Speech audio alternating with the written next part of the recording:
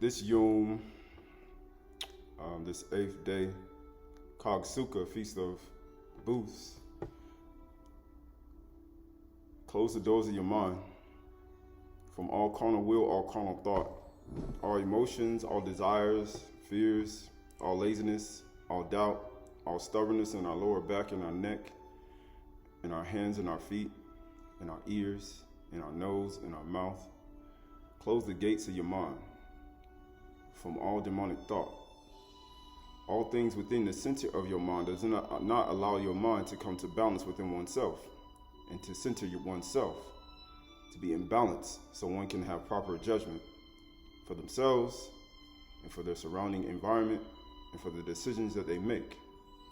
For today is the day of freedom. Today is the day of warning. Today is the day that Yahuwah has given to us as a gift in observance, in divine obedience and divine counsel in the highest Shamayim, above the Shby'ay Chudash in the 13th Shamayim, where he sits with his Ben Yahusha in the highest Shamayim, where we sit and we understand that by his debar, by thought, he governs all the Shby'ay Chudash through the Rakia, the expanse, the cosmos, through the surface of the earth, through the center of the earth, even down to Sheol. Even all of the underground waterfalls and streams, all of the surface waterfalls and streams, and all of the streams and waterfalls that exist throughout the Rakia. The one who casts rocks and fire to the earth, the one who gives life and understanding, the one who gives the peace, shalom and peace, and the one who creates calamity, the one who allows us to walk in newness of life, in love and compassion and humility, Yahuwah Elohim. So we acknowledge this Yom as the Elohim who gave us the bar, the Elohim Yahuwah who gave us his Gan, his Karim, who allows us to Naba, who gives us mazum, balances, and an ephah to put inside of our body, the one who formed the kug on the surface of the deep, Yahuwah Elohim. And this Yom, as we move forward on the 8th day, we acknowledge the finishing of all the vessels inside of your body. And if it's not finished, will you be able to say, it is finished in your life? Let that which is from the beginning abide in you. That which in the beginning abides in you, then you too will be in the Father and the Son, and you will be able to say it is finished for yourself. So as we move forward in kindness, ahab, joy, peace, patience, meekness, temperance, amunah. We move forward in forgiveness and mercy and compassion, not only for ourselves, but for others. Not only for ourselves, but for our husbands, our wives, our children, our family, our mother and father, our grandchildren, for our brothers and sisters, and all of the creatures of the earth. For we are all one. We operate as one.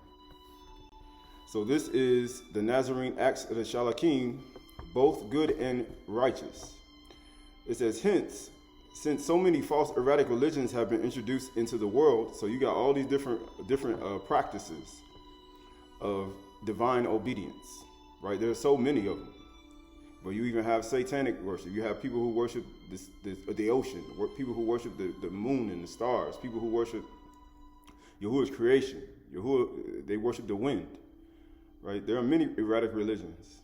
Even people who've mixed in with the actual Torah and mixed in their other religions and actually formed religions based upon their offered umbrella, but not in a full Amunah type of way.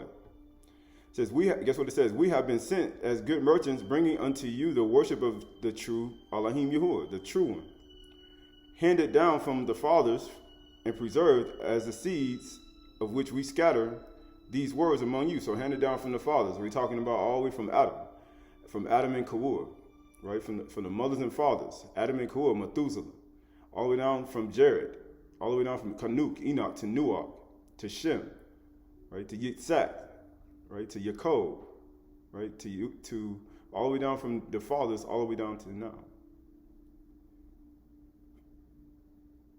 Right, these are all attributes that were passed down from Kanuk, from Enoch. It says,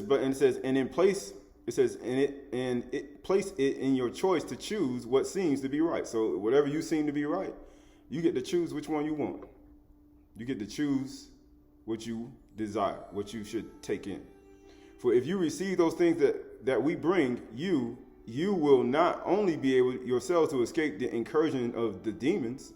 So if you receive it, if you receive it and do it, so be doers and not hearers only, you will be able to escape the incursions of demons, so the shadim, but also to drive them away from others. You'll be able to do it for others as well, because you're going to sow again. Once you be able to protect yourself from incursions of demons, you're able to sow seeds in other people to get them to do the same thing. And at the same time, you will obtain the reward of ageless good things. So to get the seed, to protect yourself, and to give it to somebody else, that's ageless and good things. That's what you're going to get. That's what you receive. So whatsoever you give, you shall receive.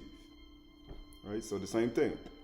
And at the same time, you will obtain the reward of ageless good things. But those who will refuse to receive those things that are spoken by us will be subject to, in this present life, to diverse demons of disorders, of sickness, and their spirits, after their departure from the body, will be tormented forever. For Yahuwah is not only good, but also just. So you want to stop yourself in the next life, because you got this realm, the physical reality, the unseen world that was made by the foundation of the universe, by the Debar, and then you have the unseen world, where you're going to see the other spirits and the beings and the things you can't see with your natural sight. Do you want to see the beauty and excellence of Yahuwah after you die? After you leave here, after you travel to the next world? Because we all got to taste death. We all got to taste that next stage in our life. Or do you want to be on the wrong side of this? Whether you're here when Yahuwah should come back or not. Either way, you're going to see him. For if he were always good and never just, to render everyone according to his deeds, goodness would not be found to be injustice. So this is the same way you have to operate. You can't just be one-sided.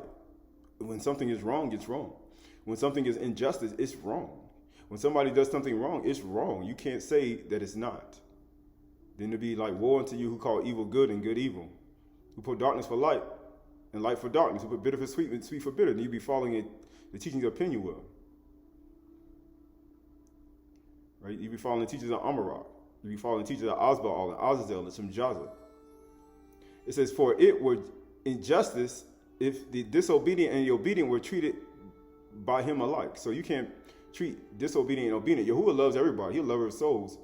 But he loved obedient children more than he loved disobedient. I love obedient children more than I love disobedient children. I still love you, but I just love you less than I do obedient children. Real simple, just like a father in a home.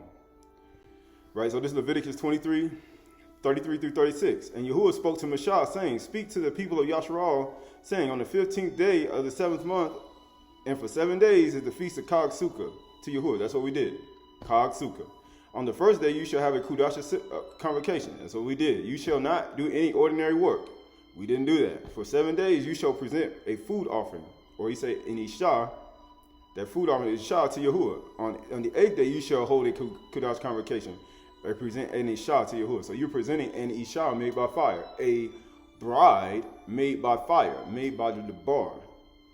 Purified by the Debar. Purified by the renewing of your mind. Purified by the Debar, by the washing of the water, by the word. That's what you're actually taking in over this cycle of a year, from actual Pesach all the way to this, 7 feasts, Kah, even the 8th day. And you should already have circumcised yourself. That's what 8 means, from many things. It says, it is a solemn assembly. You shall not do any ordinary work, Abadah Malakah. So ordinary work, Abadah Malakah. Right? Well, if you talk about Abadah Malakah, but just like this 8th day, one has to do it again, right? Shamani, right? For 8. The word for 8 is Shamani, right? Shamani. Shamani it means 8. Or Shemani, right? So you look at Shamani. Shamani, you got the Shin, you got the Meme, you got the Meme, the Yad, Noon, and the Yad. So the Shin is 300. The Meme is 40, the Yad is 10, the Noon is 50, and the Yad is 10, which equals to 410. Right? Equals to 410. We use the 5. The 5th letter of the alphabet is what? Behold, reveal, light. And it's the feminine form. And you're going to notice when you look at the feminine side of this whole attribute of appearing before Yahuwah, you're going to see that without the feminine, there won't be any light. Without the feminine side of this, there won't be any or. There won't be any light. Right? So you look at, it says that word for it, it is a solemn assembly. You should not do any ordinary work. That word for ordinary is Aydah. Aydah means labor, service, labor work of any kind. That's what we're not doing, right? But we're going over this, right? Labor, service. So you look at right here, you have what? Ayin, Bayit, Daleth, and Ha, right? That's Aydah. So you got Aydah, but you got Abad, which is the masculine side of it. Then you have the Ha, that's the feminine side of it. And we know the fifth letter of the alphabet is what? Behold, revealed, light, illumination. It also means illumination. But notice Aydah, both male and female, right? Both male and female, masculine and feminine, have to do this, right? And it says right here, 81 equals to 81, which equals to 9. Of course, we know what 9 means, right? Of course, we know you start looking at, well, we look at it already, and we've already talked about this already, but it's both masculine and feminine, Aydah. So you got both masculine and feminine for Aydah, and then you also, when you look at the word Abad, that's half of Aydah, right? That's half of Aydah, and then you see what? You got Abad. Abad means slave, servant, manservant. That's what it means. It means a man-servant. A man-servant. Right? There's a difference between a man-servant and a female servant. It's a man-servant. That's what he is. And it's Abad, and it equals to what? Ayin is 70, the Bayit is 2, and the Daleth is 4. If my math is correct, yes. Which equals to 76, which equals to 13. Because we know 13 equals to a Qad, equals to Yahusha, right? 13 equals to what? 364-day cycle, right? We know a Qad equals, we know that being one is a part of it. The two shall become a Qad. Just like when he created Adam. The two shall become a Qad, both male and female. But in order for it to become male and female, it has to be Aydah. When you have Abad, it's just male, right? Because you got to add the feminine on the end of it, right? So the word for Malakah, or you say the word for ordinary work, or he say ordinary work, it says, ordinary, that word for work is Malakah. It means what? Occupation, work, business, occupation, right? No occupated, business, all this. Don't do any of this, political. Right, all this is important. It says where you go right here, you go to Malakah, you got Mim, Lamed, Ayin, Aleph, and the Kaf, right? Which equals to what? You got Mim is 40, Lamed is 30, the Aleph is 1, and the Kaf is 20. And the Ha is 5, which equals to 96.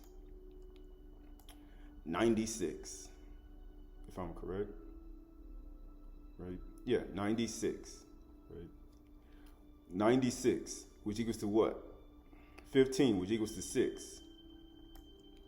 Equals to 6 what? Masculine and feminine. So you got Malak. So you got Malak right here. That word Malak is masculine. That's a masculine form. But then you have the end, you got feminine, which is behold, revealed, light. Notice you have masculine and feminine, Aydah Malakah, male and female, masculine and feminine. Without the feminine, how you saying it? How you say, let there be light. Let there be light. Reveal, behold. Male and female, right? Because when you look at everything that's created, you look at both male and female side. You can't just look at one side, because without a female, there won't be any creation of a child. There won't be any creation of anything, right? Behold, right? So the word for Malak. So you got half of Malakah is Malak. It's a messenger, a representative. A representative, a malak, an angel, that's what they call it, a teacher, a priest, a nabi, an ambassador, a king. It also means a king, a messenger, malak. And then because you got Abad equals to 13, but malak equals to what? You got the Mim, which is 40, the Lamed is 30, the Aleph is 1 and the Kaf is 20. Right? You got all that. Which equals to what? 91. How many cycles per 364? How many cycles as you're moving on the 364-day cycle? There's 91 cycles. It's 4 of them. There's 4 of them. 91, 91, 91, 91. And guess what? When you add 91 equals to 1. Akkad. Amazingly, Abad equals to what? Akkad. And equals to what? When you add up 13 equals to 4. So Abad, a Malak, be a servant and a messenger. And it all equals to what? 1. And it all equals to what? And you go 4. How many days in a 3-month cycle? 91. 91 is 4 of them. 91. So you got 1 times 4.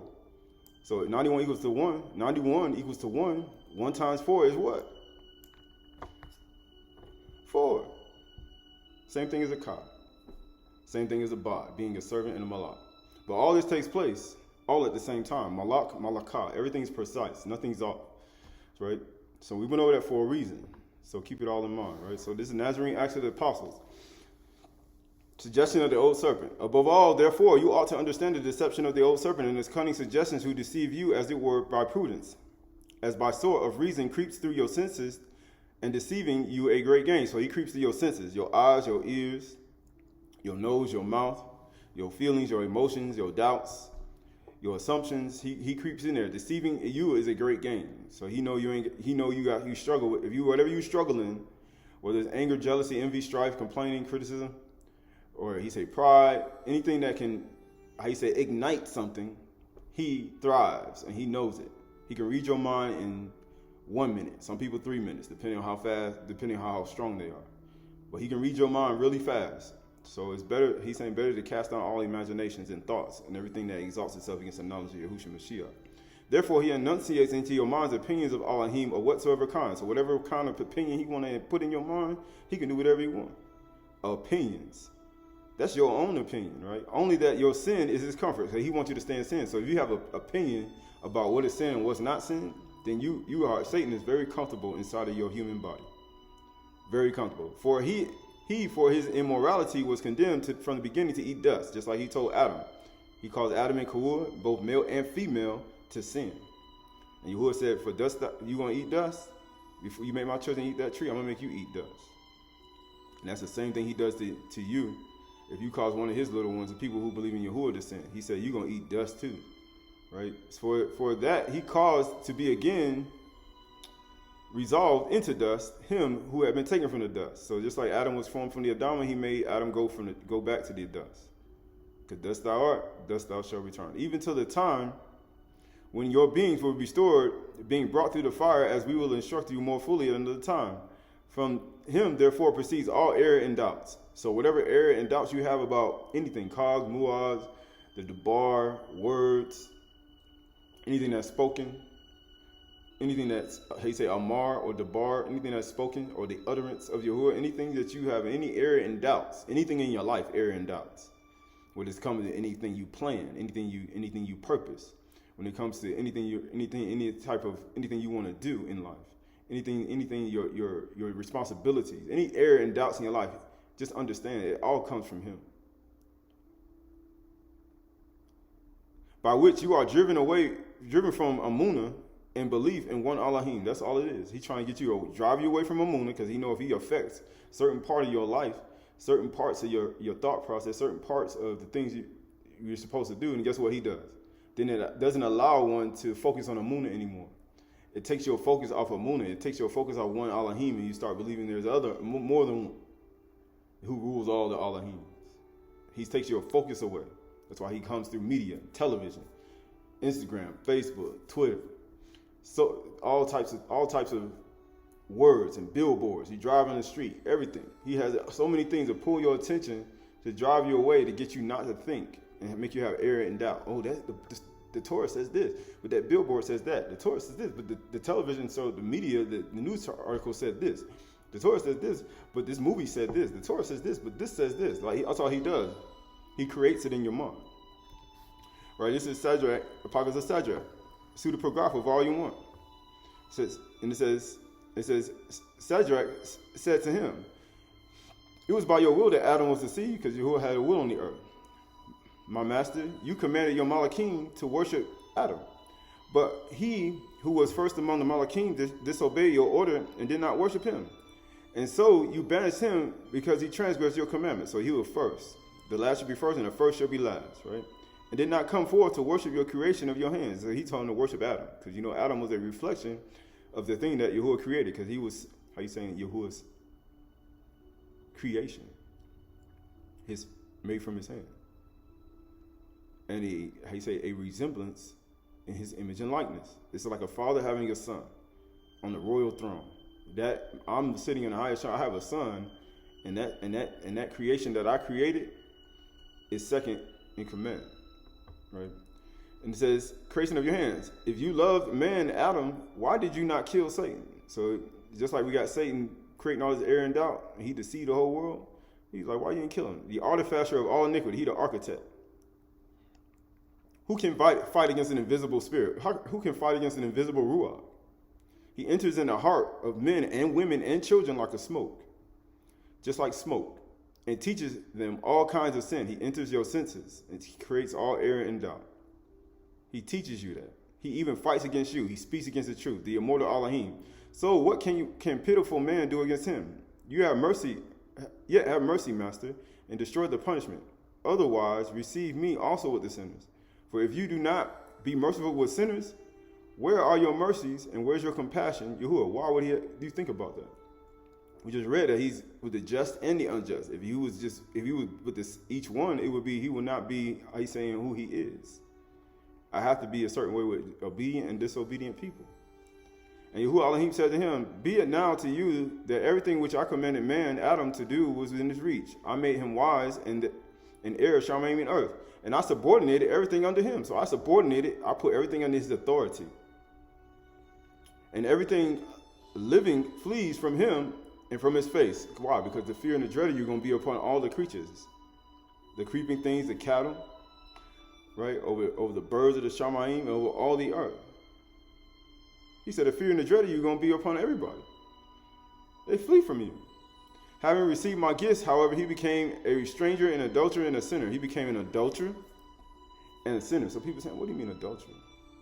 He became an adulterer, and a sinner, which means he went against his promises. He went against his promises. So when people say, I became an adulterer and a sinner, just understand, the only reason you became an adulterer and a sinner, just understand that what you were able to do, it was well in your, your undertaking to do it. It was well in your undertaking to be a wife. It was well in your undertaking to be a father. It's well in your undertaking to be a good son. It's well in your undertaking to be a good daughter. You should be able to do these things. Unless you become an adulterer and a sinner. It should be well in your undertaking. You should be able to do these things. And the fear and the dread of you should be upon everybody. It should be you should be well able to subdue the earth. You should be well able to do it. You should already know how to. But here we go. Tell me, what sort of father would give an inheritance to his son, and having received the money, the son goes away, leaving his father, and becomes an alien stranger in the service of strangers. The father then, seeing that the son has forsaken him and gone away, darkens his heart and gone away. He receives his wealth and banishes his son from his kabod. So you get that. A father passing wealth to his son, and his son leaves and takes the wealth to go do his own thing. Because he forsook his father. You forsook your father in the highest Shemayim. How is it that I, the wondrous, jealous Elohim, have given everything to him, but he, having received them, became an adulterer and a sinner? How did this even happen? Because Satan create error and doubt and make you use the very things that he gives you, and he makes you use it to be an adulterer and a sinner. And he drives you away from Amunah and one Elohim, your father. Then Yahuwah has to deal with you as an obedient children, disobedient children, and then now you're getting assaulted by demons and spirits, and then you want to blame him, or you want to blame somebody else because one didn't do what they were supposed to do. Right? It's all about that, right? This Testament of Gad, verse 22, and it says, For hatred worketh with envy, and also against them that prosper. So long as it heareth or it seeth their success, it always languishes. So you look at hatred working with envy, right? And then when you start prospering, when somebody has hatred and envy, they're going to languish, right? They're going to sigh. They're going to be like, oh man, how is this person even doing this? Why? Because they got hatred and envy. Because when hatred and envy is in your heart, when somebody is prospering, you're going to have some type of ill will toward that person. Why? Verse 23 says, for as love would quicken even the dead, and would call back them that are condemned to die, so hatred would slay the living, and those that had sinned vehemently, it will not suffer them to live. So anybody who did a sin that's forgivable, pardonable, or excusable, they ain't going to suffer you to live. They're not even going to forgive you. Why? Because they got, because they don't have love in their heart. They have hatred. Hatred wants to slay the living. It's pardonable and excusable, and it's you should be able to forgive that. But hatred won't allow you, the spirit of hatred and envy won't allow you to do it. Why? Because guess what happens? Verse 24 says, for the ruach of hatred works together with Satan. So now you're working together with the person who creates error and doubt. You're literally working with the person who creates error and doubt to drive one from one Elohim into what? To worship up, to think there's more than one Elohim and Amunah. Because how you saying you should be able to pardon these things. So now you're causing other people to work with Satan. And you yourself are working with Satan through hastiness of spirits. In all things, men, women's death, to men and women's and children's death. But the spirit of love working together with the Torah of Elohim, in long suffering unto the salvation of men, women, and children. So to forgive, to pardon, and excuse things is something that allows one to attain salvation of men, women, and children. Verse 25, hatred therefore is evil, it is raw, for it constantly mateth with lying. They sleep together. They have intercourse together. So if you got hatred in your mind, you're gonna start lying. Why? Because they now mating together, just like having intercourse to create another child. So hatred and lying mate, the more you do it, the more children you create within your body. It's like having a bunch of parasites inside of your body that take over your stomach, that take over your thoughts and your mind. It's like a parasite that takes over your cranial nerves and your cells. It literally takes over your whole body. And then guess what it does? It speaks against the truth. Now you fight against Yahuwah himself. It says, and it maketh small things to be great. It turns something so small, which is excusable, pardonable, and forgivable, into something that's so great. Why? Because now one's building it. They're gonna keep going, and causes the light to be darkness. Now it turns go from light to darkness within yourself. And call it the sweet bitter, and teaches slander. Now it's going to another level. And you're gonna start. I want to start slandering, bad report. When forgivable, pardonable, excusable, you just to forgive. And kindleth wrath. Now you're gonna kindle wrath. These are all things that we're supposed to put away. These things don't work in the Elohim Yahuwah, and guess what happens? You don't hear these things will not be in the Malkuth. It kindleth wrath and stirreth up war. It creates war. Why do you think you got war in the world? Why do you think you got war over in other countries? They're working together with Satan. I'm getting a machine gun to start killing people for no reason. I'm going to start shooting 3,000 rockets. For what? Because you're working together with Satan. You're working together with the artificer of all iniquity. You're working together with the very person who's sitting here to deceive the whole world. You're working with this person. You're his employee. You stir up war and violence, kamas, cruelty. Look at all the cruelty in the world. You're working with him. So ask yourself today, is hatred out of your tent? Out of your tabernacle, your tent, your mishkan? But we ain't dwelling in booths no more, but you still dwelling in your body. And all covetousness, right? And now you start coveting other people's stuff, other people's land. Isn't that what you see today? Isn't that one of our commandments? Is that thou shalt not covet? It's because of covetousness, then the goyim come and take things from other people by force. That's because of covetousness. Guess what it says? It filleth the heart with all evils and devilish poison. So look at all this devilish poison in the world, and you want to eat it. People say, I see war. It stir up war, but I want to eat the war. I want to learn about it. I want it to enter my mind, the seeds and all the things. I want it to come into my mind. Guess what? That's poison. And guess what? It go into your mind, and now it's poison in your mind, and now guess what happens to you? Now you're warring. Why? Because it now has you and has a grip on you like an invisible tethering rod, tugging at your mind. Now Satan got control of your mind through a cell phone and television. Like he got your mind. and you just get poisoned. You don't even know it. Venom coming in right into your thought process. Verse 26, these things therefore I say to you from experience, my children, that you may drive out hatred, which is of Satan, the devil, and cleave to the love of Yahuwah. Righteousness casts out hatred. Humility destroys envy. That's what humility is. That's what praying does. That's what constantly being in that lowly state does. For he that is just and humble is ashamed to do what is unjust. You should be ashamed to do what is unjust.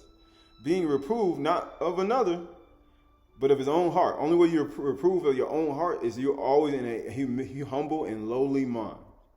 That's how you actually, how you saying, your own heart will do it. Because if you're in a lowly and humble mind, your own heart will convict you. If you're in there all the time, but if you're not, it will never convict you.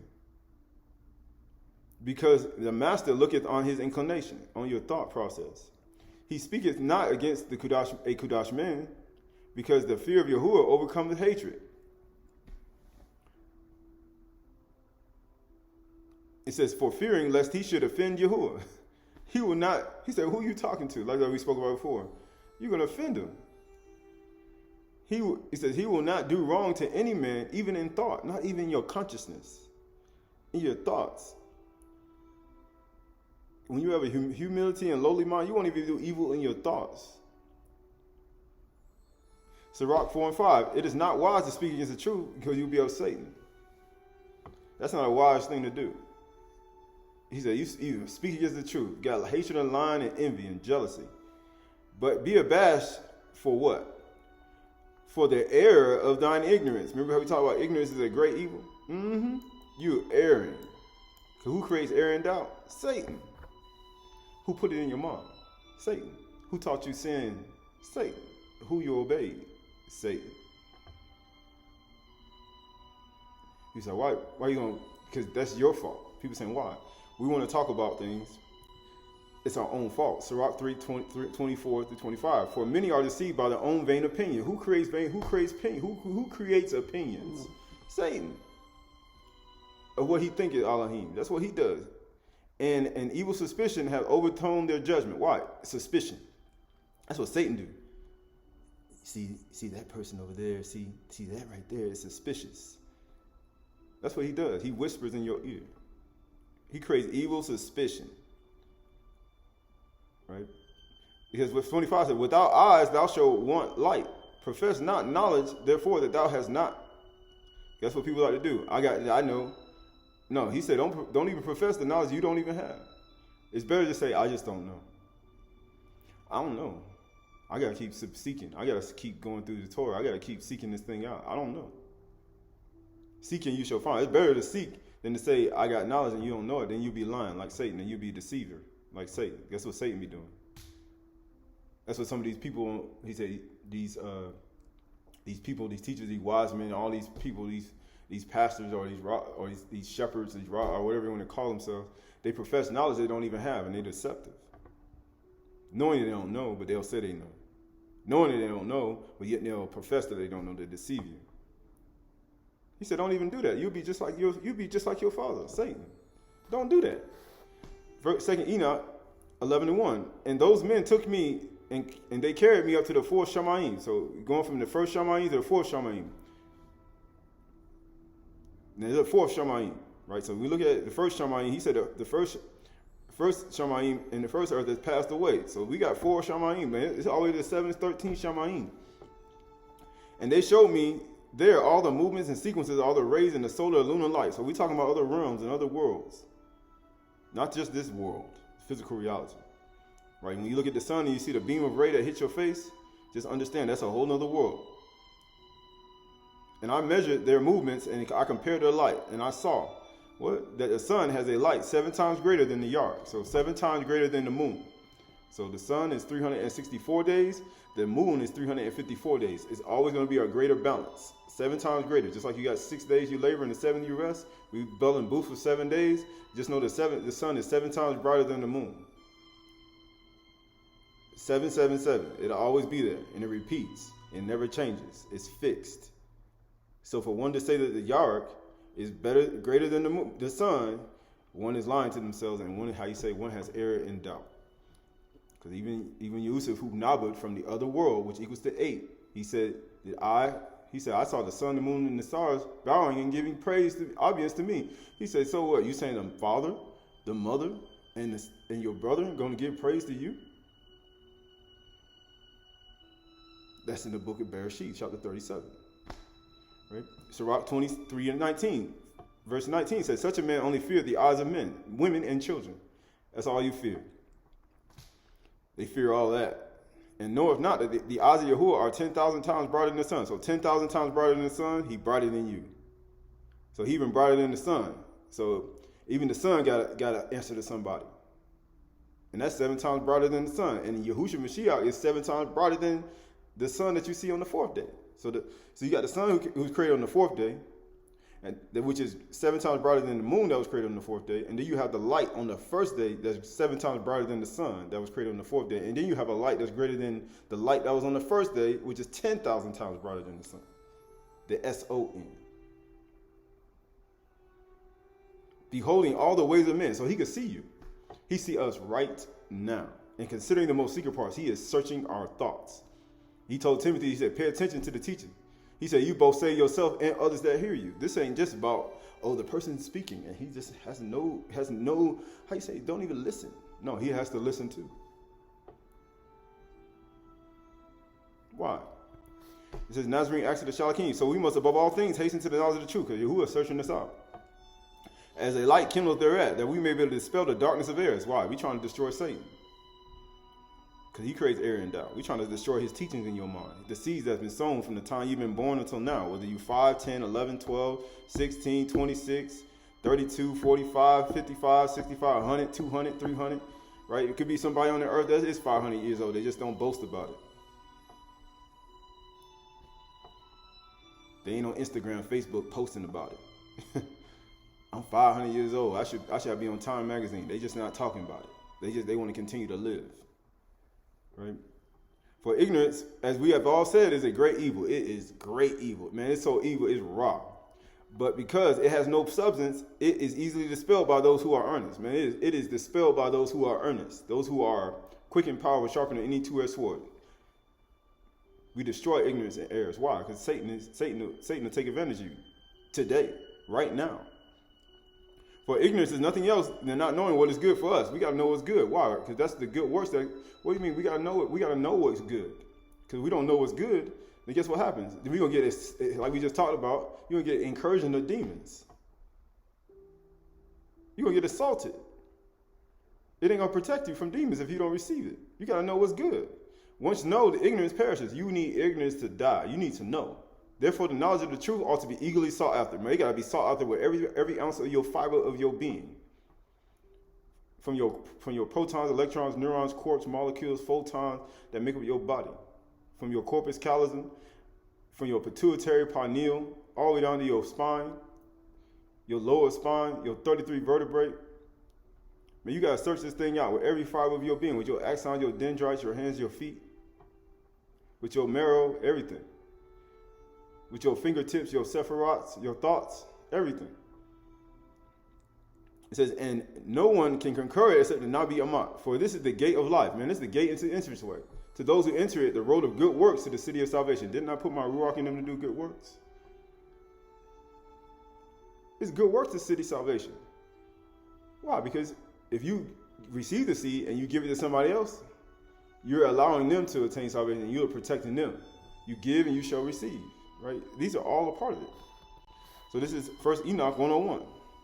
Hanuk, Pseudepigrapha, Volume 1. Examine the Shamayim, you sons of Shamayim. So all you sons of Shamayim, examine all the works of Yahuwah and be afraid to do raw in his presence. Do be afraid to do evil. Be afraid, because he's searching this out. If he closes the windows of Shamayim and hinders the rain and the dew from descending upon the earth because of you, what will you do? If he stop it raining, go in a time of rain. But if he stops the rain, what happens?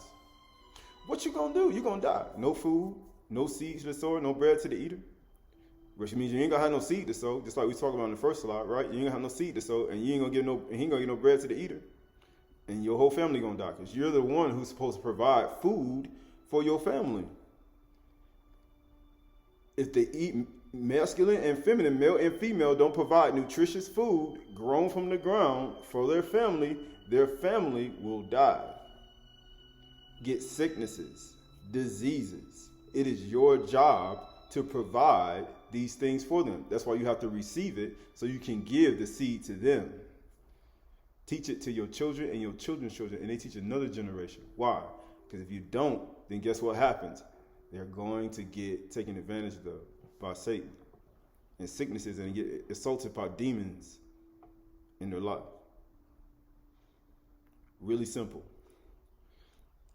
So if he sends his anger against you and your deeds, is it not you who would entreat him? So if he sends his anger against you because of your deeds, because what you do, hatred, envy, jealousy, right, slander, all these are all spirit of hatred, and they all work together with Satan. So he's saying, I'm gonna send you some stuff at you because of what you do. Because I'm a just and an unjust. For the just and the unjust, I have to be, for obedient children I'm one way, for disobedient I'm another. If I do anything opposite of that, then he won't be, he will know, he won't be who he is. He won't be balanced. Because to be balanced is to be able to judge the evil and the good.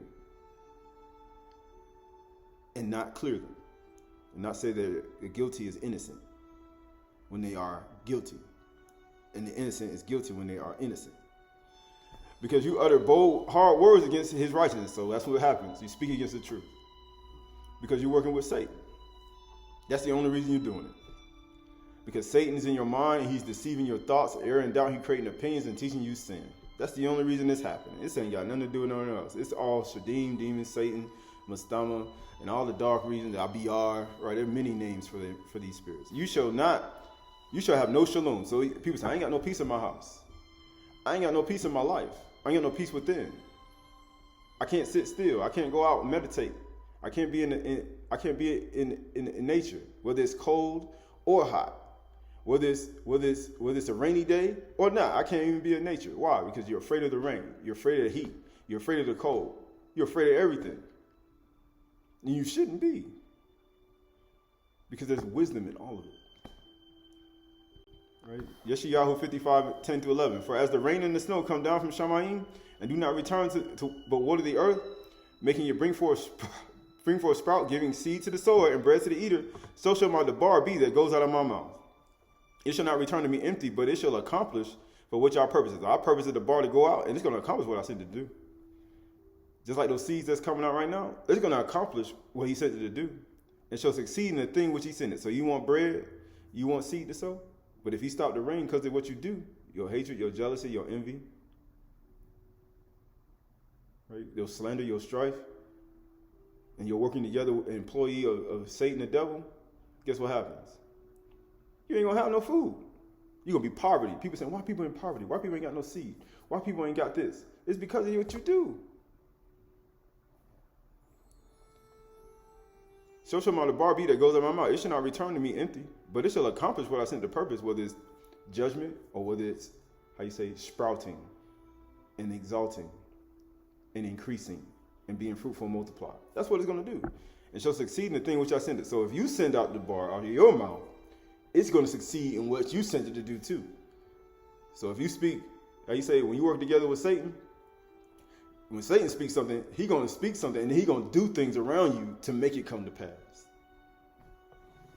That's what he does. When Yahuwah speaks something, it just happens. Satan speaking, he got to do things extra to make it come to pass. Slander, strife, complaining, right? Create more stuff. He got to do a whole bunch of other stuff. That's what he got to do. Right? That's what he has to do. Verse 11, of course, you got King Yahuwah, Debar, Asher, Yitzhak, right? And you have go right here, right? How you say Salim, Ashar, Shelach, right? Which is, he said, he's going to send it. He's going to send, for succeed in what I sent it to do. So Shelach, because we know Shelach means to what? To push forward. That's this word right here.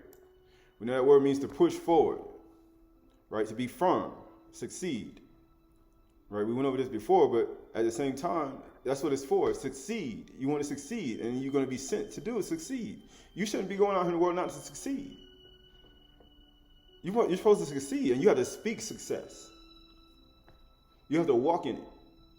Either you walk in success or Satan gonna create them error and doubts, and then guess what happens? You ain't gonna be able to think properly. You ain't gonna have no planning properly. You ain't gonna be able to do things properly. You ain't gonna be able to be a servant properly. You ain't gonna be able to do a bother properly. You ain't gonna walk in truth anymore. Why? Because Satan in your mind. People say, no, I ain't never been deceived by Satan. And then we lie to ourselves and say, I ain't never been deceived by Satan. I have. Oh, he deceived me once. Right? He deceived me twice, right? People say, he deceived me 5 times. Right? People say, no, he didn't. Yes, he did. Aleph Kanuk, 49:1. For wisdom flows like water. Just like you see wisdom, Kukma, flowing like water, just like his word comes and gives seed to the sower and bread to the eater, so shall it be given to you. And measureless before him forever and ever. For his might is all in all the mysteries of righteousness, and oppression will vanish like a shadow, having no foundation. The elect one stands before Yahuwah, the master of spirits. So you see this Satan, right? Error and doubt. Artifacts are on there teaching you all things. He said, man, the master of spirits. His kabod is forever and ever, and his power unto all generations. In him dwells the ruach of wisdom. So you got to have kukma. He was saying, what's in him is the ruach of wisdom. You created in his image and likeness. So the spirit which gives thoughtfulness. What do you mean your thoughts? The ruach of wisdom. So Satan enters your mind and messes up your kukma, your wisdom, and your thoughtfulness is altered. The ruach of knowledge and strength, and the spirit of those who have fallen asleep in righteousness. This is who he is. He shall judge the secret things. That's what he's doing now. No one will be able to utter a vain words in his presence. No vain words. All is vanity and vexation and ruach. You don't want to hear that. What do you do? What type of deeds do you do? What do you use my body for that I purchased? What do you use your hands and your feet and your thoughts for? What are you using it for? For he is the elect one before Yahuwah, the master of spirits, according to his good pleasure. So he the master of spirits. So you think he don't know if one has the spirits on the inside of him? He the master of spirits. He said, I can see you. He said, I see you. Monthly Proverbs 24, 3-5. By wisdom a house is built. So that's who he is. Wisdom flowed on like water. You need wisdom. Man, woman, and child. You need to keep wisdom. Man, woman, and child. And you need to walk in wisdom. Man, woman, and child. By understanding it is established. You need to walk in understanding. Man, woman, and child. By knowledge the rooms are filled. And all precious pleasure riches. A wise man, woman, or child is full of strength. You want to be strong? To speak against the truth is not wise, as we read in the book of Turah. You want to be strong? And a man of knowledge enhances his mind. Enhances. A man, woman, or child, you enhance your mind. You need to enhance your mind. Yeah, you got strength. I'm strong. I'm wise. I have knowledge. I'm very wise. I said, okay, you need some more knowledge to enhance your mind. You need to become stronger. It's like somebody go to the gym. They go for 1 day, 2 days, and then guess what? Their legs get weak, and then they go right back. They don't want to enhance their strength. They strong already because the body, you won't be able to hold your body up if you weren't strong. You won't be able to walk down the street if you weren't strong. You are already strong, but in order to go past that, you got to enhance your mind. The same thing when it comes to your inward man, your koach, right? Because you know that last word in verse 5 is amatz koach, right? Because we know amatz, this word right here is koach, right? This word right here is da'ah, right? Right? Wa'ish, da'ah, amatz koach, right? Because we know that koach is what?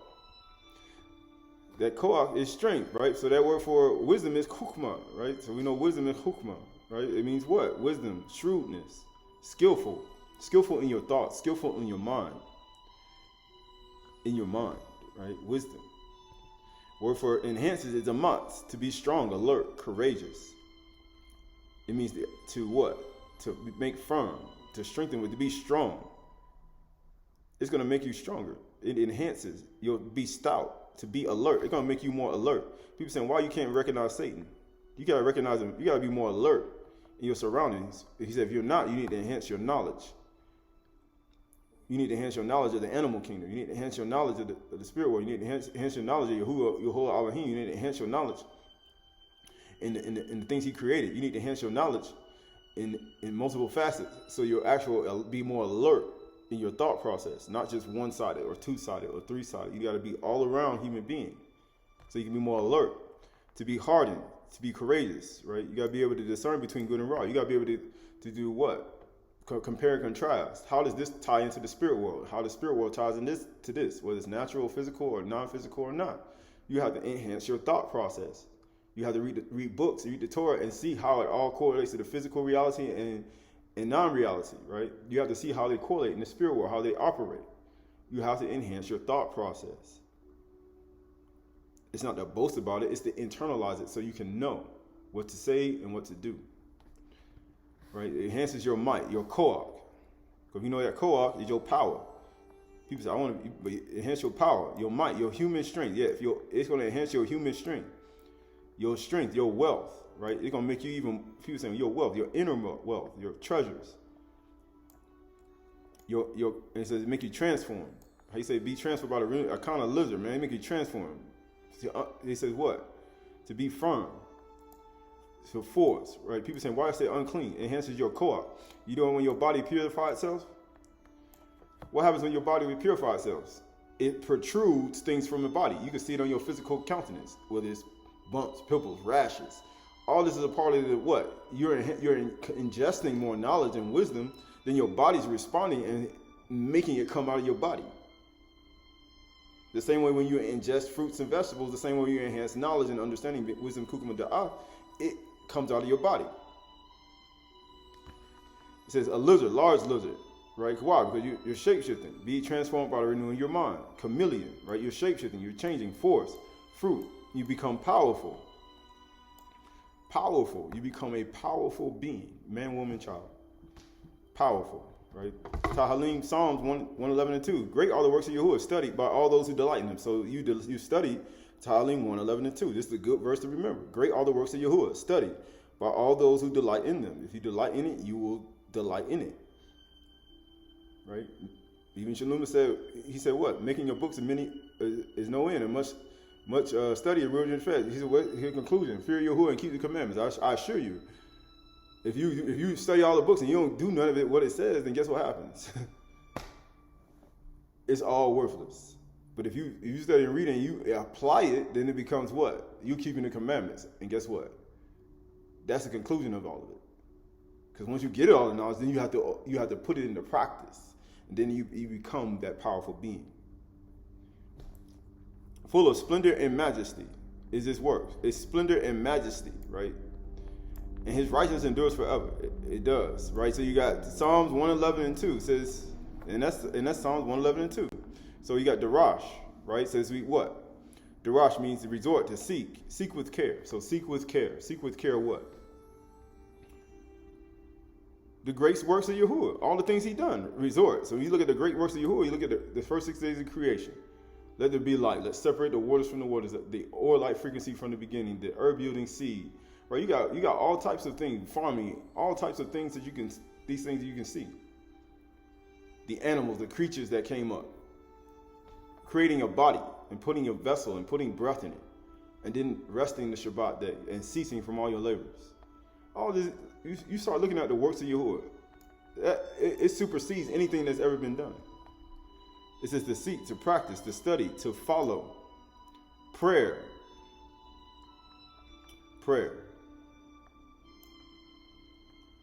Tread frequently, follow, worship, right? Meditate, right? Consoling, right? All these are a part of it. So, Bereshit 126, and Elohim said, let us make Adam in our own image and our own likeness, after our movement Salim. Let them have dominion over the fish of the sea, right? Over the birds of the Shamayim, over the livestock, and over all the earth, and every creeping thing that creeps upon the earth. That's the spiders and the ants and the creatures of the earth, the creeping things that people run away from. The livestock, the cattle, the llamas, the camels, the elephants, the two-toed sloths, even those little beings over in a body that blow flutes. All these other crazy beings, right? All these things, these monkeys, animal monkeys, right? All these things, all these creatures of the earth. Why? Because he put you over it. The livestock, that's the cattle, the wildebeest, the elk, right? The buffalo, the ox, the birds of the Shamayim, all the birds, the parrots, the blue jays, the red robins, what they call, right? The woodpecker, the squirrel, all these things. All these are all part of it. Dominion over the fish of the sea, the whales, the creatures, and everything on the earth. So Yahuwah created Adam in his own image. That's the image he made you in. He said, everything I gave Adam to do, it was well in his reach. Do you believe that? Or has Satan created error and doubt in your thoughts? That's all he's done. In the image of Yahuwah, he created him. Male and female, he created them. So male and female, masculine and feminine. Abadah Malakah. Why he told you not to do any ordinary work? Because in 6 days he labored and created the earth, and 7th he rested, and he ceased from all his labors. Abadah Malakah. Both male and female are supposed to do it. It's not rocket scientists. It's not M equals MC squared, right? But it is when you go to the first day of creation, when the auric-like frequency came from the highest Shamayim by thought and formed all things. So you got the word for it, verse 26, he made Adam, Salim, Damuth. You got, and right here, you got Bara, Elohim, and you go over here, you got what? Zakar, Wu, Nakabat. So he had joined male and female with a tent peg. That's what we're in now. Feast of Booths. You have tent. When you get a tent, you put a tent peg in it. When you put a tent peg in it, then you're joining the tent together. Male and female. And guess what? He's saying Abadah Malakah, which means you're supposed to appear before Yahuwah. Abadah Malakah, male and female, masculine and feminine, joined together, just like a tent. Because you're not dwelling in a booth no more, a tent anymore. Your tent, you're dwelling in Yahuwah's tent, which is your body. And you have to be joined together. This is the invisible injoining. You can't even see it. People saying the attachment that we have in the body is so, how you say, it's an invisible connection. You just don't know, you can't see the connection, but it's there. It's there. Right? It's a tent peg. Right? So this is Bereshit 1, 28 through 31. And Elohim baraked them, and Yahuwah said, be fruitful and multiply and fill the earth and subdue it, and have dominion over the fish of the sea, over the birds of the Shamayim, and over every living thing that moves on it. That's what he told you to do. Rabbah Malay, right? That word for fill, Malay, right? He said fill it, right? Fill it. Malay, Rabbah, right? Rabbah Malay. He told you to be fruitful and multiply and fill it. And he said, and have dominion over the fish of the sea, the birds of the Shamayim, and over every living thing that moves on the earth. So it's Satan in your mind, because that's what you have. And Elohim said, behold, I've given every plant yielding seed on the face of the earth, and every tree and the seed for fruit. You should have them for food. That's your food. Because if you don't provide, you don't have bread to the sower, and seed to the sower, and bread to the eater. That's how the water comes down. It says it's the bar. And if you don't have it, then guess what? You ain't got nothing to feed the animals. You ain't got nothing to feed your family. And y'all are going to get sicknesses, and you're going to be insulted by demons. Sicknesses in the body, because demons are spirits too that attack the body. And to every beast of the earth, and to every the birds of the Shamayim, to everything that creeps on the earth, everything that has breath of life, I have given every green plant for food. So then, guess what? Then you can't get the animals or nothing. So how you operate in the image and likeness of Yahuwah? And it was so. You take in seed, and then you give others so they won't get oppressed by demons. Even the animals. Because the animals don't eat the proper diet, and guess what happens? They getting attacked by sicknesses and diseases. And then guess what happens to them? They die. So whose responsibility is that? Each and every one of us. So who created all this in the world? Who did this? Each and every one of us. And guess it, and there was evening, Areb and Bakar, the 6th day, or Shishiyun. And he said, and guess what Yahuwah said? It was Mayo Taub. It was really good. It was very good. So that's how he made it. The good works going to the city of salvation. That's the good works going to city of salvation, right? People say, and that's whether human being or animal. That's good work. Bereshit 2, 18 through 25. And Yahuwah Elohim said, it's not good that man should be alone. I will make him a Nazar, helper. Now out of the ground, Yahuwah Elohim formed every beast of the field. That's what he had dominion over. Every bird of the Shamayim, that's what he had dominion over. Brought them to the east, to Adam, to see what he would call them. Because when the Adam sin is way bigger. Kata'ah, Malak, Abad, It's way bigger than when a woman does. A woman just it's just a small one. When a man do it, it's a whole nother level. I mean, you destroy all creation itself. Your whole house. Your whole life. You say, you see we're caught, but if you got ignorance, and you ain't been taught properly, and you got ignorance, and you've been deceived by Satan, and error and doubt, and guess what happened? That's what happened to your life. Your whole life get destroyed. Your family, everybody. That's what happens. The animals, the trees, your garden, your life, your kingdom, everything gets destroyed because of error and doubt and ignorance. Because you don't have the knowledge and your co-workers in your hands. And people keep giving you this, how you saying, they're rotten seeds of slander and hatred and envy and jealousy and strife. And all these things are sown in your mind. And guess what? Your life get destroyed. And you wonder why Satan is destroying your life. Why everything getting destroyed. Because of what other people sown in your head. He said, that's like listening to somebody who's saying they're a master teacher. I mean, if you're a master teacher, then why you doing the very behaviors that Yahuwah hate? Like you say, pay attention to the teachings, and you say both yourself and them that hear you. Why? Because if you're not doing it, then guess what? You're not going to get it either. You're not going to enter in the city of salvation. And it says, who would call them, and whatever the man, every living creature, that was his name. And the man, Adam, he gave them the name, right? The man gave names to all livestock and the birds of the Shamayim, every beast of the field, but for Adam, there was not found a helper Nazar fit for him. There was not found somebody who has an attribute that's of that nature, male and female. It's a car, right? There wasn't found anybody because it was just him. He was both masculine and feminine at the same time. So Yahuwah Elohim called it deep sleep to fall upon Adam. So he called it deep sleep to fall upon Adam. Kind of people put you under anesthesia. And while he slept, took one of his ribs, Selah.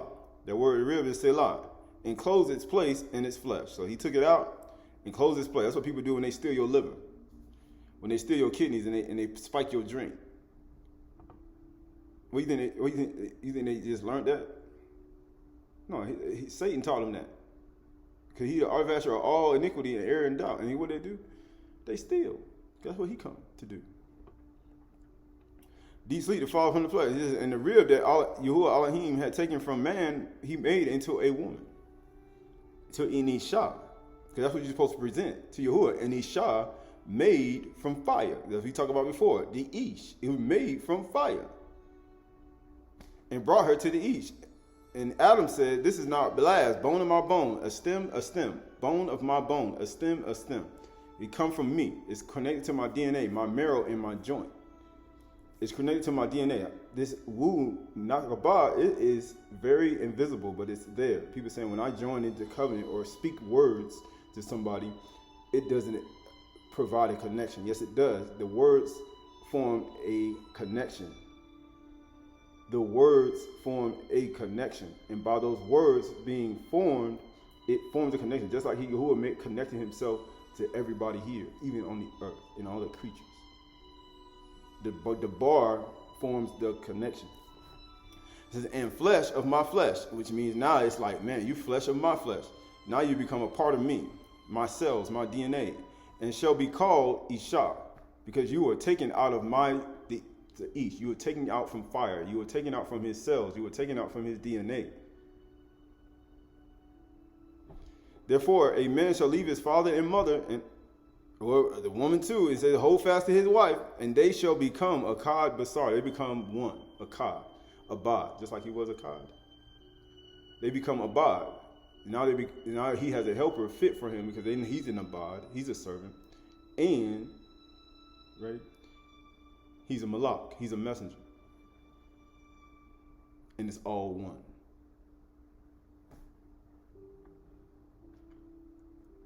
And now he has a helper that's proper. Verse 25, and Adam and his wife were both naked and were not ashamed. They were not ashamed, right? So the word for rib is selah. It means side, rib beam, right? How many ribs does a man got? Rib beam. Hill ridge. How many on a mountain range? How many hills do you see?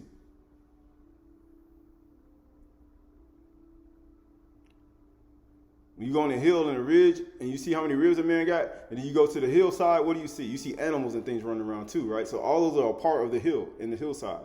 All those are part of it. The cells, the dendrites, the axon, the red blood cells, the capillaries, the left brain, the right brain, the pituitary, pineal, the hands, the feet, the body, the femurs, all that's a part of one person, one man. But they're all different parts, different attributes, even inside and outside of the body. And guess what happens? But they're all one. They're all one. They're all a part of the same house. All part of the same house. Corner, leaf, timber, rib, side, hillside. You got a mountain, you got a mountain range, you got hillside. Just like Yahuwah sits in the highest Shamin, the top of the mountain. Then you got the mountain range. Then you got the hillside. You got the mountain range, which is the 7 rakia. You got the hillsides, which is the rakia. Then you got the field, which is the earth. And you got under the earth. The same way. He said, why we pitched our tent in hills and mountains? That's where we were. We pitched our tent there. Then we had to go up to the mountain to go build an altar to go to Yahuwah, right? To offer something. That's how we lived. We lived just like how he has in the highest Shamayim. That's how we lived, and that's how we're supposed to operate. Bereshit 3, 1-6. Now the serpent was more crafty. So Satan see all the stuff Adam got, but he prospering. He got all his stuff going. He prospering. He got all that. But guess what he got? Satan got envy, hatred. Guess what else he got? Slander. What else he got? Strife, division. Right? He's trying to create something. He got to create something to make him lose it all. That's all he got to do. He got to create something around you in your life, in your family, and whatever you got to make you lose it all. That's all he does. Because he see that he got it already, and now he's going to try to make him lose it. Now the serpent was more crafty than any of the beasts of the field that Yahuwah Elohim had made. And he said to the woman, so the serpent was already a little crafty little being. So it was easy for Satan to get in him. Because he already had it in his heart. The serpent is a whole other being. And the serpent was standing up right here. But you see the serpent, being that he was already crafty in his heart, it was easy for Satan to take over his body. Guess what he said? Did Elohim actually say? Because if he said Elohim actually say, which means he heard what Yahuwah said. Because when he formed Adam, he said when he formed Adam, he made Adam, and then what's what he did? He said, let all the animals eat this food. And then he told Adam, have dominion. And then he told Adam to give names, which means the animals were there when he told him, gave him all the commandments. Even the serpent himself. They were all there. You shall not eat of every tree of the garden. He said, did he actually say you should not eat of every tree of the garden? Why? Because now you see the craftiness of the little serpent. Now he got Satan in him. Because he got an evil inclination. And the woman said to the serpent, we may eat of the fruit of the trees of the garden, but Elohim said, you shall not eat of the fruit of the tree in the midst of the garden. So you got all of them together as one. Then you have one person inside of the garden who's corrupted. How you say Satan in the camp. And now that one person is corrupted, and now that person is going to the woman, the weaker vessel, whom's of the part of Adam who rules over everything, to try to get him to sin so he can lose everything. But that's not the serpent's intent. That's Satan's intent that's in him.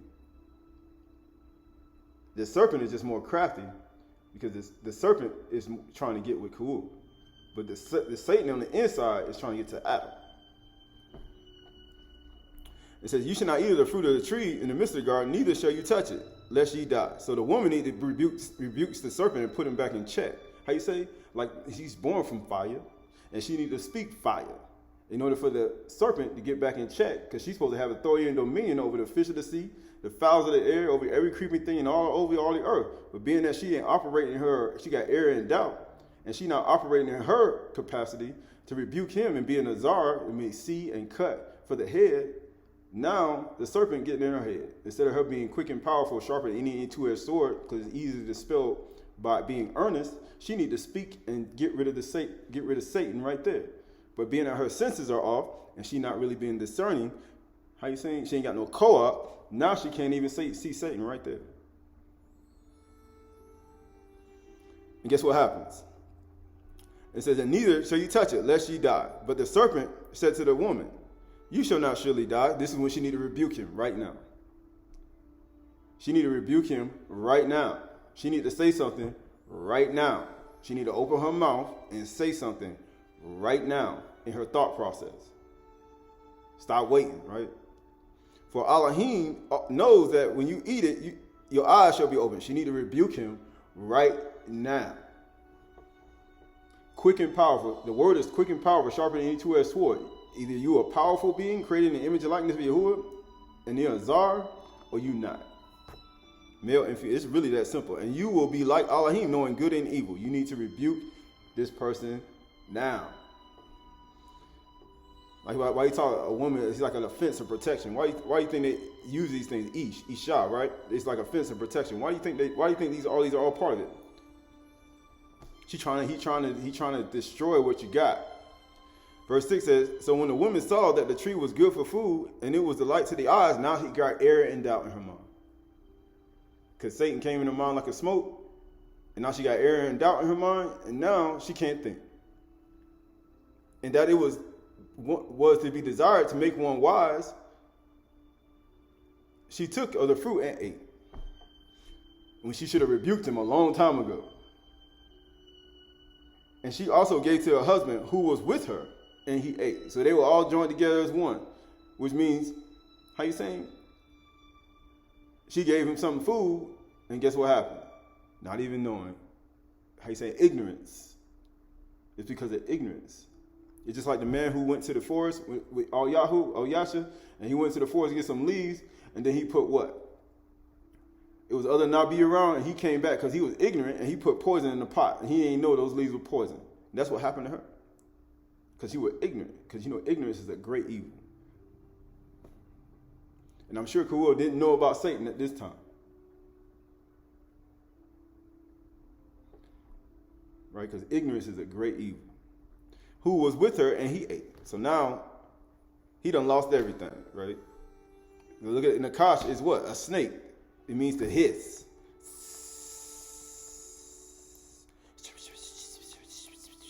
Whisper. Now he done took it because he got error and doubt because Adam was prospering and now he lost it all. Because of who? Not, how you say, Satan. And listening to Satan and not being quick and powerful in one's mind and rebuking this person. He said, I don't want to offend nobody. Well, guess what? It'd have been better for her to rebuke Satan right here, the serpent, and put him back in check and be under her authority. It was better for her to do that than to let all that stuff, rest of that stuff happen. It was better, right? This Aramaic Targums, Bereshit section 1. And Yahuwah Elohim saw the wickedness of man and earth, and all imaginary and thought of his heart was only evil every day. Because everybody got Satan. Everybody got Satan in them on demons. And they repented Yahuwah by his debar that he had made man on the earth and passed judgment upon them by his word. So now by his debar he passed judgment.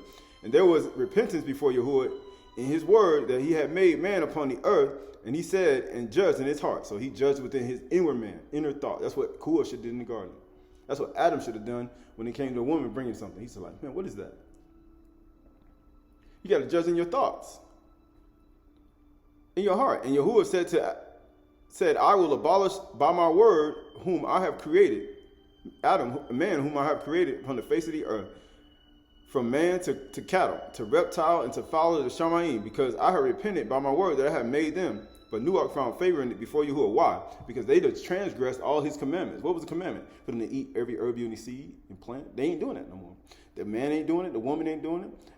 Everybody inclination, they ain't walking in love and compassion no more. They ain't walking in humility anymore. They ain't walking in lowliness anymore. They're not walking in forgiveness anymore. They're not walking in his debar anymore. So guess what? Even the animals are not. So look at their world. That's not how the world was designed. The animals weren't supposed to be doing some of these. Animals ain't supposed to be eating the things they're doing. And some of the things they're doing, why? Because man has left off from what they were supposed to do it at first. Because if they were growing crops and doing the things they were supposed to, then the animals will have things to eat. Just like Noach in the ark.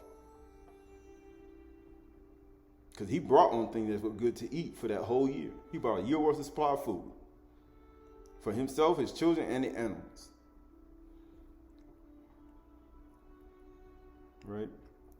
He said, man, by my word I have made them. Bereshit 6:5, ESV. Yahuwah saw that the wickedness of man was great on the earth, and every intention and thought of his heart was evil continually. So your thoughts are evil continually.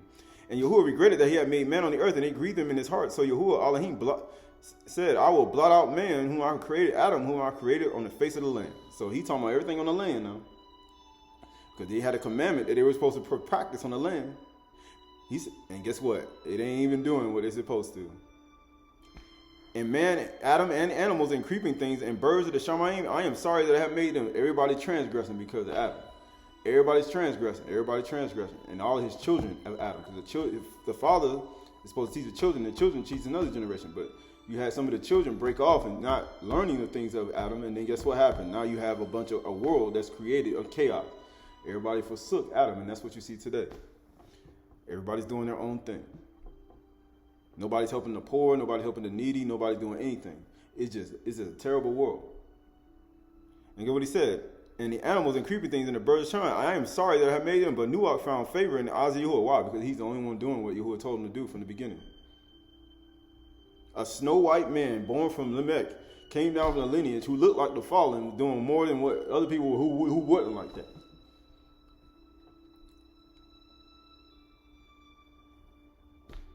So how does that work, right?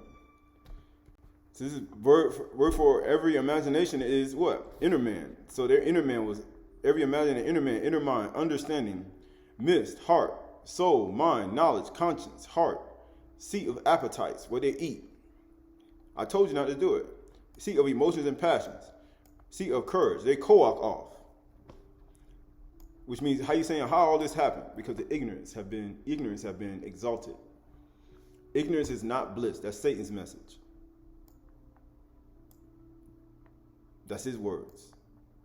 He wants to sow it in your thought process. I can't do this if it's righteous, right? You can do it if it's righteous, right? Also what? Your courage, your courageousness. It says everything. Right here it says what? Friend. Man, everything. Soul and heart of man, woman, and child. Everything in your midst, your inner man. Right? The word for thought is makashaba. Every thought, device, thought, plan, purpose. Remember we talked about our purpose. How is our purpose? Wisdom dwells in prudence. And then it finds out your purpose, your plan, your proper judgment. It dwells in prudence. It allows you to find your purpose. But if you ain't got no wisdom, guess what happens? You ignorant, then guess what happens? Then take over your mind, and you be like, woe is me when everything gone. Then you be like Adam, the woman that you gave me, the serpent deceived me. And then the serpent ain't saying nothing. He's like Yahushua on the cross. He answered not a word. He like,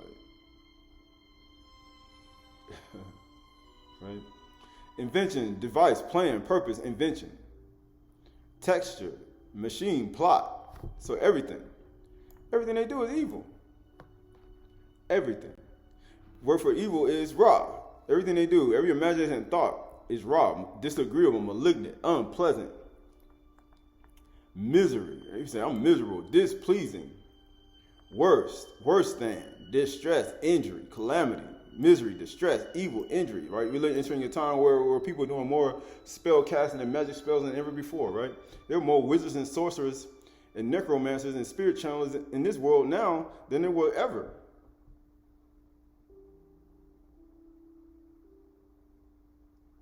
I know people don't believe in wizards and sorcerers and shapeshifters and all that, but hey, that's on you, right? You're gonna see through this thing now, right? Person's thoughts, sad, water, unpleasant. I know people say, I don't believe people can fly. I said, I guess you might want to get out of your ignorance. Distress, worst, bad, wicked, disposition, deeds and actions.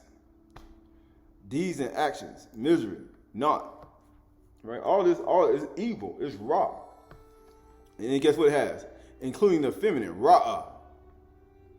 Everything is just evil. Ra'ah. Behold the evil. That's what ra means. The ha that ends what? Behold, reveal. We just talked about feminine side.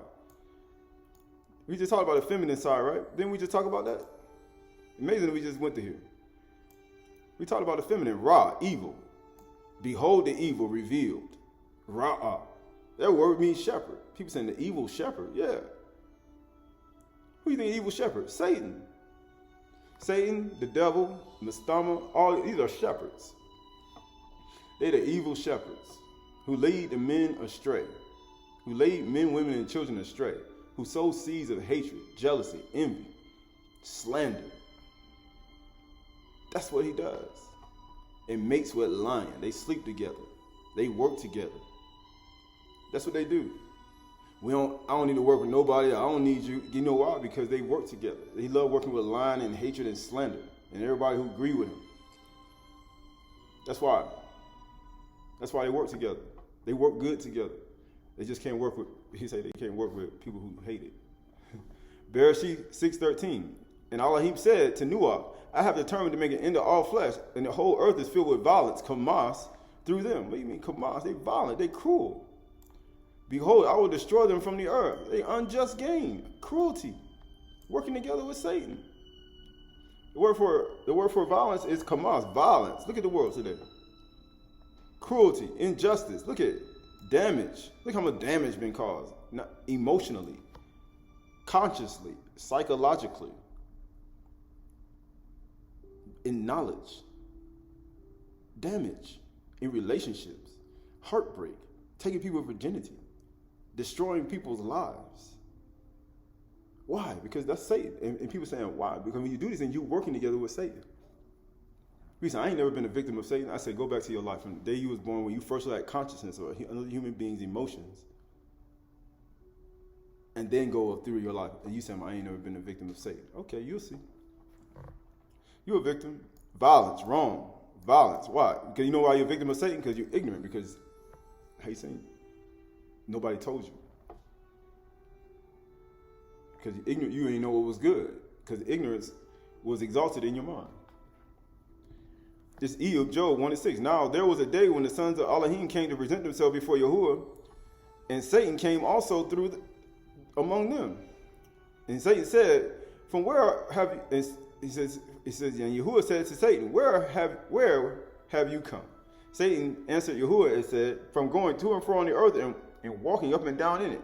And Yahuwah said to Satan, "Have you considered my servant Eve, that there is none like him on the earth?" And then what did to Adam? Same thing. You consider Adam? There's none like him. You know Satan wasn't bow to Adam, though.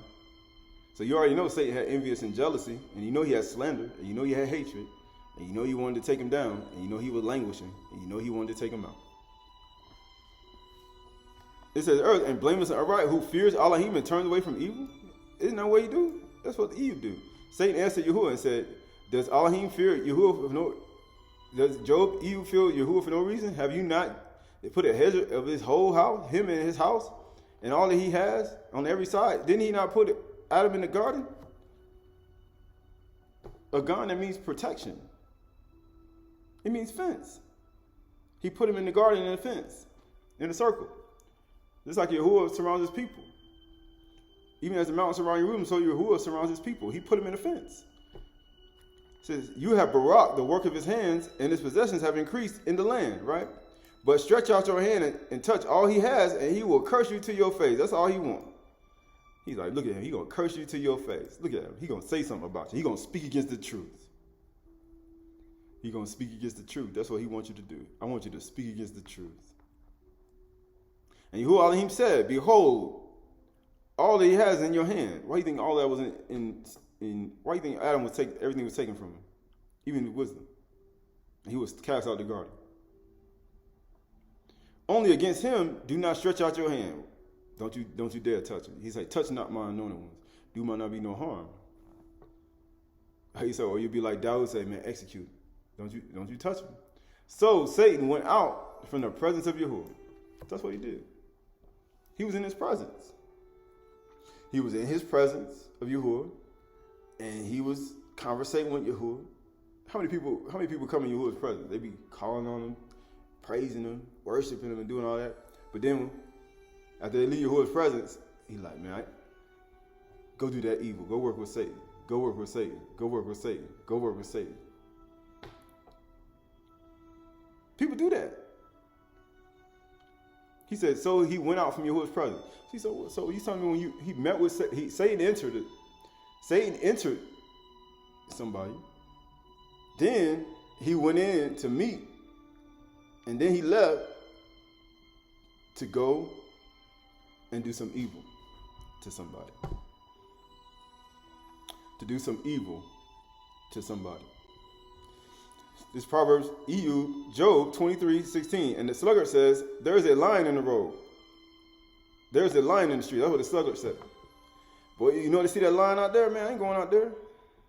Because, you know, Satan seeks about like a roaring lion. Man, he out here, man, he trying to do some stuff. As a door turns on the hinges, so does a sluggard on his bed. So you look at the sluggard on his bed, he's like, man, I ain't going out there. The sluggard buries his hand in the dish. It wears him out to bring it back to his mouth. Man, he can't even pick his hand up. He put his hand in the dish. You know, he can't even put it back in his mouth. He needs somebody to help him put it back in his mouth. The sluggard is wiser in his own eyes, right? That's what they think. They wise. But yet, they get, being taken over by Satan. He said, I'm wise. He said he wiser in his own eyes than 7 men who can answer sensibly. Huh? He said, man, you think you wiser than 7. You ever seen that out in the world, in the streets? Like people think they so wise. He said they talk the most, but then when it comes, he's like, man, he's like, man, you think you more wise than everybody, don't you? Don't have a clue what's going on, but yet they feel like they are. He said, whoever meddles in a quarrel, so this is what sluggard people do. Whoever meddles in a quarrel that's not his own is like one who takes a passing dog by the ears. It's like, man, you ever seen a dog that walk by? Every single dog that walk by, you just grab him. Just grab him and take him by, I love you, dog. You ever seen people who touch a dog every time they see a dog go by? Oh, your dog, you start petting it. Every dog that go by, every dog that come by, they just start petting it, petting it, petting it. Every single dog, that's like a man who looks at every woman, or a woman who looks at every man. Just keep petting every dog. They just keep doing it over and over and over again. He says that's what like a quarrel is like. You keep messing with everybody's quarrel. They ain't everybody's business, everybody's stuff. You know why they ain't everybody's business? Because Satan got all in their mind. Now they hold mind ignorance. They got all this slander and gossip and all these quarrels in their head, and they can't even think about anything else other than quarreling. Guess what it says? Like a madman who throws fire and arrows and death is the man who deceives his neighbor and says, I am joking. That's what they do. This is what sluggards do. Arrows and death. He said firebrand, arrows, and death. That's like a madman. He said they do what? They deceive their neighbor, because the only way you're going to deceive somebody is because of lack of knowledge. The way you're going to deceive somebody is say you got knowledge and you don't have it. And then you'd be like, oh, I'm just joking. Guess what it says? For lack of wood, the fire goes out. And where there is no whispering or a nigan, quarreling ceases. So where ain't no nirgan, there is no more quarreling. Right? Because for lack of wood, because they ain't got nothing else to put in the fire. Because they ain't got nothing else to put. No firebrands, no arrows, no death, no logs. They ain't got nothing. And it says, as charcoal and hard embers and wood to fire. So just like charcoal and hard embers, like if you ever started a fire, you throw wood and fire in there. So is quarrelsome, man or woman, for kindling strife. So just like you see a fire you see a fire that's already lit, you just keep throwing wood and stuff in there. And guess what? That fire never gonna go out. And then he says, present an isha made by fire. Not this fire though. Not this type fire. Can't present yourself to Yahuwah with this type fire. Right? Why? Because if you do, it ain't going to be accepted. Like he says. Just like right here, for kindling strife. Right? So when nirgan is not there, right? The words of a whisper or nirgan are like delicious morsels, boy. But you ate your favorite dessert. You ever had somebody whisper something in your ear? And it was pleasant? They go down to the innermost parts of the body. That's why Satan is a whisperer.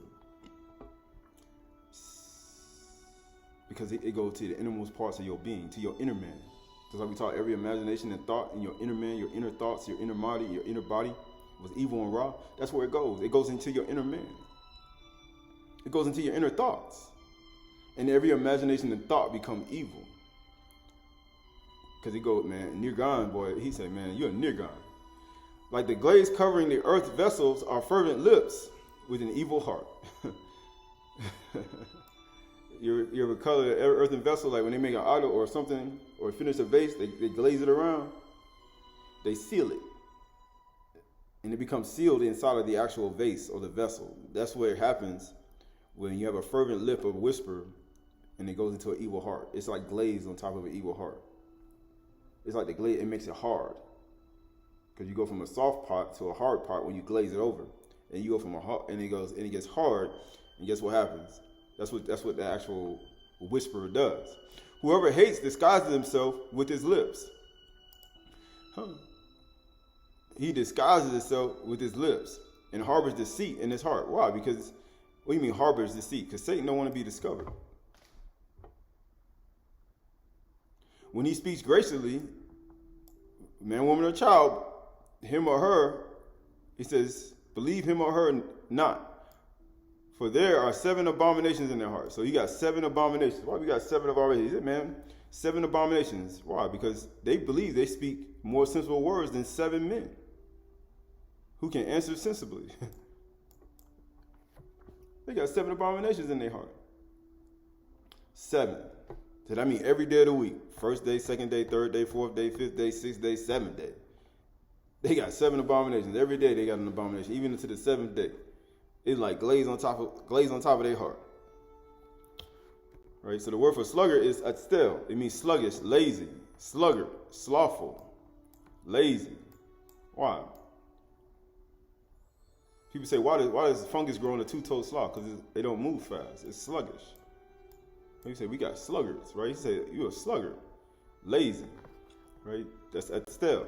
Word for metal, it says word for quarrel is reed. Whoever meddles in a quarrel, not his own, is like one that taketh a passing dog. That word for quarrel is reed, not rib. Like they have rib in English. And then you see rib in English. And when you say rib, you're actually saying strife, controversy, dispute, quarrel. Now, if you're saying selah, you're saying a whole different thing. But when you say reed, man, I need to find my rib. So what you saying? I need to find my dispute, my strife, my controversy, my dispute. You see what you're saying? My contest. He said, I gotta find this. I gotta find my strife. That's what you're saying. I need to find my reed. Like you say sound, vibration, and frequency, what you say out of your mouth, that's exactly what you're gonna find.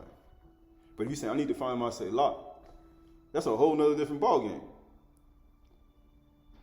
That's a whole nother different ballgame. That's a whole nother different life. Like he say, speak these words when you sit in the house, walk by when you lie down, you rise up. He formed this selah from Adam. You say, why are you not seeking out the hill ranges, the hillside, the hill range, all these things that you see? Why are you not seeking out the body? That's what you were attached to. This is what verse 18 says, like a madman who throws firebrand arrows and death. Right? It says, it's the man who deceives his neighbor, says, I am joking. That word for I am joking is sakak. It means to laugh, to play, to mock, to make sport, to jest. Singing and dancing, right? They sing and dance. But they slothful, they quarrel, they fight, they read, they follow, they have strife. When they say, I am joking, I'm just joking. And then they sing and dance and jest and joke and mock while they're doing it. He say, man, that's what sluggards do. They laugh. He say, man, I'm just joking. He said, man, they just laughing. They just joking while they throwing arrows and death and firebrands and quarreling and strife. They mock and they make merry and they mock. They make merry and they mock. For lack of wood, it goes out. So doesn't a whisperer. That word for the whisper is near gone, to murmur. How many say murmuring and complaining? That's what they did in the wilderness. In Numbers 22, what did they do? They were murmuring and complaining against Yahuwah because of the giants and all these things. The near guns. Mumbling and crumbling against, how you say, Mashah. It's the serpent mumbling and grumbling and complaining against slandering Yahuwah's word in the garden. He a whisperer. But you know what you just did? he was slandering Yahuwah's word. He was a near God. Murmurers, slander, backbiter, they backstabbers. He said, you're a near God. And they call people a nigger today. A nigger, which I mean not generous. But all these are words of what? Cast spells on you. Near God is a whisperer, a murmurer, a backbiter, a murmurer. And you wonder why they call you that. In some places they do. You're not generous, a nigger, a slander. Your sound vibration actually say who you are. Right? Whisperer. Right? All these words they give you, and then they program your mind and make you say things out of your mouth, and then you don't even know what you're saying. But he say, transfer your thoughts. For lack of wood, the fire goes out. And it says, and where there is no whisper, quarreling ceases. So you got that word for quarreling is medon. Medon. And they say maiden. Medon. No, they say you say maiden, right? I'm fine. Maiden, madame. And they say you get your strife, your contention, your quarrel. That's what you're going to find. Your discord, your strife, your contention. That's what you're going to get. He said what? For lack of wood, the fire goes out. Where there's no whisper, no nirgan, you ain't got no nirgan there. Nobody whispering, no hissing, speaking just Yahuwah's word, and the truth. Guess what? Quarreling going to stop. It ain't going to be peace. It's going to be shalom in your life, shalom in your house, shalom inside of you, shalom in everywhere you go. It's going to be easy to see Satan, man. It'll be peace. It says, as charcoal and hard embers of wood to fire, so is a quarrelsome man or woman that kindles strife. Right? So that word for quarrelsome is midan. It means strife, contention. Strife, contention. Right? Proverbs 17:4, the beginning of strife or midan, the same word is like letting out water. It's like letting out water. So you go to your faucet, you start letting it out. You start filling up your glass. He say, man, so quit before a quarrel breaks out, before that glass get full. Like he said, the fullness of time come. Before the glass get full, he say, stop. Before a quarrel breaks out. Why? We're going to have a big old flood. And he say, Satan come in like a flood. And guess what's going to happen? Then the Ruach got to lift up a standard. And when the Ruach and Satan fight, there's going to be some damage. A lot of damage. A whole bunch of damage. But it's Proverbs 23. It is an honor for a man, woman, or child to keep aloof from strife or reed. Yeah, I'm going to find my reed. Nah, I ain't looking for no reed. How you say? Say law. But he said what? Aloof from strife. But every fool will be quarreling. The word for fool is evel. They got evel in here, or evil. It ain't right. It's evil. They got evil, but it's ayil, right? That's really what it is, ayil. But they spell it with a vav because that's how evel, ayil, right? But that's what they do. It means to what? To be foolish. I mean, you're going to keep doing foolish. Silly. That's Nabal. Remember we talked about Nabal? It means fool. It means silly. He said, man, you're going to be silly.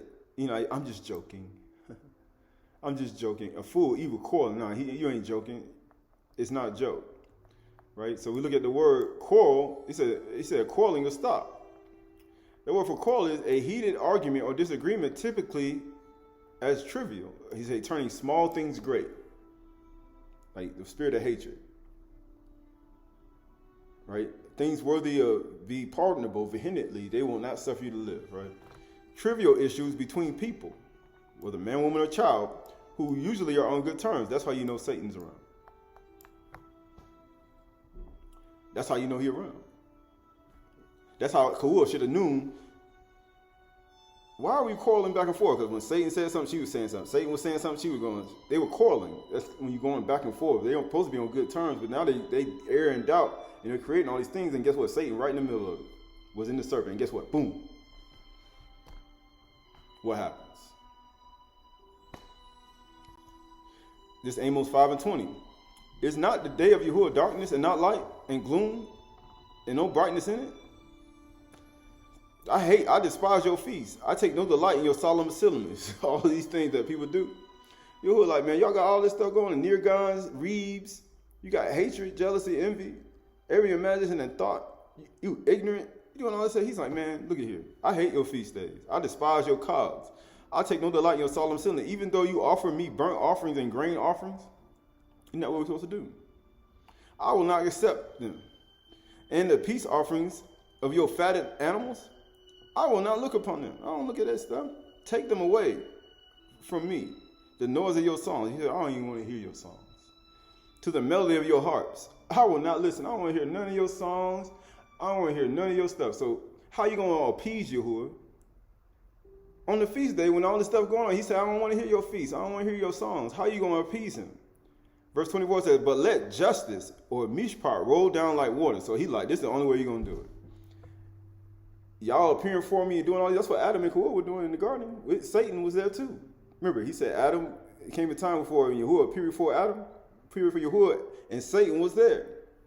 That's the same thing that happened in the garden when Yahuwah and Adam were there. They were both together, appearing before Yahuwah. Remember, he said Adam was with her, and then Satan was with her too. He said, man, let judgment roll down like water, and mine like in righteousness like an ever-flowing stream. Didn't they get judged after all that? When they appeared before Yahuwah? He said, man, that's the only way you're going to appease me. After all that, he said, man, let judgment come. Let mishpat come down. He said, man, let judgment. The word for ever flowing is ethan. He said, let it flow down. Perpetually, constant, rough, strength, strong, permanent. What increases your strength? Your koach. He said, let judgment come. Forget all this. I don't want to hear no more songs. Let judgment come down. Right? The word for ethan, right? Ethan. It means what? You got ayin, you got the yod, you got the tar, 2, and you got the noon. Which aleph is 1. You got the yod is 10. The 2 is 400. Is 400, and the noon is 50, which equals to 461, which equals to 11, which equals to what? 2. Second letter of the alphabet is what? House. So he said, man, let what? Judgment flow in the house. Because that's the only way I'm going to accept anything y'all doing anymore. Let judgment flow down constant in the house, in your body, in your house, in your temple, in your vessel, in your natural house, in your household, in everything you do. He said, let judgment flow down. That's how I'm going to accept your offerings. He said, I don't want to hear no more songs. I don't want no more offerings. I don't want none of these things. I just want judgment to go flow down like a flowing stream. Right? This is the second book, first book of Adam and Yahuwah, chapter 27. Right? We're talking about Satan. When Satan, the hater of all that is good, that's what he is. Because Adam had got the gifts from learning all the stuff he got. And then you see Satan come, he was hating that thing. He didn't want to bow to Adam. He was already envious and jealous. He was after you. He is after you. When Satan, the hater of all that is good, that's what he is a hater. He got a spirit of hatred. He got slander. So saw how they continued in prayer, because that's what happens. He saw they continued in prayer. They sought with, he said, great are the works of Yahuwah. Study, seek with care, study, meditate, prayer, and worship, right? They were seeking Yahuwah, continued in prayer, and how Yahuwah communed with them. And you see how Yahuwah communed with them because they were giving revelation and comforted them. He's comforting them because Satan got them kicked out before in the serpent. And how he had accepting their offering, Satan made an apparition. So he saw how they were accepting their offering. He just said, I hate your feast days. I hate your solemn assembly. I hate your bulls, your rams, your offering, man. Let judgment flow down. So if you let judgment flow down, then guess what happens? Now you're in a lowly and humble state. If you're in a lowly and humble state, what happens continually? You allow you to what? It allow your own heart to convict you. And judgment will flow down like water. Because remember he said in the book of Testament of God, the judgment, he said, not from no one else, but from your own heart. Verse 2 says, and he began with transforming his host.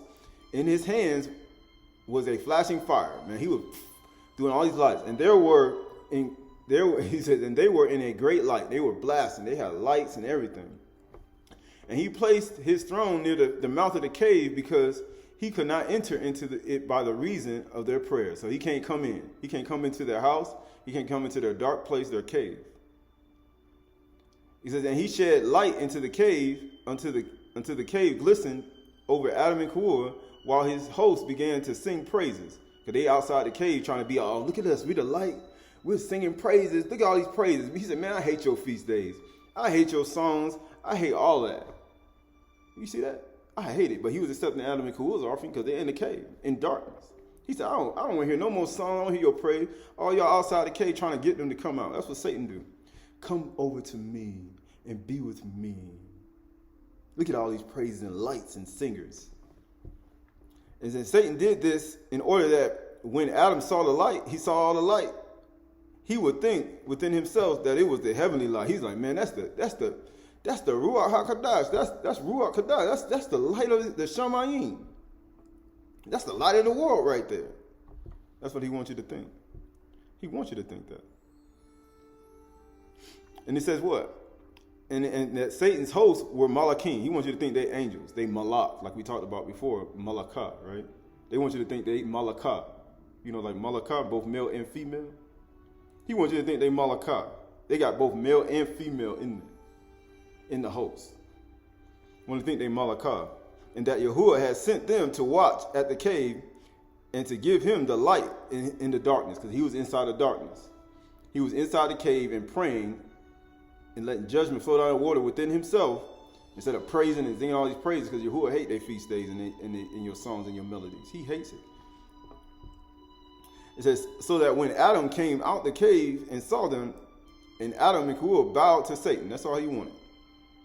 He wanted them to bow to him. He wants you to bow to Satan. Then he would overcome Adam thereby, and a second time humble him before Yahuwah. He's talking about, you fooled me the first time.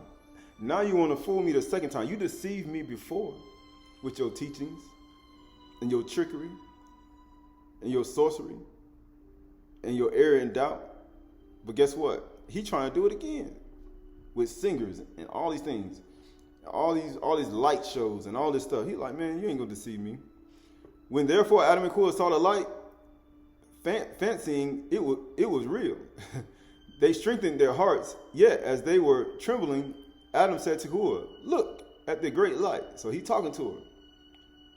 Because they're together. That's like they were when they appeared before Yahuwah the first time. And at those many songs of praise. But you look at all them songs. Woo, boy, that thing got to be of Yahuwah. And at the host stumbling outside that do not come in to us. They ain't going to come to us. Do not tell, and it says, and do not tell us what they say. They're not even telling what they say. You can't understand some of these raps and stuff you hear out here in the world. You can't even understand what these people saying. They be like, Yahuwah, what you saying? You can't understand nothing they singing about. It says, or whence they come. Or what is the meaning of this light? You don't even understand what they talking about. What you saying? He says, what those praises are. We don't even know what those praises are. Wherefore they have been sent hither, and why do they come in? Why don't they come in? Why don't you come in? Why don't you come to us? It's just two people, male and female, Adam and Kua, right? If they were from Yahuwah, they would come to us in the cave and would tell us their errand. They would come to us while we're praying in the dark, and we're praying to Yahuwah, letting judgment fall down, because you know the day of Yahuwah is the day of darkness. Judgment, mishpat. They were in darkness, and they were praying, and judgment was flowing down like water within. Guess what it says? And then Adam stood up and prayed unto Elohim. He stood up then. He was on his face before. Then he said, you know what? Stand up and show yourself a man, just like he did with Qahalath and Yahusha. With a fervent heart, for he came up with a fervent heart and said, Yahuwah, is there in the world another God than thou? Because you know Satan, Aaron, there ain't no other gods. There's only one Elohim who created the Malachim and filled them with light. There's only one who did that and sent them to keep us. He says, who would come with them? He says, would keep us, who would come with them?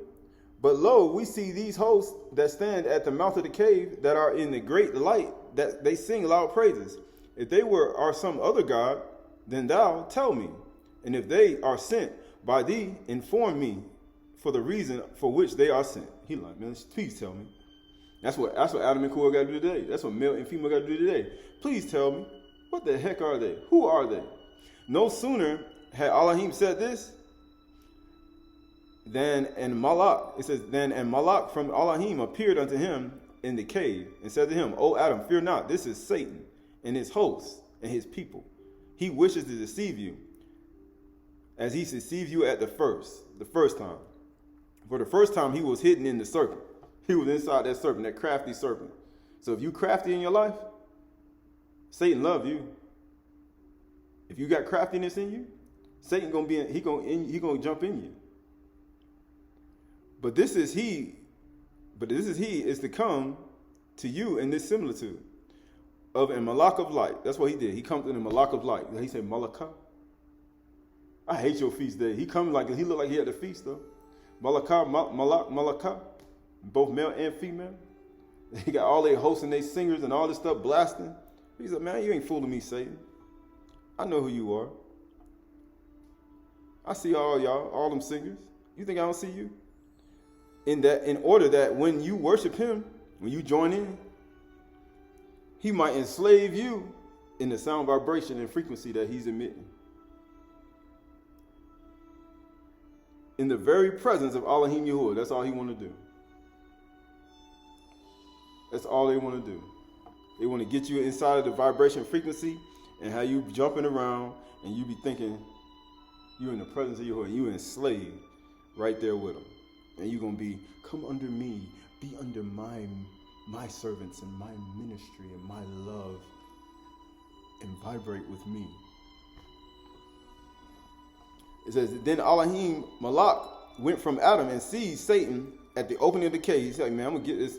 He said, man, it's bad when you get people in darkness and praying and letting judgment flow out of that water, and you're going to try to deceive them. You better watch out for the Malaki. You don't let them pray to Yahuwah. You better watch out for that Malaki. He went to the opening of the cave and stripped him of the feint he had assumed. He stripped him and brought him to his own hideous form to Adam and Korah, who were afraid of him when they saw him. And Elohim's Malak said to Adam, this hideous form has he been in ever since Elohim made him fall from Shamayim.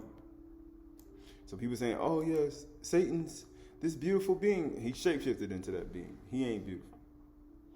He could not have come near you. He said he could not have come near you in it. He can't come to you in that ugly form. Because you're going to know it's him. You're going to be like, man, look at him. Therefore, did he transform himself into a malak of light? He got to transform himself into something, a malak of light. And look good. Then Elohim drove away Satan and his host from Adam and Korah and said unto them, fear not, Elohim who created you will strengthen you. How you going to strengthen you? A wise man is strong. A man of knowledge enhances his might. He's going to strengthen your koach.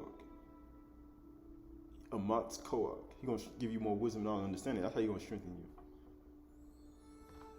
So you can recognize him. Because this is the second time he did. First time he was in the serpent. Now he coming to Malachi of light. For 2 Corinthians 11, 14 through 15. For such men are false shalakim, deceitful workmen, disguising themselves as shalakim or Mashiach, apostles. What they call themselves? They call themselves that. No wonder that even the Satan disguised himself as a mark of light. Yeah, he do. He deceived you in the garden. And guess what he said? And now he seeks to deceive you as a malak of light. There's a lot of malaki of light today. There's a lot of malaks of light. They got all these singers and all the lights and all this stuff. And they got all these things. They think, man, you would despise your feast days and your songs and your things you're doing. He said, man, let judgment flow down like water. He said, get in a prostrate position and shakar and confess your stuff and acknowledge. He said, man, Yahuwah was accepting their offering too.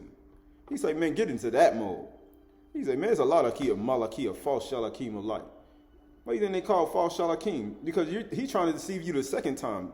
The first time you already been deceived. You got death on you. Now he's trying to deceive you again. In this life, in 2023 AD, with false shalakim. And guess what it says? And Satan disguised himself as a malaki of light. So it is no surprise if his servants also themselves as servants of righteousness. Their end will correspond to their deeds. What do you think they're doing today? It's the same thing. Satan is inside of people, just like he was in the serpent. He inside of your teacher, your pastor, your evangelist, your teacher, your shepherd, your raha. Behold the evil. He inside of a man, woman, child, and a wise man. He inside of all these people. And some of them, you better be able to recognize it, or you'll be deceived like Satan. You'll be deceived again the second time. Because he gathering his people the second time. But you say you'll be deceived the second time. Like you say, the fool once, and you'll be fooled again. So that's what he does. He fools you. He fools so many things, right? That's what he does. And when he said when Satan get upset, and he said everything start going haywire, your computer devices, your electrical devices, animals, everything, right? Job 22, 21 through 30 says, agree with Elohim and be at peace. Thereby good will come to you. Receive instructions from his mouth and lay up the words in your heart. Man, lay it up. If you return to the Almighty, you will be built up. If you remove injustice from your tent, from your body, what do you think Adam and Kuah was doing? Why do you think they were praying? They were seeking with care. Why do you think you remove injustice from your tent? When you move injustice from your tent, that's all the artificer of injustice. That's Satan himself. When you move injustice, you're removing Satan from you.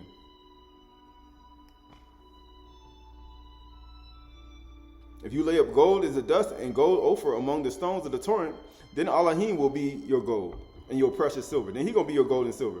For then you will delight yourself in Yahuwah and lift up your face to Elohim.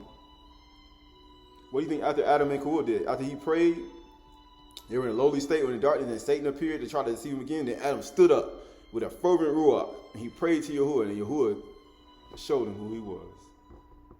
He said, then you lift up your head, and you lift up your face to Shby'ay, and he will hear you. Guess what it says? Then you will make your prayer to him. Isn't that what they were doing? And he will hear you. And you will pay your vows, and he will accept your offering. Isn't that what they did? He said, I hate your feast days, your songs, and your songs. Why do you think all people got all these songs and stuff? He said, I don't want to hear that. He's like, look at here. Get rid of all this.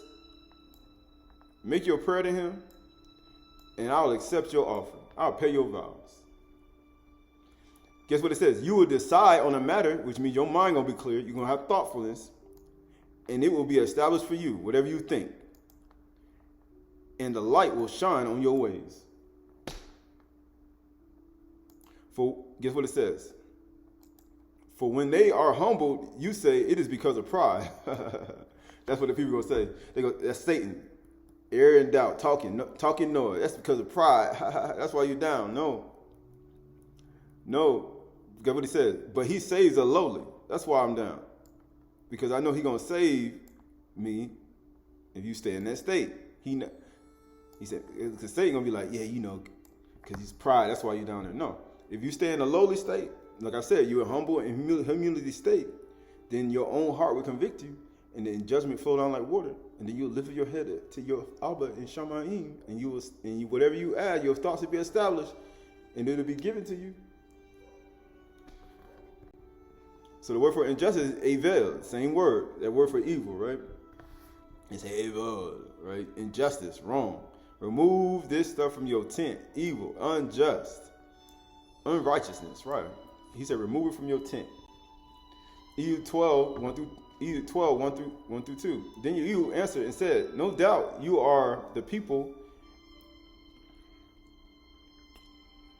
It says, yeah, no doubt.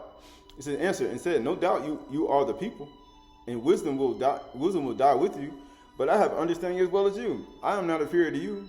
Who does not know such things as these? I'm a laughing stock to my friends. I'm being mocked. He said, oh, I'm just joking. You know how they say? They do like firebrands, arrows, and javelins. So is a fool, he said, a meddler or a nigan. He said, oh, I'm just joking. But I'm a laughing stock to my friends. I called to Elohim, and he answered me. A just and blameless man am a laughing stock. I'm a laughing stock. I'm blameless, like he said. And I'm a laughing stock. In the thought of one who is at ease, there is contempt for misfortune. It is ready for those whose feet slip. The tents of robbers are at Shalom. These people are thieves. And those who provoke Elohim are secure, who bring the God in their hand. They bring gods in their hand. They're not even worshiping you one Elohim. He said they all secure. They tents of robbers. They are all in peace. But ask the beast when it was in the beginning. You know what he gave to Adam?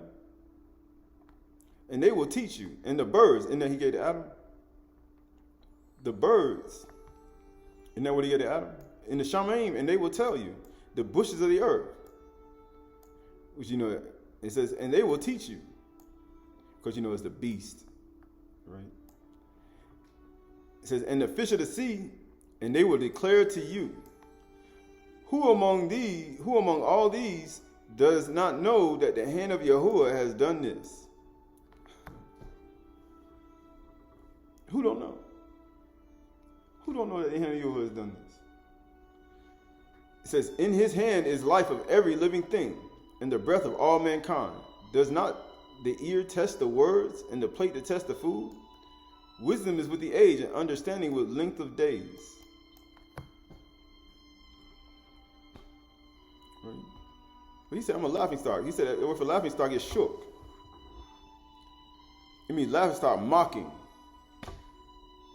Mocking. He said, I'm a mock. I'm being mocked. I'm a laughing stock. Oh, I'm just joking. I'm just joking. But I'm in derision, laughter, mocked, sport. Laughter. He said, man, that's what sluggards do. He said, I'm a laughing stock. At STEM, right? It says a tent of robbers. That word for robbers is shaddad. They robbers, to deal violently. Isn't that what Kamas is? The whole earth is full of, they are all at peace, violent, destroy, devastate, despoil, be burly, ravage, robber, spoil, utterly ruined. He said these people are tents, they at peace. All of these people doing this? He said they at peace. Yakaziel 14:1. He said they carry their God in their hand, right? Then certain the elders of Yasharal came to me and said to me, the word of Yahuwah came to me, son of Adam. These men have taken their idols, their Gilul, in their hearts. They carry their idols in their hand and set a stumbling block of iniquity before their faces. They literally put Satan right there in front of their face, in their panim. The word for Gilul is idols. A log, an idol, That's what they do. Right? Matthew 7:1-5. Judge not, that you be not judged. He said, let judgment fall down like water. Like he says, I hate your feast days. I hate your Muad. I hate your Moeds. I hate all of it. He said, turn off, this junk is noise. He said, let judgment flow down like water continually. He said, let it flow like ether. Let it flow down. He said, judge not, let you be, he said, judge, what judgment you pronounce, it will be judgment when we go back to you. You measure, he said, and what you measure, it will be measured to you. Why do you see the speck that is in your brother, sister, or eye, or child's eye, when you don't know the log in your own eye, your idols? He's like, y'all got idols. How can you see that in your sister's eye when you got a log in your, I see a log in my sister's eye, but I got a log in my eye. I log in my brother's eye. I'm trying to get a log out my speck out my brother's eye. I got a log in my eye. I got to try and get the speck out of my neighbor's eye, and I got a log in my own eye. How can you say to your brother or sister, let me take the speck out of your eye, man, woman, child, when there is a log in your own eye, you got an idol. He said, I'm a nirgan. I'm a reeb. Right? I got hatred and jealousy and envy in my heart. I work with Satan. I create error and doubt. I don't rebuke Satan immediately because I like having conversations with him. I can't bring things in subjection like Kua didn't with the serpent. I can't do these things. He's like, man, he's like, your own eye. He said, you hypocrite. First, take the idol out of your own eye, and then you will see clearly to take the speck out of your brother. He said, I can see now. Because Kua had to take the log out of her own eye first, so she can see the speck and take it out of his serpent's eye. Because you don't see this log in your eye. You having this conversation. You need to get this log out your eye so you can take the speck out this person's eye. Because you need to check this person, this serpent in the garden. Because you're supposed to be a helper to Adam, and you're supposed to help.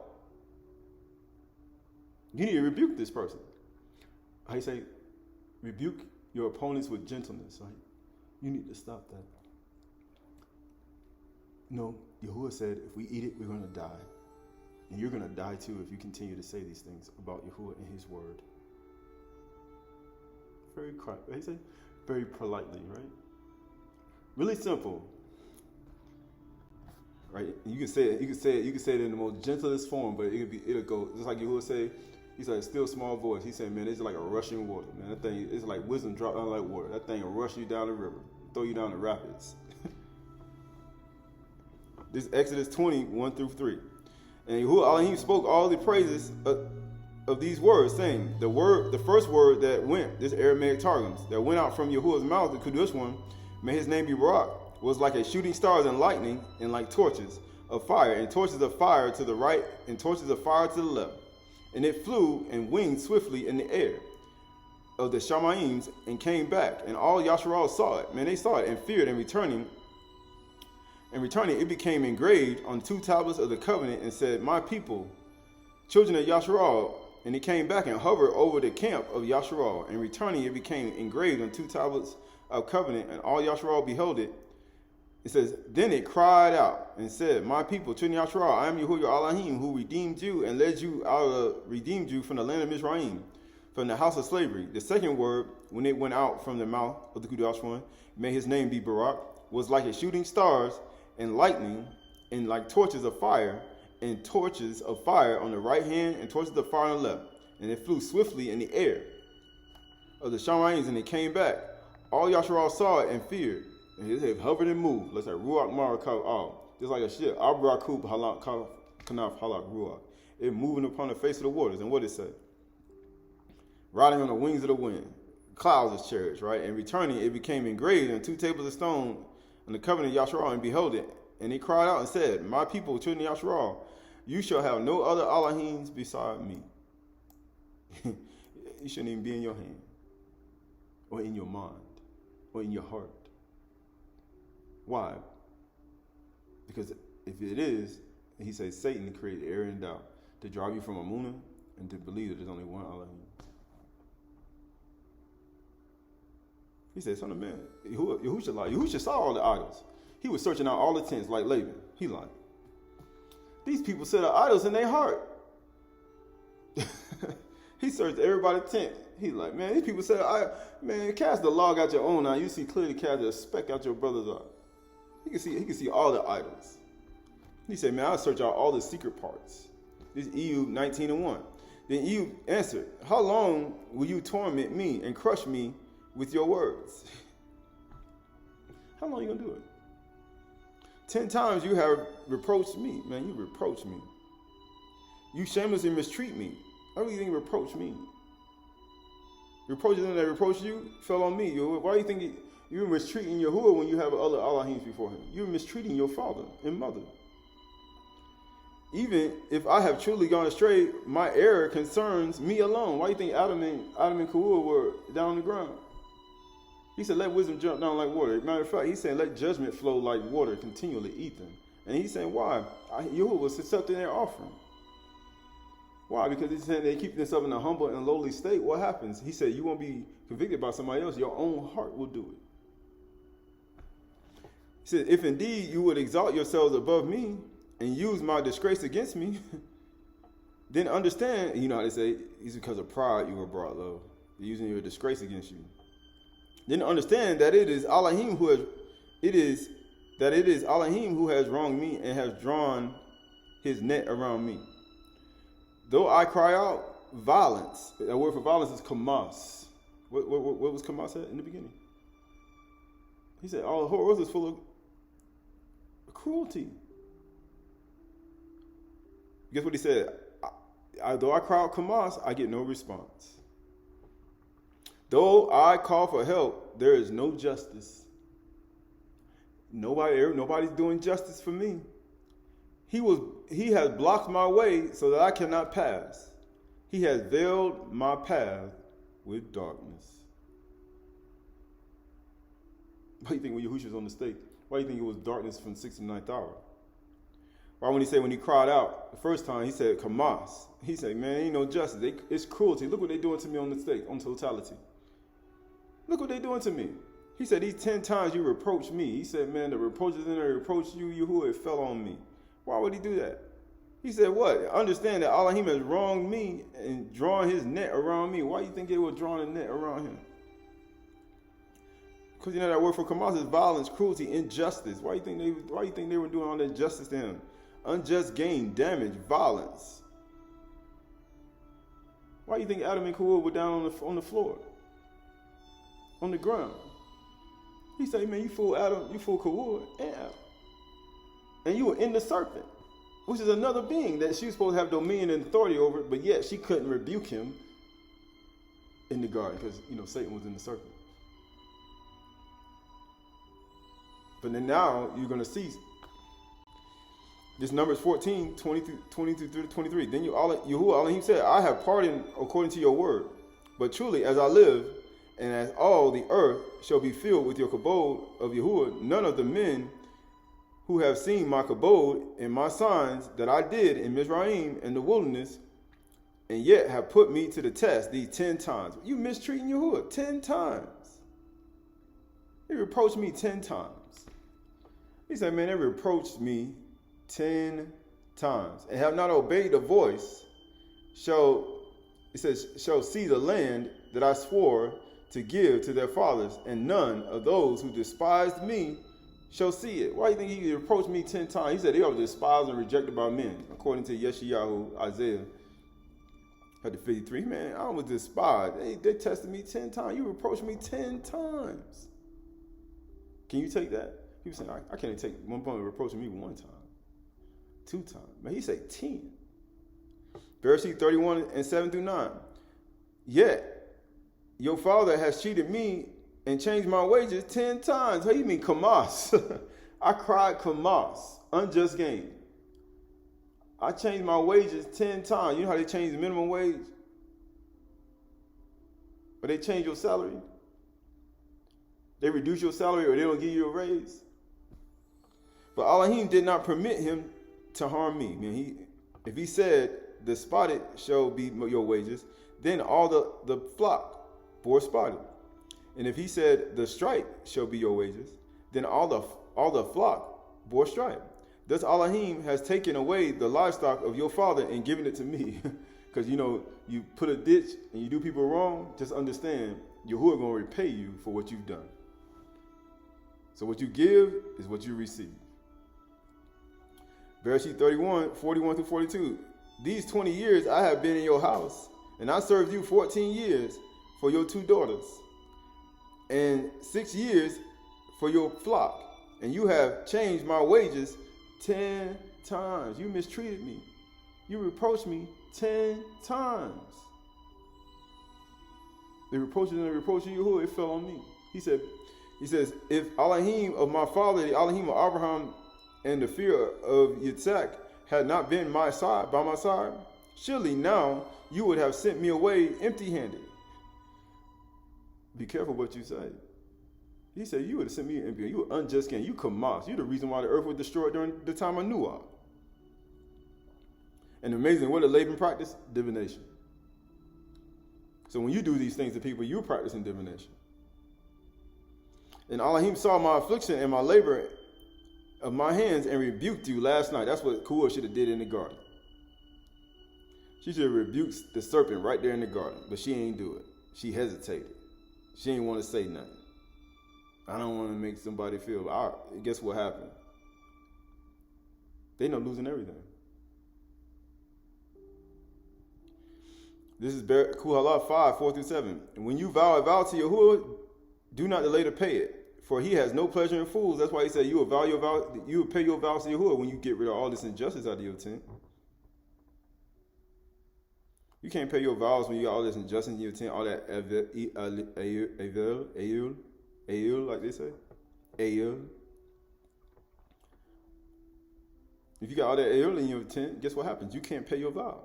So you got to remove evil and unrighteousness out of your tent. Guess what it says? Pay what you owe, which means you got to get rid of those things out of you got to remove it from your tent. Or he say, circumcise your tent. Remove things from your body. Remove things from your thoughts. If you got idols in your mind, you got to circumcise. That's why it's the 8th day. Why do you think he got 8 days? Why should Yahuwah be angry at your voice? Because that's what you're going to do. You're going to give your praises. Why you say, I hate your feast days, your songs, your muah, your songs. I hate it. He said, man, let judgment flow down like water, Ethan, continually. He said, Yahuwah going to be angry at your voice when you start doing things and destroy the works of your hands. He's going to take everything you got. Why do you think Adam and Yahuwah lost everything? For when dreams increase, the words grow many. There is vanity. He said, man, you don't utter a vain word in my sight. But Yahuwah is the one you must fear. He's like, man, you ain't gonna utter a vain word. Be afraid to do raw in his presence. Because you know Satan gonna be there. And then it says, he said, Yahuwah you must fear. Because that's what get rid of the spirit of hatred and slander, right? Mostly Proverbs 7, 9 through 27. In the twilight in the evening, at the time of night and darkness, and behold, a woman meets him, dressed like a prostitute, wildly of heart, right? Right here it says she is loud and wayward, and her feet does not stay in the home, at home. Now she's in the street, now in the market, and at every corner she lies in wait, just like a lion, just like Satan. You know how you go peer for Yahuwah? And then Satan said, where have you been, Satan? Going up and down in the earth to see whom I'm going to deceive. Have you considered my servant Ehud? There is none like him. Guess what he said? Guess what he said? Lies in wait, and she seizes him and kisses him. She did what? And with a bold face, she says to him, I have to offer sacrifices. And today I have paid my vows. How you paying your vows with all that? He said, you got to move injustice from your tent, evil. Then you can pay your vows. Who will be your gold and your silver and your ophir. And then you will offer your prayer to him and you will pay your vows. You ain't going to pay your vows like this. Loud and stubborn and wayward, and your feet don't stay at home. And you in the marketplace in the streets. Now she in the street. What he said? There's a lion in the street. That's what the sluggard said. There's a lion in the street. Who the lion? This woman right here. She a lion in the street. She said, I paid my vow. You ain't paid nothing. So now I have come out to meet you. I come out to meet you. Because there's a lion in the street. She come out to meet that lion. Because you know, there's a lion. The sluggard says a lion in the street. They say, I ain't no sluggard though. I'm going out in the street. But she don't even know there's a lion out there. She don't even know it. You loud and stubborn, but not even knowing that there's a lion in the street wanting to mate with you. Because what mates with lion? The spirit of hatred. Who has hatred? Loud, stubborn, wayward people. And then guess what? There's a man waiting right for you. And guess who that lion is in the street? He said, a lion, Satan like a roaring lion, seeking whom he may devour. And he ain't going to come to you like in this hideous form. He going to come to you just as beautiful as you need. He said, you seek, and guess what it says? Meet you, to seek you eagerly. And I have found you. I found you. I found you. You loud and stubborn and wayward, working together with Satan in the house, and you ain't at home. And guess what? Now I paid my vow. I did everything I was supposed to do. And now you in the street with all that behavior. And you never got rid of it. You never removed it. And now here goes Satan. And now you're out here mating with Satan. And I have spread my couch with my coverage. Now you're talking about your house. And covered linens for Egyptian cotton for you. I found my new man. And I have perfumed my bed with myrrh and aloes and cinnamon. Come, let us take our fill of love to the morning and delight ourselves in love. Now you found your new lover. Because the one you with, you loud and stubborn and wayward with. He said, and you hate him. And guess what? Satan waiting on you. People saying, why he out there? He not coming to you in that hideous form. That's why these people say you got to stay in a lowly state, a humble state. He said, then your thoughts will return to you, and what you do will be established. You can't. He said, you'll pay your vows, your thoughts will come back, and it'll be all righteous.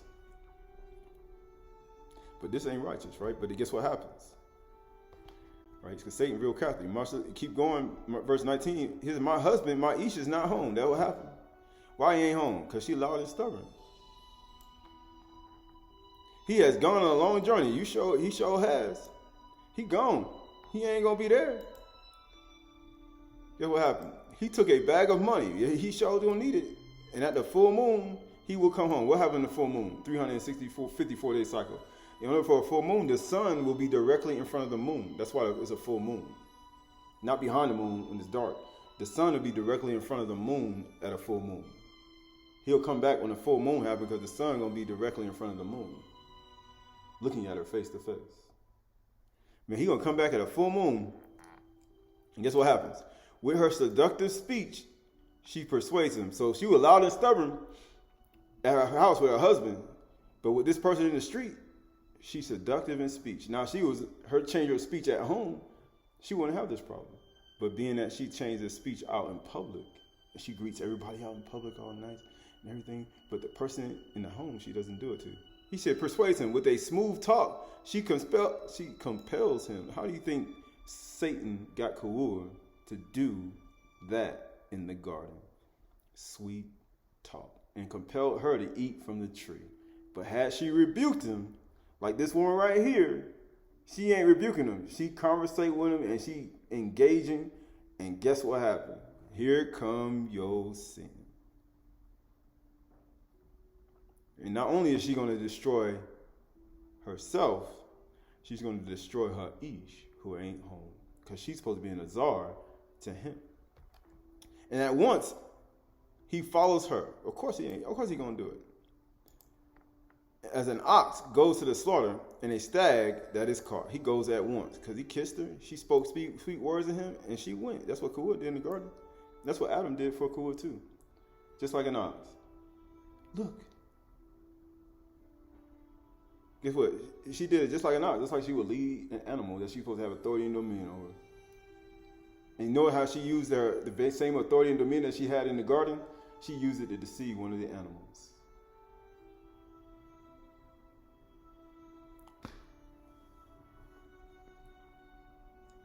Guess what he says?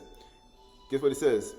As an ox that goes to the slaughter and a stag is caught fast, till an arrow pierces through the liver as a bird rushes in the snare, huh? And all these things he had authority and dominion over?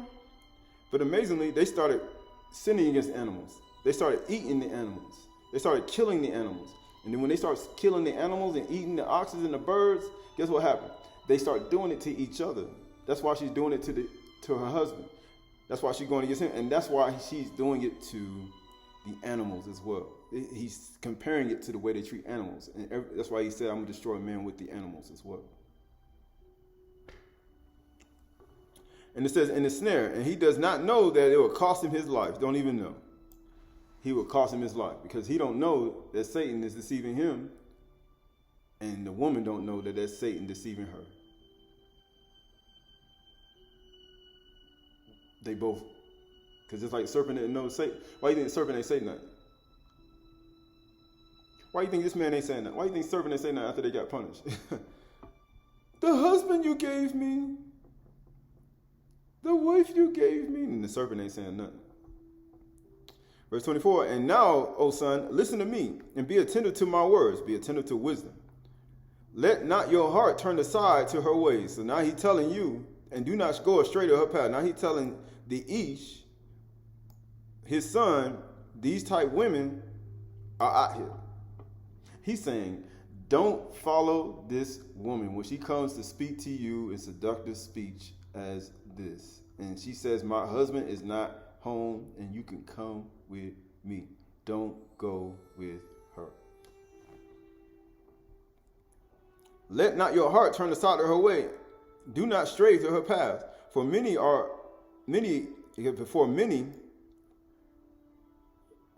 a victim has she laid low, but she then did it multiple times. She laid them low. What do you mean laid low? She humbled them. She brought them down. That's why he said Satan was in the serpent and he humbled them again. He said, he humbled you in the garden. Now he seeks to do it again. He lay you low and has slain many that are mighty and strong. She done slain a lot. You know how many people say Satan done slain throughout this world? Her house is the way to Sheol. Her house, her body. Not only her house and her body, but the house that she dwells in with her husband is the way to Sheol. Going down to the chambers of death, man, she gonna kill you. She gonna kill you. So you got right here in Abri Lashon, we got Ki, Rabin, Qahalath. Right here you got Filah, Etztum, because we know Astum, that's great and powerful people, such as never was. Called Harag, Haragia, right? Because, you know, when you read that, it says, for many are wounded and fall, powerful, mighty men killed. That's verse 26. They say, man, he's going to kill some powerful people, some powerful men. They wounded. What do you think Adam was? When he was in the serpent, man, they killed a powerful household. He destroyed the wisdom and Korah. He brought them low. But even though he brought them low and Yahuwah kicked them out, they still was in prayer, and even Satan came again, because Satan ain't going to stop. You think he going to stop? No, he not. He coming back. And you got to be in position, already praying and worshiping and doing the things you need to do. So when he come, you be like, cool, what is that? And you ask the Malach, and he'll tell you. The word for mighty is atstum, mighty, vast, numerous, mighty, powerful. He said, man, he done slain many powerful men. Feeble, right? Make you feeble, numerous, mighty, right? And many people destroyed. The word for slain is harag, to kill. Man, they done killed so many people. Satan done killed. You know how many people done killed? Murder, destroy out of hand, to kill. Man, I done killed so many. Murder, kill, slay, destroy, ruin. She said, men are slain and killed many. Right? Sirach 26 and 24. And a dishonest woman condemns shame, but an honest woman will reverence her husband. Why do you think you start looking at the transition from co-op to consciousness to not consciousness? Verse 25, a shameless woman is counted as a dog. He said, man, a man who quarrels, quarrels. Man, he takes a dog by his ears. Man, you mess with quarrels that's not even your own. It's like when you take a dog by its ears. So if that woman that you see, if you meddle in quarrels, so say this woman's at home quarreling and fighting with her husband, and then she go out in the street and say all the women that walk by quarrel and fight with her husband, you sitting there talking to every single one of them. You meddle and they tell you about it. And they tell you about their quarreling, their fighting. They're telling you about it. Oh, yes, he's this. Oh, yes, he's not home right now. Man, you like taking a dog by his ears. It's like you grabbing a dog and telling them, licking you in the face. Every single one. You just licking them all in the face. You looking them all in the face. It says, and he shall be counted, and she as shamefaced will fear Yahuwah. Why? Because now she shameless, like she ain't full of shame, like Yahuwah was. She was full of shame. That's why she was in there praying. A shameless woman gonna be like, just, oh yeah, he's doing it. Oh yeah, he's doing it. And then guess what happens? Then one of those men that whom she's talking to will follow her right to her home, to her bed. Or follow her wherever she's going. And it's going to be the ways of that. And guess who that is? Satan. Because lying, because you know she's lying. And then hatred. Well, so you got lying, hatred and lying mate together. And they create children. Verse 26, a woman that honoreth her husband shall be judged wise of all. That's why he said wisdom dwells in prudence. You're going to be judged wise. But she that dishonoreth him in her pride shall be counted unrighteous of all. Why do you think dishonoring the father, you dishonor the son, you dishonor the father, the son, you dishonor the father? You unrighteous. You pride. Verse 10 and 7 says, pride is hateful before Yahuwah, because you work together with Satan. And a man or woman by both does one commit iniquity. You work together with Satan. And you got pride, you got hatred, and guess what? You work with lying and slander. Verse 10, Sirach 10:7. This is why he said, I hate your feast days. But he said, let judgment flow down like water. Sirach 10:12. The beginning of pride is when one departed from Yahuwah. He said, you leaving me. You left Amunah, like created error and doubt. That's what Satan come in your mind like a smoke, make you leave Yahuwah, go to error and doubt, and then what happens? You depart from one Elohim and Amunah. And his heart turned away from his maker. Now you don't turn away from your maker, Yahuwah Elohim. And you become an adulterer like this woman did, and a sinner. But everything I put in their power to do, they could do. But being that they love Satan, they don't want to say nothing out of their mouth and use the fire that they were created with, then it creates sin. Right? Testament of Solomon. Solomon interrogates Asmodeus and learns his activity. I command another demon be brought to me, and his name was Beelzebub, brought me the evil demon Asmodeus bound. I asked him, who are you? He scowled at me and said, and who are you? And I said to him, you dare to answer arrogantly when you have been punished like this? He continued to give forth the same look and said to me, how should I answer you? You are the son of man, son of Adam. But although I was born of a human mother, I am the son of a Malach. It is impossible for one heavenly origin to speak an arrogant word to one of the earthly origin. Right? So you look at him being formed from a Malach, a messenger who came from Shamayim. Remember, the messengers made it with the women, how you say, and created children. And they became evil spirits. It says, my constellation is like that, like an animal which reclines in his den in Shamayim. Some men call me the Great Bear. Right? You got some countries that use the actual Great Bear constellation as their actual city emblem. Right? Over in Europe and in Switzerland and all these other places, right? But by other, guess what it says?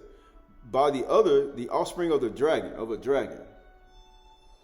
Listen, man, you're the offspring of a dragon. Moreover, a smaller constellation accompanies my constellation, for the high position and throne of my father is always in the sky. So do not ask me so many things, Shalom. It says, for eventually your kingdom will be divided. The kabod of yours is temporary. You have is to torture for a little while. Then we will disperse among human beings again with the result that we will be worshipped as gods. Because men do not know, Because men do not know the names of the Malachim who rule over us. When I, Shalom, heard these things, I bound him with great care, and I ordered him to be flogged with a rod and to defend himself by stating his name and reporting his activity. The demon stated, I am renowned. Asmodeus, I cause the wickedness of men to spread throughout the world. So what you see today? What you seen with Adam and Eve? What you seen with the woman who allowed her stubborn? What you see with the man who followed her? He said, I cause it to spread throughout the world. I am always hatching plots against newlyweds. This being, this spirit, how you say, because ignorance is a great evil, is hatching plots against your new marriage. He's hatching plots against your household. What do you think in the garden? What do you think these spirits do? They hatching plots. Wasn't Adam and newlyweds? They were newlyweds in the garden. You think that woman that was loud and stubborn and feet about her house, you think they weren't newlyweds? He always hatching plots. He said, I mar the beauty of virgins and cause the hearts to grow cold. Because iniquity shall abound, the love of many shall wax cold. Didn't he what he say? Anyway, he said, pride is not made for woman. He said, by doing that, one commits iniquity. He said, the love of many will wax cold. Why do you think that woman went in her house? I said to him, is this all you do? He spoke to me. I spread madness about women through the stars. I have often committed a rash of murders. In the book of Tobit, when the woman was married, she got married in the marriage bed, they said Asmodeus would kill him. right off the bat. As soon as they get married, Asmodeus is always he trying to stop. People saying why they always come to Isha? Why? Because either she use the fire or she don't.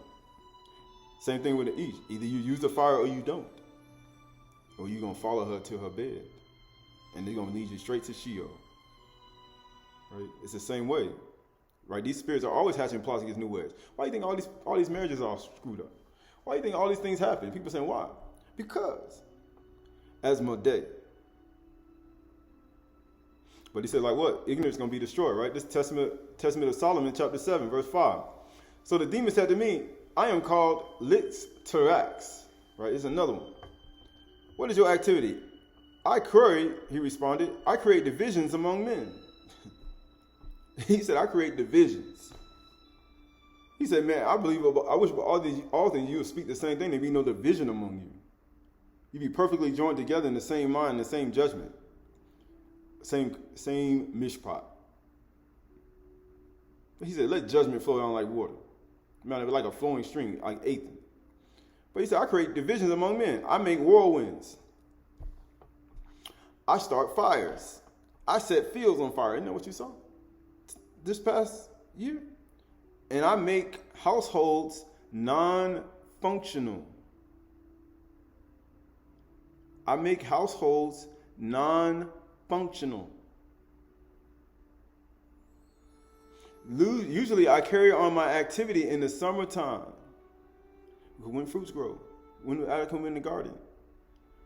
If I get a chance, I slither under the corners of the houses during the night or day. He said, I create divisions and I don't allow households to function. So what do you have on the inside of you? People saying, why? What are these people, you see these people say these things. What do you have on the inside of you? Who are you following? Because remember, he said, if you don't receive these words, it'll keep you from the encouragement of demons. But if you don't, then guess what? I can't do nothing for you. Right? So this is Ehud 9-12. He has stripped me from my kabod and taken a crown off my head. He breaks me down on every side, and I am gone. And my hope has he pulled up like a tree. He stripped him. It's like he stripped Satan. Why do you think they stripped off Yahusha's robe? Because he said, the reproach of them reproach you, Yahuwah, it fell on me. Why do you think he stripped off Satan and showed him his hideous form? Why do you think he said he stripped him with his boat right here? Verse 11 says, he has kindled his wrath against Mi'ad. Mi'ad counts me as his adversary. His troops come on together. They have cast up their siege ramp against me and encamped around my tent. He has put my brothers far from me. Why do you think they came to Yahushua with swords and knives? And he said, you come to me as a thief, a robber? He said, man, you come to me as a robber? He said, the tents of robbers' tents are at peace. Wasn't Yahushua the Prince of Peace? They came around his tent. He has put my brothers far from me, and those who knew me are wholly estranged from me. Why do you think they left Yahushua? He said, they all departed. He said, this is not you all going to leave me. My relatives have failed me, and my close friends have forgot me. Why they forgot Yahuwah? Or you mean, how did they forget him? Because Satan caused them to to leave one Amunah. Right? And forget there's one Elohim. The guests in my house and my maidservants count me as a stranger. I have become a foreigner in their eyes. I call to my servants, but he gives me no answer. Why do you think Yahushua ain't answering another word? I must plead with him with my mouth for mercy. I gotta plead with you for mercy? My breath is strange to my wife. How come you don't understand nothing I say? He said, that's strange. My breath is strange to my wife. Why do you think Yahuwah was entertaining the serpent? Because her breath was strange. The breath of Yahuwah was strange to her. because she was made from the same, but now it's estranged. My breath, my neshama, my ruach has now become strange to her now. Now she entertaining stuff that she should not even entertain. I am a stench to the children of my own mother. What makes households dysfunctional? Demons. Who plots against newlyweds? Demons. Even your children despise me. Who makes households dysfunctional? Even children despise me. He was despised and rejected by men. When I rise, they talk against me. He said, my servant be exalted and very high. Who is riding on the wings of the wind? Who was lifted up on the cross, on the totality? He said, man, they despise me, they rise against me. And all my intimate friends abhor me. And those who I loved have turned against me. And they all turned against me. They all reviled him the same way on the cross. They all talked about him the same way on the cross. My bones stick to my skin and to my flesh, and I have escaped by my skin of my teeth. Have mercy on me. Have mercy on me, O you my friends, for your hand of Yahuwah has touched me. Why do you, like Yahuwah, pursue me? Why are you not satisfied with my flesh? Why y'all not satisfied with it? Because you know why? Because he said you found another lover.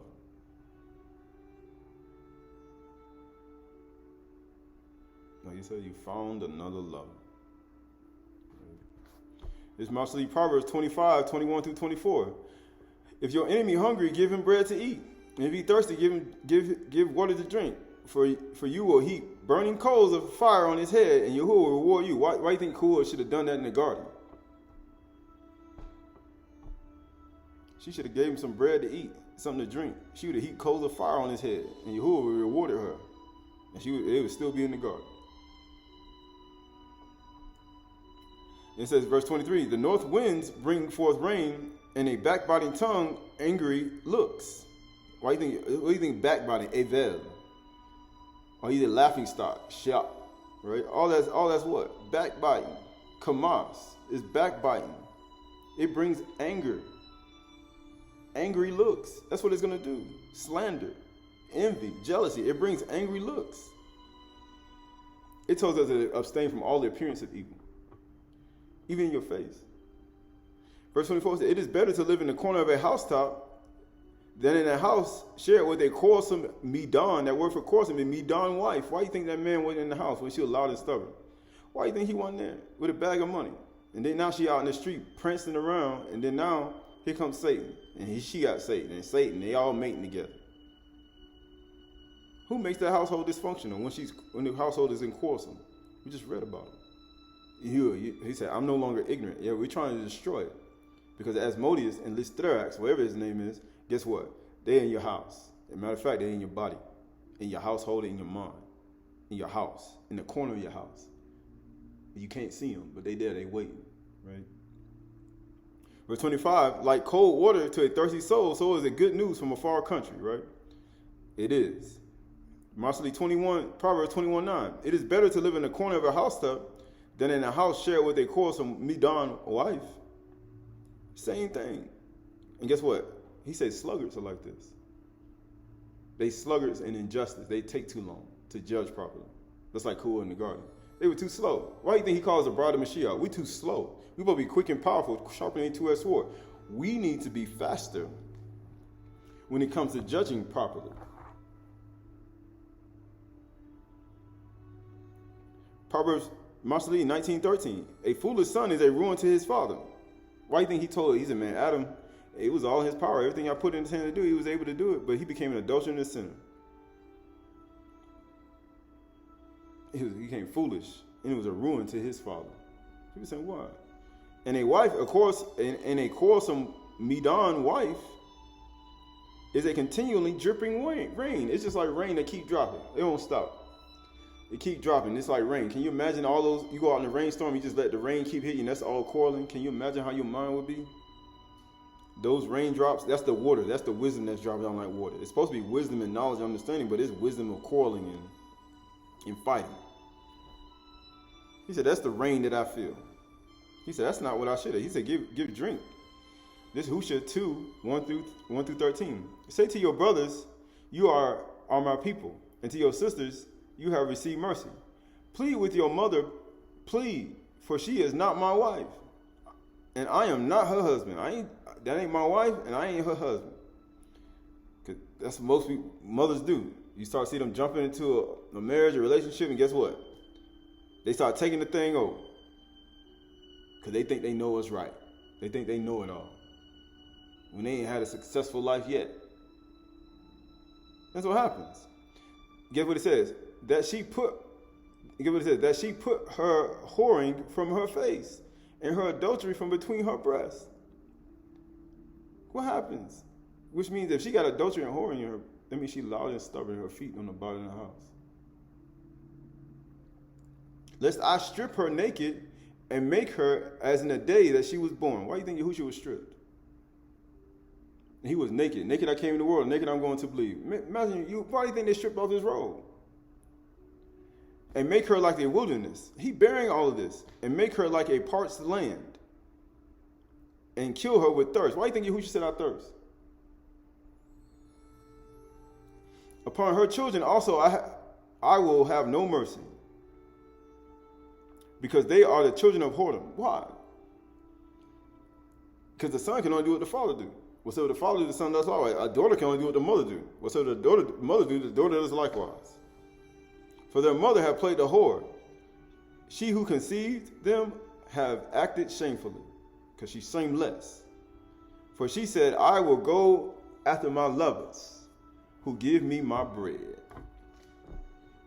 She found a new lover. Like he said, Yahushua said, why y'all don't love me no more? Because y'all found a new lover. Somebody else giving you some bread. That's why he said, my breath is strange to my wife. That's why Ka'ua was in the garden talking to Satan, because she found a new lover. And she didn't rebuke him immediately. She found a new lover, had a good conversation. And my water, my wool, and my flax, my oil, and my drink. She's going after all that. Therefore, I will hedge up her in the way of thorns. Why do you think he said, thorns and thistles, Adam, that's all it's going to use you. Why do you think they put a crown of thorns on Yahuwah's head?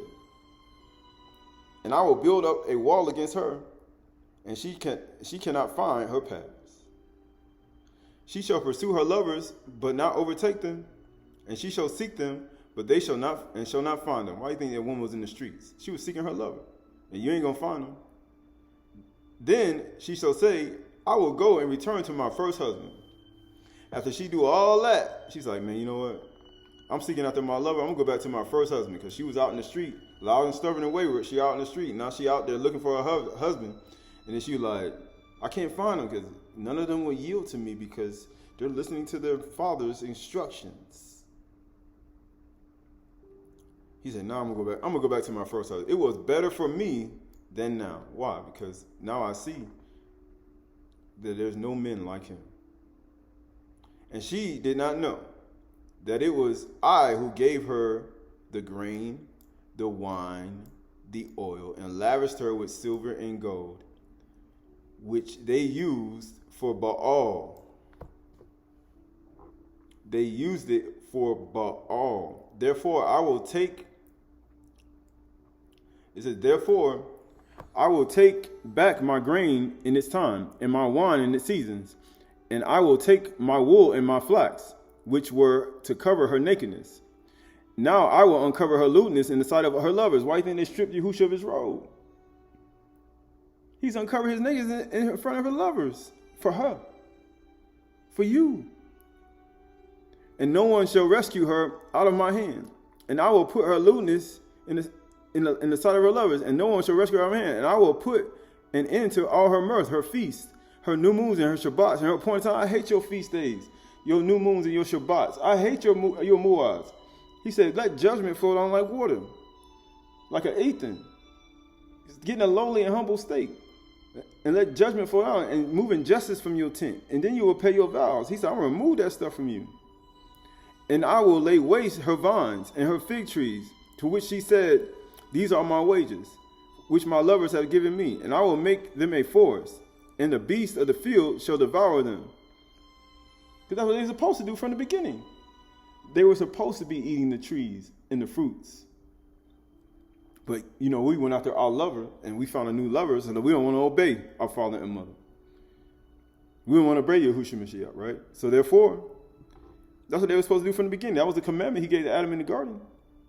And I will punish her for the feast of Baals. The feast to her Baals.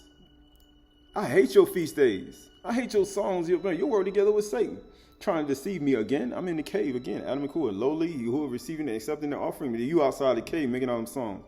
Those are feasts of Baals. Get what he says. When she burned offerings to them and abandoned herself with her rings and jewelry, and went after her lovers and forgot me, declares Yahuwah. You forgot me. Why do you think that woman was out in the street? Hey man, she forgot all about her husband. You were loud and wayward. You were seeking after your lover. You were seeking after your lover. You couldn't find none either. Man, you forgot me. Man, you have feast of Baal. I hate your feast days, right? Yirmiyahu 3:6-14. Yahuwah said, in the days of King Uzziah, I have seen what she did, the faithless one. Yasharal, how she went up on every high hill and under every green tree and played the whore. He like, man, I done seen everything. I done seen it all. And I thought as after she had done all this, she would return to me. I thought she was going to return to me. I'm her first husband. I thought she was going to do it. After she did all that, I thought she was going to come back to me. But she did not return. And her treacherous Yehuda saw it. Man, matter of fact, her mother saw it. Her mother-in-law saw it. Her sister saw it. Everybody saw it. All the women saw it.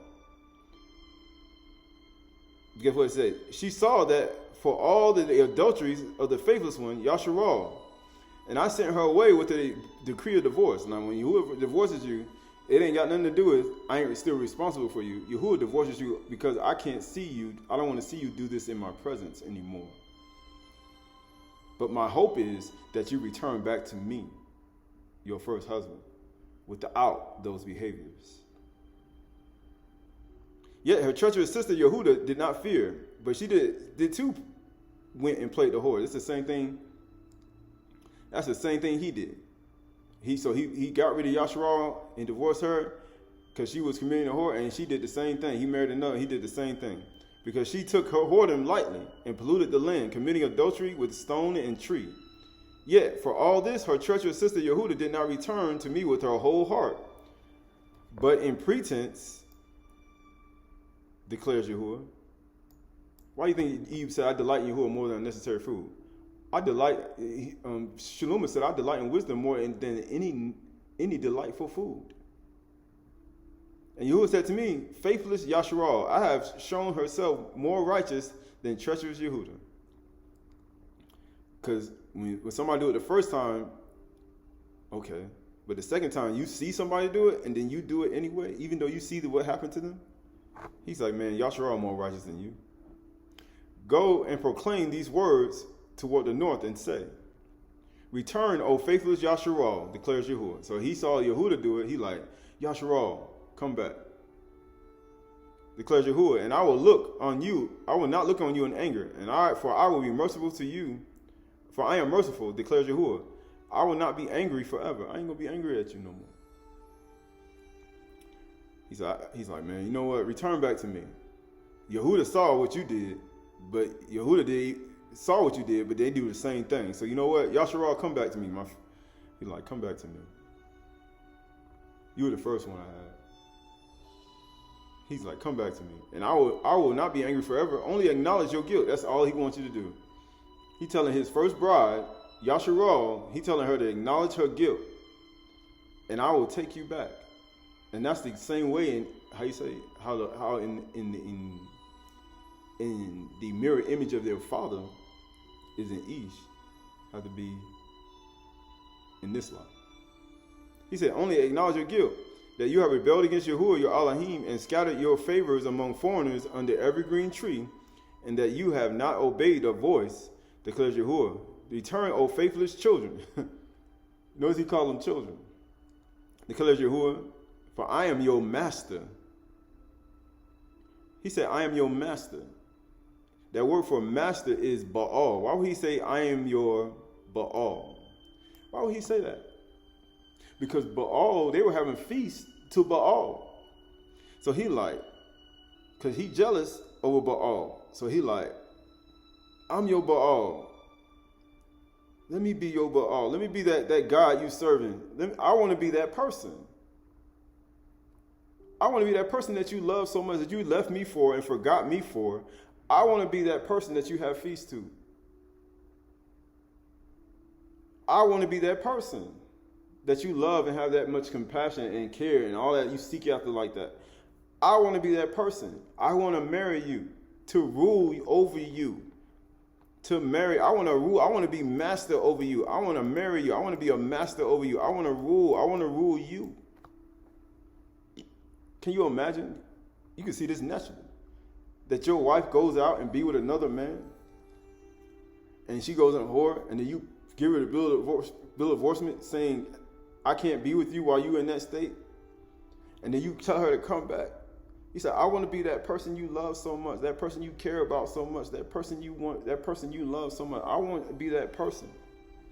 He said, return to me and just acknowledge your guilt, and I will take you back. He said, because this woman, Yehuda, she saw what you did, and she doing the same thing. So he like, man, come back, Yasharal. He said, I want to be your lover.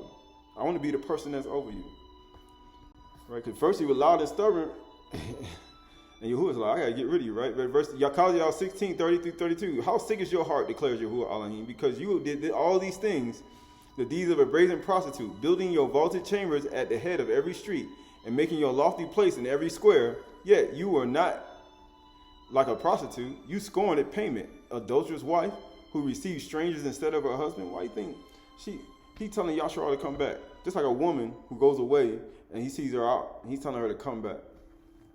Stop being loud and stubborn. Stop being wayward. Stop doing these things. Stop going in the streets. Stop doing these things and come back to me, and I'll be your ruler. I'll be your husband. Yashua, he's like, you the first one I chose. But then you committed, I put you away, and then I took Yehuda, and then Yehuda did the same thing, and now I'm telling you to come. So it can be Yashua again, when everything was one. But it says right here, Yakaziah 16, 44 through 43, Behold, everyone uses their proverb with you, will use this proverb about you, like a mother, like daughter. You are the daughter of your mother, who loathed her husband and her children, and you are the sister of sisters who loathe their sister and their children. Your mother was a Hittite and your father an Amorite, and your elder sister is Samaria, who lived with her daughters. And in the north, it says, to the north of you, and your sister who lived in the south of you is Sodom with her daughters. Not only did you walk in their ways and do according to their abominations, you walked after Sodom and Gomorrah. He's like, man, I'm watching you do all this. You walking after the ways of Sodom. And guess what he said? As I live, declares Yahuwah Elohim, your system is Sodom, and your daughters have not done as you and your daughters have done. Behold, this was the guilt of your sister Sodom. She and her daughters had pride. He said, he that dishonoreth her husband has pride and iniquity. She judged unrighteous of all. Guess what she did? Excess of food. She had pride, excess of food, and prosperous ease, and did not aid in the poor and needy. Isn't that what they did in Sodom and Gomorrah in the book of Yasha? They had everything prosperous, everything food, excess, and then they didn't, help the poor and the needy. He said, man, what are you doing? He said, Yahuwah considers that like prostitution who loathe their husbands. He said he considers that just like the same way. He's like, you loathe your husband. That word for loathe is ga'al, the akor, loathe, cast away. How many women in this world cast away their husbands? Detest, reject. How many of them reject? He said Yahushua was despised and rejected by men. Hey, man, you cast away your husband. Fail, loathe. He said he was despised, rejected by men, and we esteemed him not. You didn't even acknowledge him as the ruler. Abhor, cast away, fall, loathe. He's like, man, y'all did all of that. He said, lo, Yehukanan 12, 27, 36. Now is my soul troubled. What shall I say? Father, save me from this hour? Because he had to do this. But for this purpose I have come to this hour. Father, kabod your name? Then a voice came from Shamayim. I have kaboded, and it kaboded again. The crowd that stood there and heard it said that it had thundered. Others said, and Malach had spoken to him. Yahusha answered, this voice came for your sake, not mine. Now is the judgment of this world. Now the ruler of this world will be cast out. And if I am lifted up from the earth, I will draw all people to myself. I'm going to get my love back. You're going to see me now. He said to this to show what kind of death he would die. So the crowd answered him, we have heard in the law that Mashiach remains forever. How can you say the son of Adam must be but lifted up? I got to be exalted above you. Who is the son of Adam? So Yahusha said to them, the light is among you a little while longer. Walk while you have the light, lest darkness overtake you.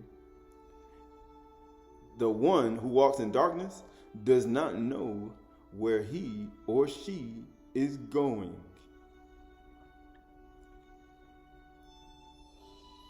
Because it's a darkness of errors, and you don't know what is good, and you don't know the good works to the city of salvation. And if you have error and you're in darkness, that means Satan has your mind, and you don't know where you're going. While you have the light, believe in the light, that you may become the sons of light. Right? This is 1 Samuel 16:1. And Yahusha said to Samuel, how long will you grieve for Saul? For I rejected him. Why do you think Yahusha was despised and rejected by men? From being king over Yasharal, fill your horn with oil and go. And I will send you to Yeshai the Bethlehem. For I have provided a king, a Malach, among his sons. Malach.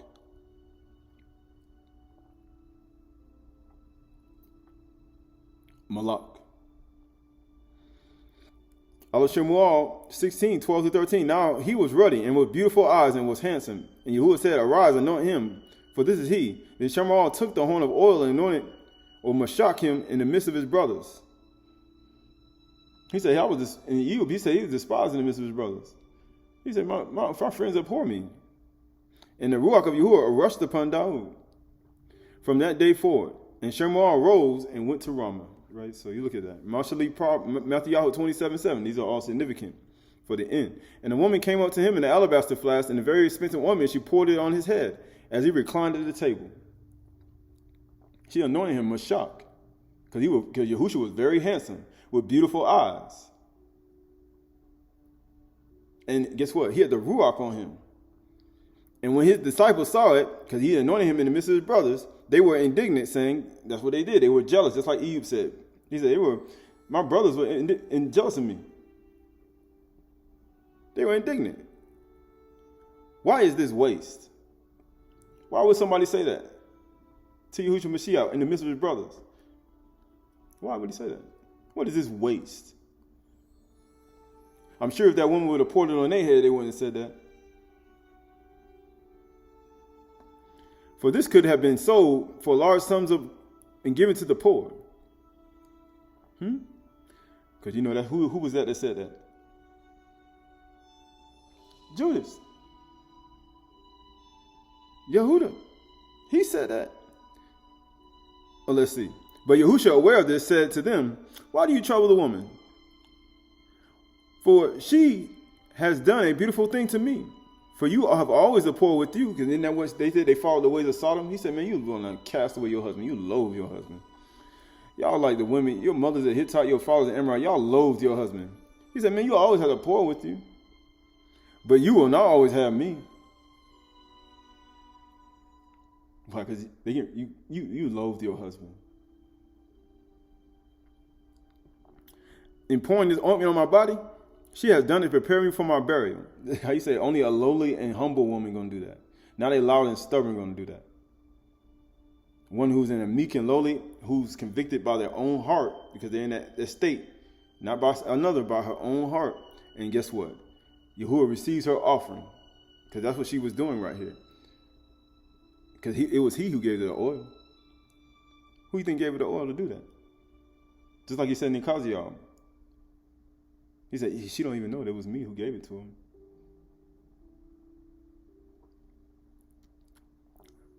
That's what he said in Ezekiel.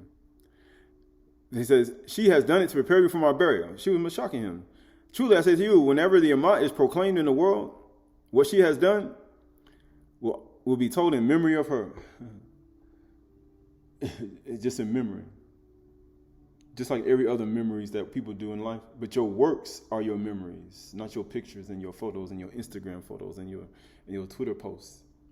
Your works are your memories. Right? That's what people think. Your works are your memories. Right? So this is Luke 22:33-6. Then Satan entered Judas, called Iscariot. When Satan in the serpent, just like when you go appear before Yahuwah, Satan could be in you. And then he said, where have you been, Satan? Going up and down in the fro. And then guess what? You leave and then you go do evil. But then some people will paint you as Satan, not even knowing that they Satan. They'd be like, nah, you Satan. You going up and down in the earth and everybody reporting you gossiping and slandering and doing all your stuff on all your little YouTube channels and all that. And then you trying to put your sin on somebody else. People do that too. Y'all do all that gossiping and slandering and hatred and jealousy and envy. And they be trying to put it on you. Right? It says, who was a number of the 12. He went away and conferred with the chief priests. He went to go confer with the chief priests and the officers how he might betray him to them. Oh, you mean he went to go appear? He went to go appear before him. And Satan was in him. And he was trying to figure out, so does Yahushua fear him from nothing? Does he fear him from nothing? Touch all he has, and he'll curse Yahuwah to his face, right? He'll get him to speak against the truth, right? That's all he wants you to do. And they were glad. They were and agreed and to give him money. That's it. They were glad. They were glad at the fact that they can do some some evil. They got kamas, unjust gain. That's what this is. The whole earth is filled with cruelty. I cried violence, as Ehud said. I cried violence. But no, it was nobody to pity me. And she consented and sought an opportunity to betray him to them. And it says, in the absence of the crowd. It was Matthew 26:47, because Satan in Judas now. Satan's in Judas. He in Yehuda, right? And while Yahushua was still speaking, Yehuda, one of the 12, arrived, accompanied by a large crowd with swords and clubs from the chief priests and the elders of the people. Now the betrayer had arranged a signal with them. The one whom I kissed is the man. Then when she said that, what the woman did, she said, he kissed him. And with her fair speech, she compelled him. Now she's out in the street. And guess what he said to the man? He said, my son, do not walk in her paths. Do not follow her ways, for her bed goes straight to hell and to the grave. And he kissed her right here. So who is the woman got on the inside of her when she doing that? Satan. And she kissed the man. And guess what he said? Arrest him. Going directly to Yahushua and said, greetings, teacher, and kissed him. Now he's in the streets. And now Satan, like a roaring lion, done got him. Because he agreed with her. He kissed her. And guess what happened? He says, friend, Yahushua replied, do what you came for. So he like, literally, the woman came to commit adultery. He's like, you know what? Do what you came to do. Do what you came to do. Because my husband, he got a bag of money. He'll be back in the full moon. He'll be back when the moon is in front of the sun. The sun is in front of the moon. Then the men stepped forward, seized Yahushua, and arrested him. And at this, one of Yahushua's companies drew his sword and struck the servant of the high Kahan and cutting off his ear. He said, put your sword back in its place. Yahushua said to him, for all who draw the sword will die with the sword. Are you not aware that I can call on my Father and he will at once, put my disposal more than 12 legions of Malachi? But how would the scripture be fulfilled? That is to say, it must happen this way. So he has to bear the iniquity of that woman and the man who went to her bed and fulfilled her love until the morning. Wow. while her husband wasn't in the house, while she was wayward and following Satan and demons. And the household is dysfunctional. He has to go fulfill that. It has to happen this way. At that time, Yahusha said to the crowd, have you come out with swords and clubs to arrest me as you would an outlaw? Every day I was teaching your temple courts, and you did not arrest me. But this has all happened. The things might be writing in the Nabi will be fulfilled. Then all the disciples deserted him and fled. Didn't he say that? He said, man, they all going to leave. He said, all my friends abhorred me. All his friends forsook him. He said, even children despise me. He said, my breath is strange to the breath of my wife. Why do you think they come and arrest him? Why do you think his bride coming to arrest him and take him to prison? Why do you think they coming to send people to come take him and they got a bag of money? Man, my breath is strange to you. I was in your temple teaching you the whole time, and now you want to come kill me? I'm speaking these words when I sit in the house, walk by the way, when I lie down and I rise up. And now you want to take me away, my bride. Now you want to loathe your husband. Now you want to cast me away. You cannot ain't one. After Yahusha had spoken these words, he went to the disciples across Kidron to the valley where they entered. It was a garden. And Satan and Yehuda. Satan and Judas, just like he was in the serpent. Now Judas, his betrayer, also knew the place because he had often met them with his disciples. Now Judas brought a band of soldiers and officers and the chief priests. They arrived in the garden carrying lanterns and torches and weapons. They came with lights and torches, just like Adam and Kuhl in the cave. And it was dark. It was dark in the garden. And they were in the cave. They got lights and torches, right? And guess what they're doing? How you say? They singing praises outside the cave, right? Trying to get them to come out. Got lanterns and torches and all that. He said, man, I hate your feast days. Amazing this on the feast day too. Yahusha, knowing all that was coming upon him, stepped forward and asked him, who am you seeking? He stood up. Man, who you seeking? Isn't that what Adam did? Man, who the heck is this? He said, this is Satan, and he's trying to deceive you. He said, man, whom do you seek? He said, I am he. And Judas, the betrayer, who was standing with him, when Yahusha said, I am he drew back and fell to the ground. Isn't that what Adam and Kuhl did? And what everybody did? He said, man, they hit the ground. He said, even in a lowly state. He's like, I am he. And Yehuda, the betrayer, was standing there with them. And Yahusha said, I am he. And they drew back and fell to the ground. And he asked them again. Why he asked him again? Because the first time he was in the serpent to try to deceive Adam and Kuhl. And then the second time he was as a molecule of light, trying to get them to come out of the cave and bow down and worship him and become a slave to him. But guess what they ended up doing? They ended up bowing down and worshiping to Yahushua Mashiach like Satan was supposed to do in the beginning. Because he's an artificer of all iniquity. Guess what? They still end up bound. Have you read about it in the Sedra? Guess what he says? And he asked them again, whom are you seeking? Yahushua Nazareth. They answered, I told you I am here. Yahushua replied, so if you are looking for me, let these men go. This was to fulfill the word that was spoken. I have not lost one, those who were given to me. Then Simon Peter drew his sword and struck the servant Hakahan, cutting off his ear. And the servant name was Malchus. He said, put your sword in your sheath. Yahushua said to Kaf, shall I not drink of the cup my father has given me? Because he said it twice. He said, I told you I am he. One for Adam, one for Ku'ul. One for the serpent the first time, and one for the serpent trying to deceive him the second time. He said, I am he. I told you I am he. He said, put your sword back in your sheath.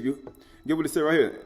Then the band of soldiers with the commanders and the officers and the Yahudim arrested and bound him. Why did Yahushua just go? He said it has to be this way.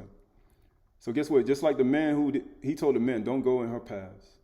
Don't walk away. For her bed, go to Sheol. But guess what Yahushua did? I'm doing this for all the men who failed. For all the men who failed and went in her paths and laid in her bed and committed adultery and went to, and destroyed their own souls. So I'm going to go on ahead forwardly. I'm going to do it. Because with her fair speech, she kissed him. She said, man, I decked my bed with tapestry and Egyptian cotton and gold and all that. My husband is gone on a long journey. Let us fulfill our love until the morning. Amazingly, this happened at night. So she telling him to come to me at night. And we will fulfill our love until the morning time. When was you crucified? At the third hour. So he brought first Ananias, who was the father-in-law to Caiaphas, the High Khan that year. And Caiaphas was the one who advised the Yahudim that it would be better for that one should die for the people. One had died for the people. One man had died for the people. One man had died for the people. This Talim 69, 7 through 12, Psalms. For it is for your sake that I have borne reproach, that dishonor has covered my face. I have become a stranger to my brothers and an alien to my mother's sons. For the zeal of your house has consumed me, and the reproaches of those who reproached or Qahalath you have fallen on me. They all fell on Yahuwah, on him, on Yahushua Mashiach. When I wept and humbled my soul with fasting, it became my reproach. Why do you think they were on the ground fasting? He said, humble, keep yourself in a humble and lowly state. He said, man, you're not convicted. He said, man, you convicted of your own heart. He said, man, I hate your feast days, your songs, your mu'ah, your offerings, your killing all of my animals. He said, I'm tired of it. Y'all been transgressing since the beginning. And the same way you kill an ox and a bird and you catch it in a snare, the same way you catch men to bring them in your bed and commit adultery. He's like, you know what? Reproaches have broken my heart.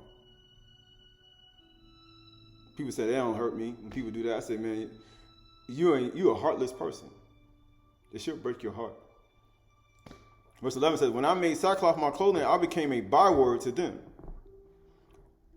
He said, I am the talk of those who sit in the gate, and the drunkards make songs about me. Man, I'm a talker. He said, man, reproaches them, reproach thee, you fell on me, and they talking about me. He said, they talking about me. The word for taunt, the word for Qahalath is taunt, reproach, scorn, taunt, scorn, reproach, shame. He said, a shameless woman, a shameless daughter. It says what? Rebuke, disgrace, reproach. It's a reproach. Qahalath. It's a reproach. Why do you think it was Malakah, Abadah Malakah, both male and female? It was a reproach. It was for Adam and Kahul. Both male and female. Both male and female that sinned since Adam and Kahul have sinned. Because the son can only do what the father do. The daughter can do what the mother do. Everybody's sinning. And get what he said. Qahalath, which you got what? Ka, Rosh, Pa, and Ha. Kath is 8, Rosh is 200, Pa is 80, and Ha is 5. It was a 293, it was a 14. Who came in the 14th generation? Yahushua Mashiach. You know the fifth letter, the Ha, is what? Behold, light, reveal, illumination. He said, man, reproaches that reproach you, it fell on me. They taunted me.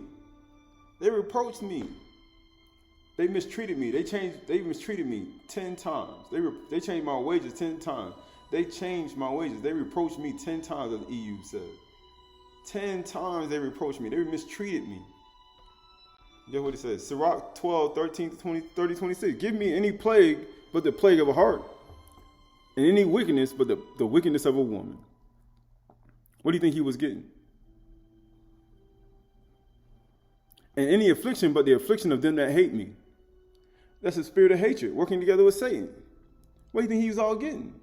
The chief priests and the elders, they were glad to do some evil to him. They were rejoicing. And any revenge but the revenge of my enemies. There is no head above the head of a serpent, and there is no wrath above the wrath of an enemy. I'd rather dwell in it with a lion and a dragon, Satan, than keep a house with a wicked woman. He said, a lion and a dragon. Don't Satan roar down like a lion? Wasn't Yahushua out in the street? He's supposed to be in the house during Pesach, but Mastama was out. He was out there. And wasn't Satan in Judas? He said, I'd rather dwell with a lion and a dragon than to keep a house with a wicked woman. He said, I'd rather do that. I'd rather be with Satan. And he was. But let's see if he got away from the wicked woman. And the wickedness of a woman changes her face and darkeneth her countenance like sackcloth. Her husband shall sit among the neighbors, And when he heareth it, he shall sigh bitterly. He gonna hear all about it. He said, man, look at all these people you ain't laying with. We read it about it in the cause of y'all. He's like, man, you done lay with everybody. Man, you look at we went after the ways of Sodom and Gomorrah. Man, I done seen you do your whoredom, and then your sister Yehuda did it, and I saw you do it. And now I'm telling Yasharah, return to me. I done seen everything you do. All wickedness is but little to the wickedness of a woman. That's why you have the ha at the end in the feminine form of kata'ah, abadah, and malakah. It's just little. It ain't as big as the man. It's little to the wickedness of a woman. It's just small. It ain't nothing. It ain't as big. But that little bit of sin took down Adam's whole empire. He says, let the portion of a sinner fall upon her. He said, reproaches have broken my heart. The reproaches in there, reproach you, Yahuwah, it fell on me. And people say, how can I not love Mashiach? How come you can't sing a song about this man? He said, he said, what makes your beloved more different than my beloved in this Shir HaShirim? He said, I could spot him out of 10,000. He ruddy. His hair is black like a raven. How come you can't make those? People say, I can't make no song about him. I said, how? As climbing up a sandy way is the way of the age, so is a wife full of words to a quiet man. Yahushua was a quiet man. Stumble not at the beauty of a woman, and desire her not for pleasure. That's what he was telling the man when the woman was leaving loud and stubborn. But he said, stumble not at the beauty of a woman, neither desire her for pleasure. Why do you think they stumble and fell?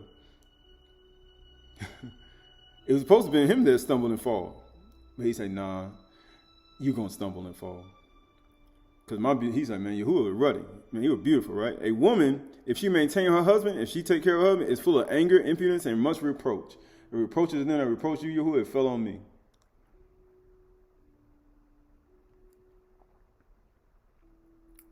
A wicked woman obeyed a courage, maketh a heavy countenance and a wounded heart. He said, he was wounded for our transgressions. He was smote for our iniquities. The chastisement of our iniquities was put on him because of all the wickedness that women have done. And his bride, Yehuda and Yasharah. A woman that will not comfort her husband in the day of distress, make weak hands and feeble knees. Why do you think he said, I looked for pity and I found none? He said, oh, you, my friends, have mercy on me. For it is Yahuwah's hand that touched me, and he ain't nobody giving no type of help. Oh, you mean no azar?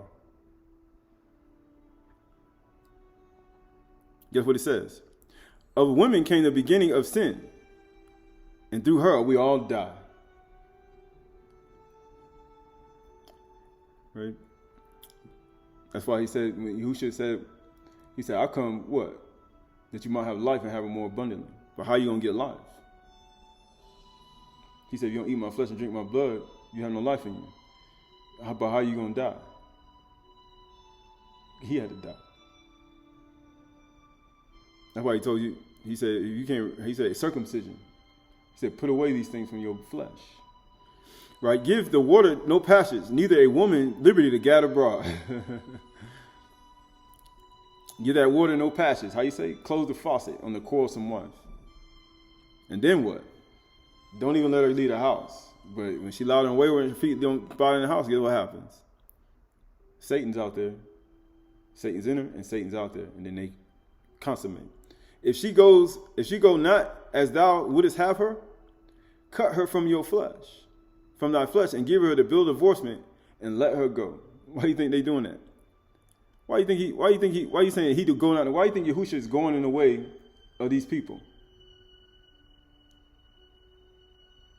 Why do you think he's being despised and rejected and being detested and being loathed, a husband that's cast away?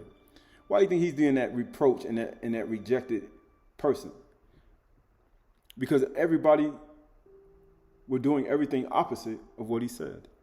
They were putting away their wives and giving them the bill of divorcement. Matter of fact, he said, they don't go on the way you go, cut them from your flesh. People say, why Yahushua put away Yasharah? He said, bone of my bone, flesh of my flesh, he shall be called Isha. But he said from the beginning, it was not so. Because when Yahuwah put a person away, it ain't got nothing to do with you not coming back. It's everything to do with you doing things that he doesn't like. And he cannot have you doing it in his presence. But he said, if you don't go on the way you go, he said, cut it from your flesh. Right? Talim 69 and 20. You know my reproach and my shame and my dishonor. My foes are all known to you. Reproaches have broken my heart. It's verse 8:20. So that I am in despair. I looked for pity and there was none. And for comforters I found none. They gave me poison for my food. And for my thirst they gave me sour wine to drink. Let their own table become a snare. And and when they are at peace, because you know the tents of robbers are at peace, let it become a trap. Let their eyes become darkened, so that they cannot see. And may their loins tremble continually. Pour out your indignation upon them, and let your burning anger overtake them. May their camp be a desolation, and let no one dwell in their tents. What day is this? This is the 8th day. How many days are you supposed to dwell in booths? 7 days. And on the 8th day, you ain't supposed to be in those tents. Why? He said, let no one dwell in your tents. He said, I hate your feast days, your songs and your muads. He said, let judgment flow down like ether. Because for 8 days, you're supposed to be, 7 days, you're supposed to be in the tent. On the 8th day, you ain't. For they persuade him whom you have struck, and they recount pain to those who you have wounded. Add to them punishment upon punishment. May they have no acquittal for you. Let them be blotted out from the book of the living, and let them not be enrolled among the righteous. But I am afflicted in pain. Let your salvation, O Yahuwah, set me on high. He said, for this purpose I came into the world, that when the Son of Man be lifted up, I'm going to draw all people to myself. He said, I'm afflicted in pain now for you. Leviticus 23:41. You shall celebrate the feast of Yahuwah 7 days in the year. It is a statute forever. You shall celebrate it in the 7th month. But on the 8th day, you ain't supposed to be in your tents.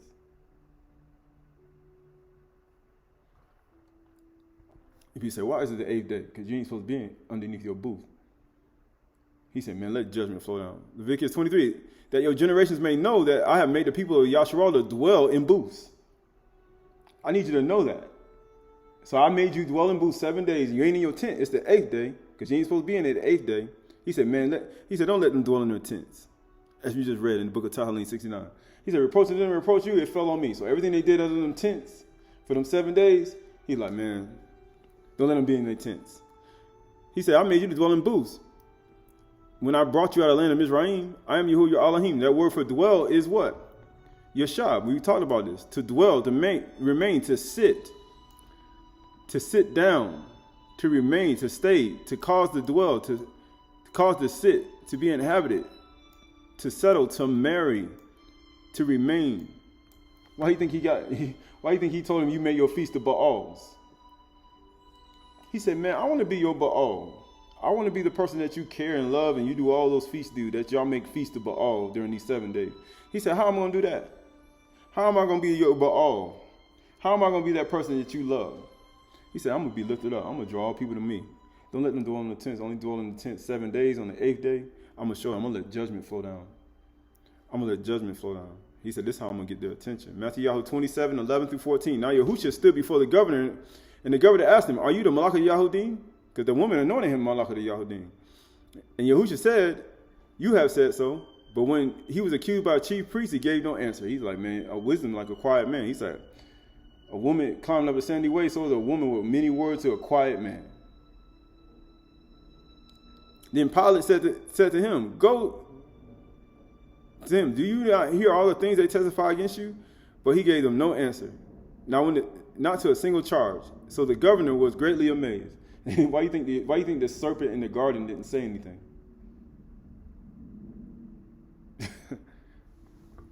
The serpent. And the serpent he ain't blame nobody. He gave not even an answer to any single charge. Why do you think he did that? Man, he's telling me he died. He even reproached even other beings. It fell on him. Even the serpent in the garden. Because Satan was in the serpent. Matthew 27:20. Now the chief priests and the elders persuaded the crowd for Barabbas and to destroy Yahushua.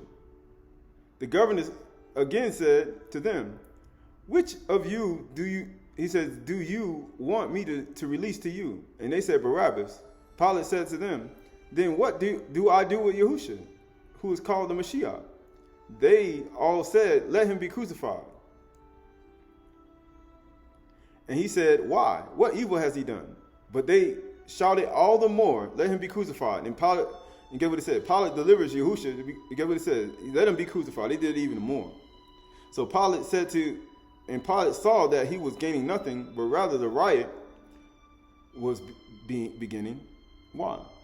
He said, you are your mother the Hittite, your father the Amorite. You are your mother's sisters and your mother's daughter, who loathe their husbands.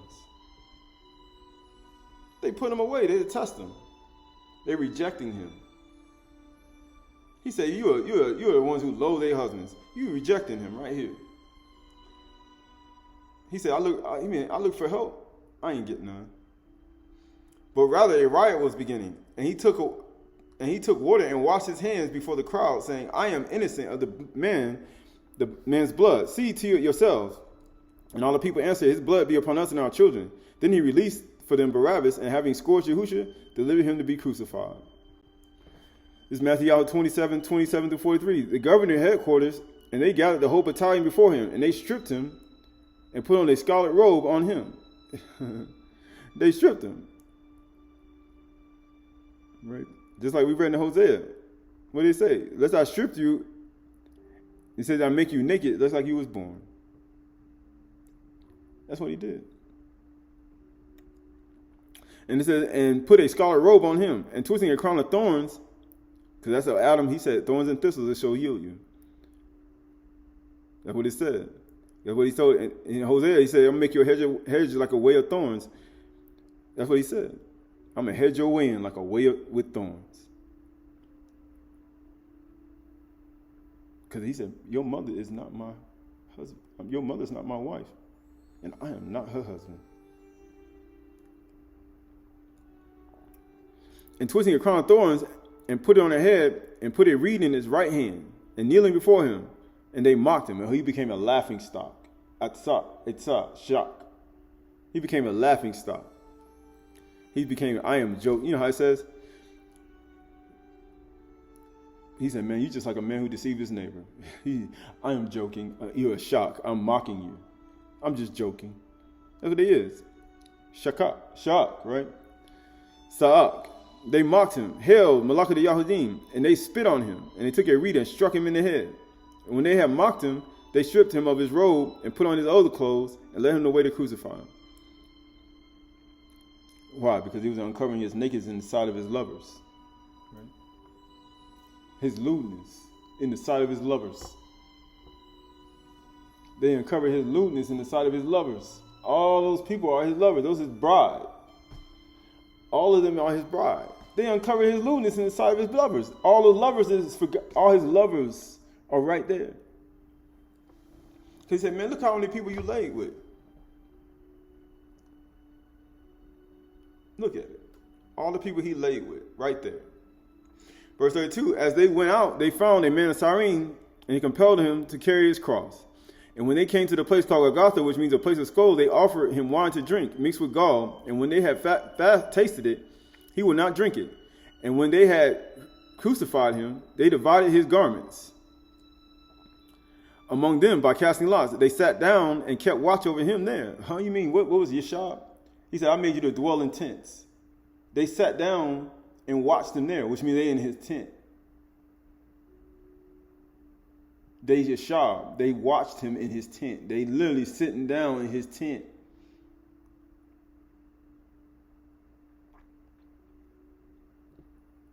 He said, man, you supposed to go in the tent 8 days, 7 days. They sat down and watched him there because they pitched their tent. He said, I made you to dwell in a tent. Don't even know they in one right now. And guess what? It's judgment.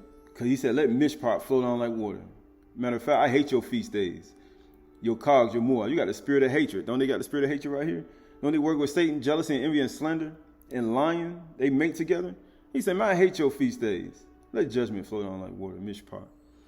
Matter of fact, this is the tent meeting. This is the judgment tent. And they sitting down in it. And over his head, he put a charge over his head and read, this is Yahusha, the Malach of the Yahudim, and the robbers who crucified him with him, one on the right and one on the left, And those who passed by derided him, saying, wagging their heads, saying, you who destroyed the temple, rebuild it in 3 days. Save yourself. If you be the son of Yahuwah, come down from the cross. It is better to dwell in the corner of a housetop than with a fooling and quarreling wife. Why do you think he up there? It's better to dwell on the rooftop than with a quarreling wife, his lovers. It was better for him to be up there than to be in their home, in the house, with a quarreling wife. Why do you think he's up on the cross that high? People say, see, Yahusha bore it. No, it's wrong. That's why he's bearing everything that's wrong. Because a person not supposed to be quarreling and fighting. A person not supposed to be loud and stubborn. A person not supposed to be doing this. So he has to bear these things. A mother is not supposed to be taking over a woman's marriage. A daughter is not supposed to be modeling her mother who's a sinner. A son is not supposed to be going after no woman who left and he talking about her husband. A woman is supposed to rebuke Satan in the garden. All these things people didn't do.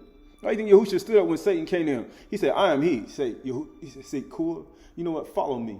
I am he. Whom you seek? I am he. And they hit the ground because that's what animals are supposed to do. Because he had authority and dominion over the animals, the fish, the sea, followed every creeping thing on the earth. But being that she didn't want to say nothing, guess what? He ain't bowing to her in the garden because the serpent was supposed to hit the ground. But being that she ain't doing what she's supposed to, he's like, man, look at here, follow me. That's what Yahushua was telling her, but she ain't doing it. So I have to bear it.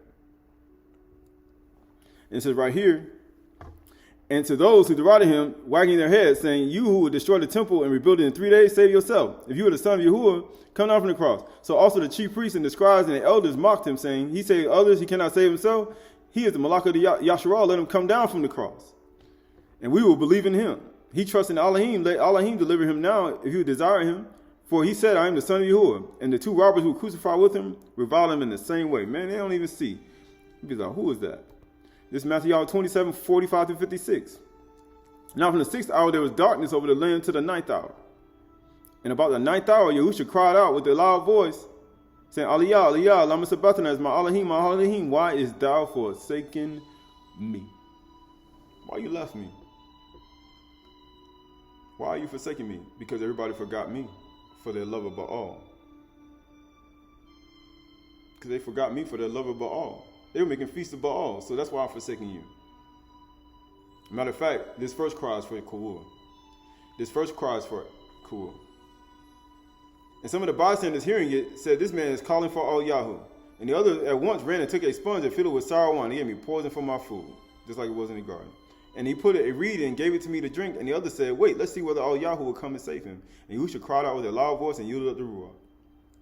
The second one for Adam. Because he said, the day you eat of it, you shall surely die.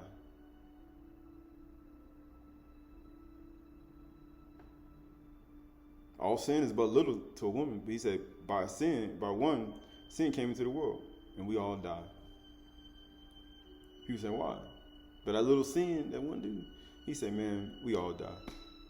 And behold, the curtain of the temple was torn in two from top to bottom, and the earth shook, and the rocks were split, and the tombs were open, and many of the dead bodies who had fallen asleep were raised. And coming out of the tomb in the resurrection, and went into that city and appeared to many. When the centurion and those who were with him keeping watch saw the earthquake, they said, surely this was the son of Yahuwah. Right? Because you look at Aydah Malakav, you got masculine and feminine, both male and female, equals to 6. From the 6th hour, there was darkness over the land to the 9th hour. You look at the 6th letter of the alphabet, is a tent peg.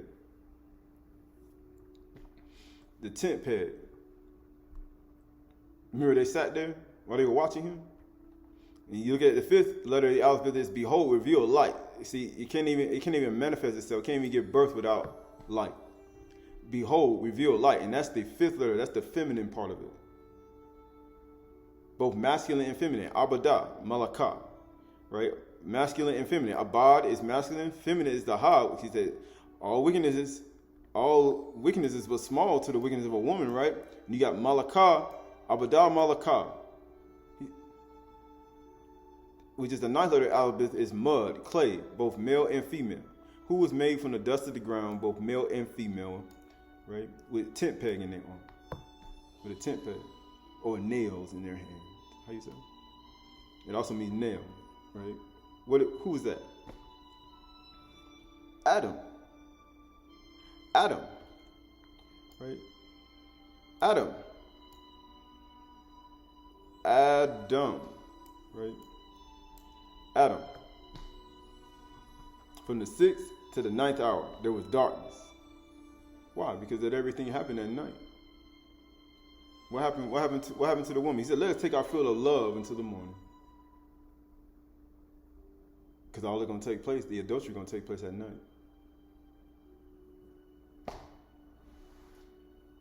Aydah Malakah, servant and a messenger. How you say?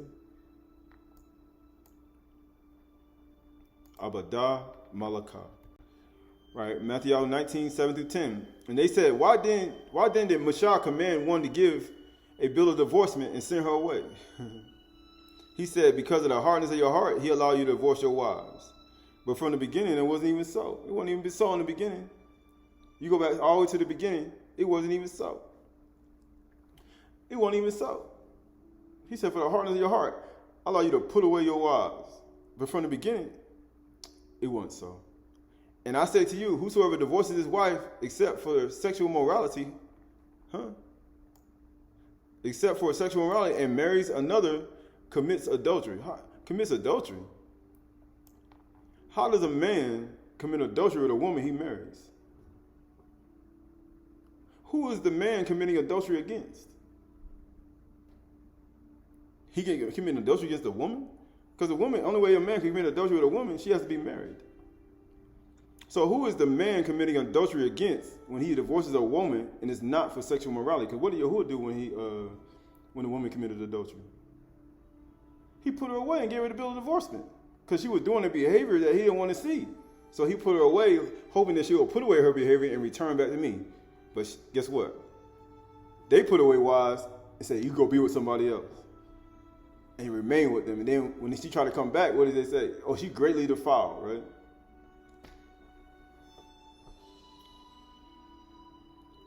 But it says right here, the disciples said to him, if it is such a case of a man with his wife, it is better not to marry. He's like, man, it's better not even to marry women. Right? But he said to them, not everyone can receive this saying. He said, if you receive my words, he said, man, it'll protect you from the incursions of demons. But he get what he says.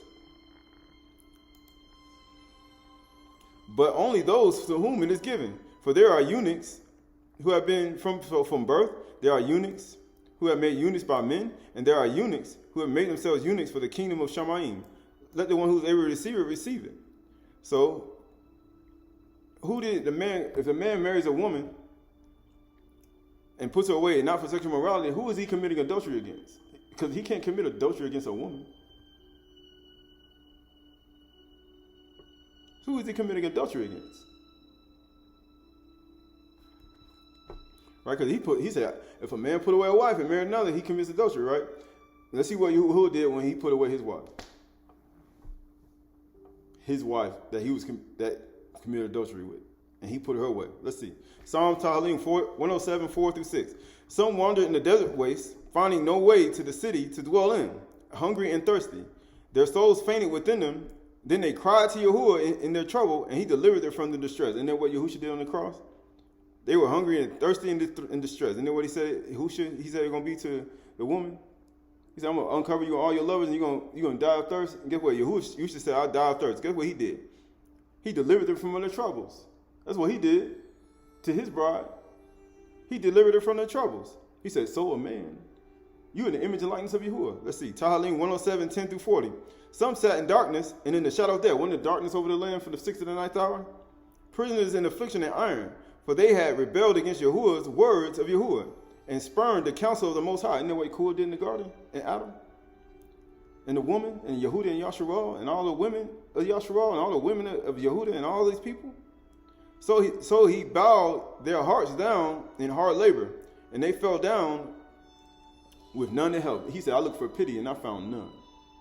Matter of fact, and he said, then they cried to Yahuwah. Isn't that what Yahushua did on the cross? And in their trouble, and he delivered them from the distress.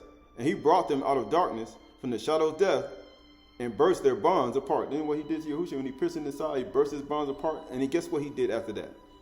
It was darkness. He took him out of darkness. And they said, you into this marvelous light. I brought you back to Or. That's what he did to his wife. He put her away because he committed adultery.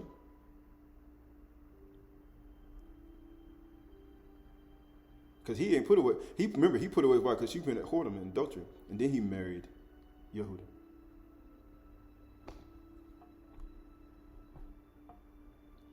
Right? Tahalim 107, 17 through 20. Some were fools through their sinful ways, and because of their iniquity suffered affliction. They loathed any kind of food.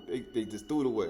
And they drew near to the gates of death. And they cried to Yahuwah in their trouble, and he delivered them out of their distress. You know what Yahusha did when they gave him the wine the first time he wouldn't drink it? He loathed it. He cast it away, that food. And then the second time he drank it, he gave it to Ruach. And guess what happened? Yahuwah delivered him out of distress. That's what he did to his bride in her distress. He sent out his word and he healed them. That's what he did. Why do you think he sent him from the highest Shamayim to the earth? The word was made flesh and dwelt amongst men. He sent his word to heal them. Because he cast them away in divorce, and he sent his word to heal them so he can clean her off and bring her back to his home. And he delivered them out of their destruction. That's what Yahuwah did to the woman that committed adultery and became an adulterer and a sinner. Why do you think he bore all the sin of Adam and Korah? He said it was all in his power to do what he said he was going to do, but he said he became an adulterer and a sinner, and I brought them back. Psalms Talim 107, 23 to 29. Some went down into the sea of the ships, doing business on great waters, and they saw the deeds of Yahuwah and the wondrous works in the deep. For he commanded and raised the stormy winds, which lifted up the waters of the sea. And they mounted up to Shamayim. They went down to the depths, and the courage melted away in their evil plight. And they reeled and staggered like drunken men. And he said, isn't that the wicked like a troubled sea? They can't be quiet. In the book of Yeshayahu 57, isn't that woman was loud and stubborn? She couldn't be quiet. She was like the troubled sea. She didn't even bother in her house. She was tossed to and fro. Guess what he said? He said, and he did, guess what he said? And guess what he said? And he staggered like drunken men, and they were in the wits' end. Then they cried to Yahuwah in their trouble, and he delivered them out of distress. He was in the bow of the ship. They said, Master, you don't care that we perish? He said, Shalom. That's what he did for his bride, whom he cast away and gave a divorce. He made the storms be still, and the waves of the sea were hushed. You wicked like the troubled sea. Matter of fact, I'll put you in your right mind. I get Satan out your mind. That's why the man was full of legions of spirits. And he told him, Master, can we go into the pig? So he the master of spirits. And he sat down right there with clothed in his right mind. And he caused the wicked and the troubled sea in his mind to be made peace. And he became in his right mind. That's what he did. This testament of EU 26. So I answered her, look, I have lived 17 years in these plagues, submitting to the worms of the body, and my soul has never been depressed by my pains, so much as by your statement. Speak some words against Yahuwah. And he said, I've been in this 17 years. He said, I've been in pain on my body and soul and has never been depressed by my pains so much as by your statement. Because she said something to him. Speak some words against Yahuwah and die. That's what he told her to do. That's what she told him to do. Speak some words against Yahuwah and die. Because he wants you to speak against the truth, because that's you're working together with Satan, as you read in the Testament of Gad. He said, make you speak against the truth. Hate, made it with lying and hatred, make you speak against the truth.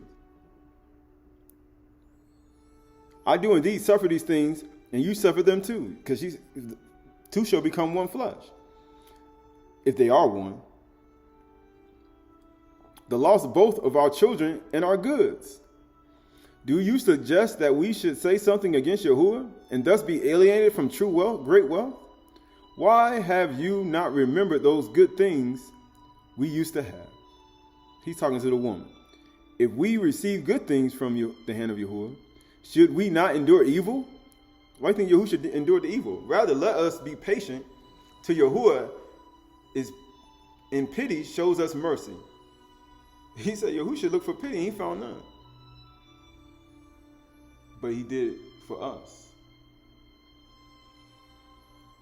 He showed us mercy. when we didn't show him mercy. But guess what it says? Do you not see Satan standing behind you? Man, you don't see Satan standing behind you, Judas? Yehuda? You don't see Satan standing behind you, serpent? You don't see Satan standing behind you, all you people down at the bottom, you quarreling wife down there, telling me to come down from the cross? You don't see Satan behind you? You don't see Satan in your elders and your teachers? You don't see Satan inside of these people? He said, you don't see Satan behind you? Unsetting your reasoning so that he might deceive you? That's all he's doing. Remember, he said he come in your mind like a smoke, teaching you all types of sin, creating error and doubt, and make you depart from one Amunah, and one Yahuwah. That's all, one Elohim. He's trying to deceive you. He said, you don't see that? For he seeks to make an exhibit of you as one of the senseless women who misguide their husbands. Right? One of the senseless women that he said misguide their husbands. That's what he's trying to do. He said, trying to make you one of the senseless women who misguide their husbands. How do you think he made Hua he got make Hua one of those senseless women who misguided her husband to eat from the tree of the garden? He became like one of the senseless women, the men, Judas, who misguided Yahusha to be killed on the cross.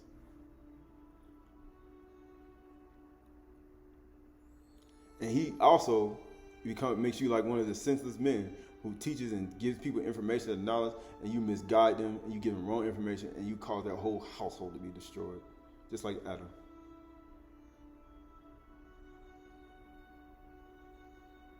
Verse 27 says, and again, turning to Satan, because you know ignorance is a great evil, who was behind his wife. This is why you got to get interactive. I said, come up front. Stop hiding yourself. Does a lion show his strength in the cage? Because he said, I'd rather draw the lion than the dragon with a contentious woman. But you don't see him doing that. We know what he said. He told Satan to come up from behind him. Should a lion show his strength in the cage? Just like he told Judas. He said, whom do you see? He said, I am he. He said, I told you I'm he. I told you I'm he. Guess what he says? Does a fledgling take flight? When it is in a basket, come out and fight. He said, come out and fight. Then he came out from behind my wife, and as he stood, he wept, saying, I am a spirit. You suffer a plague, but I am in deep distress. I became like an athlete wrestling another one. It says another one, wrestling another, and one pinned the other. The upper one silenced the lower one. The higher self silences the lower self. The upper one silenced the lower. When Yahushua was on the cross, the upper one was silent, but the lower was, silencing the upper. That's what he was. He was quiet up there. Because it was like a woman with many words to a quiet man. But he said the upper one silenced the lower one by filling his mouth with sand. Who filled the mouth with sand up there? Yahushua's mouth was full with sand. The people down there, their mouth wasn't full with sand. And bruising his limbs. Why are you saying he was bruised of our transgressions? And he said, by his wounds we are healed. But because he showed endurance, because he showed endurance and did not grow weary, at the end, the upper one cried out. Why do you think he cried out at the end? Because he didn't grow weary in what he was going through. And he cried out. He didn't grow weary. And guess what happens? It says, in defeat, he says, he cried out, in defeat, so you also, EU, were the one below in a plague, but you conquered my wrestling tactics, which I brought on you. He was brought low, because he was brought in a humble state. Just like Adam and Yahuwah were bowing down and Yahuwah was accepting their offering. And guess what he did? They conquered his wrestling tactics, all his deception that was coming at him, them in the cave. And he was able to be revealed who he was. And Satan was not able to deceive him. That's why he stood up and said, come up from behind her, Satan. Why do you think he prayed to the Malak and the Malak took off his hideous form? He said, this is Satan. He said, he ain't going to appear to you like this. He's going to appear to you something beautiful. Verse 6 says this. It says, then Satan's shame left for 3 years. How many days Yahushua was in the grave? 3 days and 3 nights. Now then, my children, you also must be patient in everything that happens to you, for patience is better than anything. This Yuchanan 19:28-30. After this, Yahushua, knowing all that has finished, said to him, to fulfill the scripture, I thirst, because that's what he said. He said, I'm going to head your way in with thorns. You're going to be thirsty in the book of Hosea. A jar of sour wine, so he put into his mouth, and when Yahushua had received the sour wine, he said, it is finished, and bowed his head and gave up the ruach. Bereshit 3, it says 2:1-3. Thus the Shamayim and the earth were finished, and all the hosts of them. And on the seventh day, Yahushua,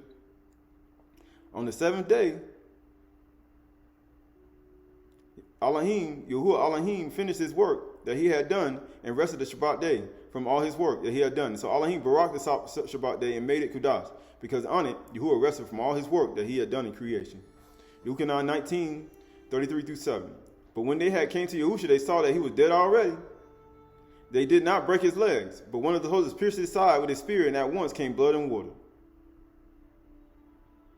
And he who saw it bore witness, for his testimony is true.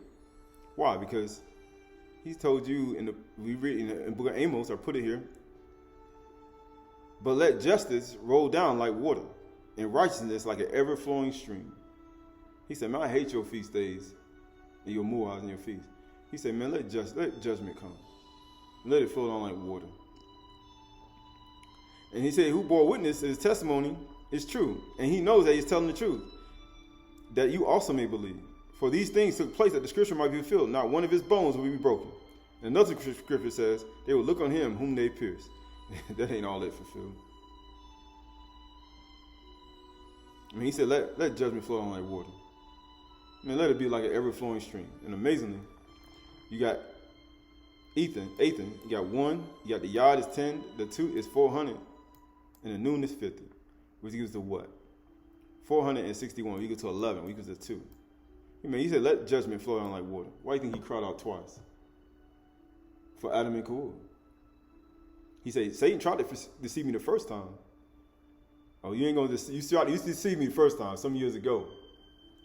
But the second time, you ain't going to deceive me with all them songs. The first time you deceived me, not the second time. Like he said. He said, let judgment flow down like water. He said, let it flow down. This Psalms 17:12. Return sevenfold and lay in the lap of our neighbors that taunts, with which they taunt you, O Yahuwah. He said, man, you taunt me. Reproaching and reproach you, they taunting you. They taunt Yahuwah. The reproach, taunt, defame. In harvest time, winter time, they know what we in right now. They get what? We exposing. To expose by stripping. To spend the winter, defame. Specifically to be betrothed.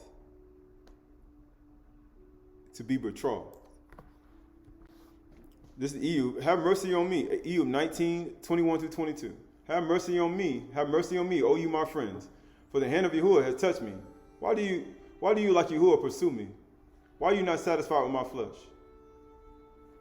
He said, if you don't eat my flesh and drink my blood, you have no life in you. Yuchanan 6:43-58. Yahushua answered them, do you not grumble among yourselves? Don't do it. No one can come to us, no one can come to me, unless the Father who sent me draws him, and I will raise him up in the last day. It is written in the Nabi'im, they shall all be taught of Elohim. Everyone who has heard and learned from the Father comes to me. Not that anyone has seen the Father except he who is from the Father, from Elohim. Right? But it says everyone who has heard and learned from the Father comes to me. Not that anyone has seen the Father except he who is from Elohim. He who has seen the Father, from Elohim, he has seen the Father. Truly I say to you, everyone who believes has eternal life. I am the bread of life. The fathers ate manna in the wilderness and they died. This is the bread that came down from Shamayim, so that one may eat of it and not die. I am the living bread that came down from Shamayim. If anyone eats my bread, he will live forever. And the bread that I give to him, give for it, and the bread that I will give for the life of the world is my flesh. That's eternal life. The Yahudim then disputed among themselves, saying, how can this man give us his flesh to eat? Because they Nephilim. Because all they do is eat flesh. Because of the hardness of their heart. So Yahusha said to them, truly I say to you, unless you eat my flesh of the Son of Man and drink his blood, you have no life in you. Nephilim. Whoever feeds on my flesh and drinks my blood has eternal life, and I will raise him up in the last day. For my flesh is the true food, and my blood is true drink. Whoever feeds on my flesh and drinks my blood abides in me, and I in him. As the living Father has sent me, and as I live because of my Father, so whoever feeds on me, he also will live because of me. This is the bread which came down from Shamayim, like the bread your fathers ate and died. Whoever feeds on my flesh will live forever. Right? So this is Yeshayahu 54, 11 through 15. O afflicted one, storm-tossed and not comforted, behold, I set your stones in antimony, and I lay your foundations with sapphire. So you look at New Jerusalem, 3 to the north, 3 to the south, 3 to the east, and 3 to the west. Stones and antimony, and I lay your foundations with sapphire.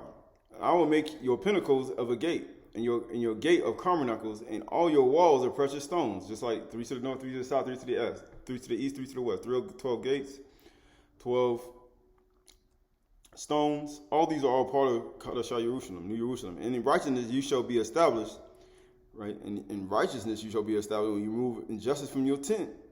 You shall be far from oppression, for you shall not fear, and for terror it shall not come near you. If anyone stirs up strife, it is not from me. Whoever stirs up strife with you shall fall because of you. Why do you think they did? Why do you think the men fell when they came to Yahusha? They came to him and they bring swords, knives, and clubs, and they all fell. They were starting sorry. They were quarreling women. They were quarreling bride. They were quarreling. They're in their guns. He said they will all fall because of you. Right? When you look at verse 13, it says, and all thy children shall be taught of Yahuwah, and great shall be the peace of your children. So you got Akal, you got Beni, right? Lamud, Yahuwah, Rab, Shalom, Bani. Right? All thy children shall be taught of Yahuwah, because that's what's going to happen. All thy children shall be taught of Yahuwah, right? The word, all your children is Beni. All your sons, your grandsons, your child, your male child, female child, sons, people, stars, they're going to be all taught. The builders, all your builders shall be taught of Yahuwah. Sons, quality of condition, they're going to be taught of Yahuwah. All your children, they're going to be taught of Yahuwah. Right? They said, all your children shall be taught. That word for taught is limud. They be learned. They're going to be disciplined. They're going to be instructed, accustomed. They're going to be a disciple. They're going to be taught. He said, all that children is going to be taught. What do you mean? They're going to be what? And great. And they're going to be what? Great. You know what he told Adam? Rabah Malud? Malay Rabah? He said what? They're going to be much, many, strong, abundant quality, size. Much, many, abundance, and abundant. They're going to be huge. He said, all our children, they're going to be great. Great shall be what? Their shalom, their peace. The book of Hosea 2, 14 through 23. Therefore, behold, I allure her, and bring her into the wilderness, and speak tenderly to her. That's what he's doing. And there I will give her vineyards. Huh? He said, I'm going to give you a vineyard. That's where you plant crops, animals. You have authority to visit sea, fowls, every creeping thing, and over all the earth. And I will make a valley of accord and a door of hope.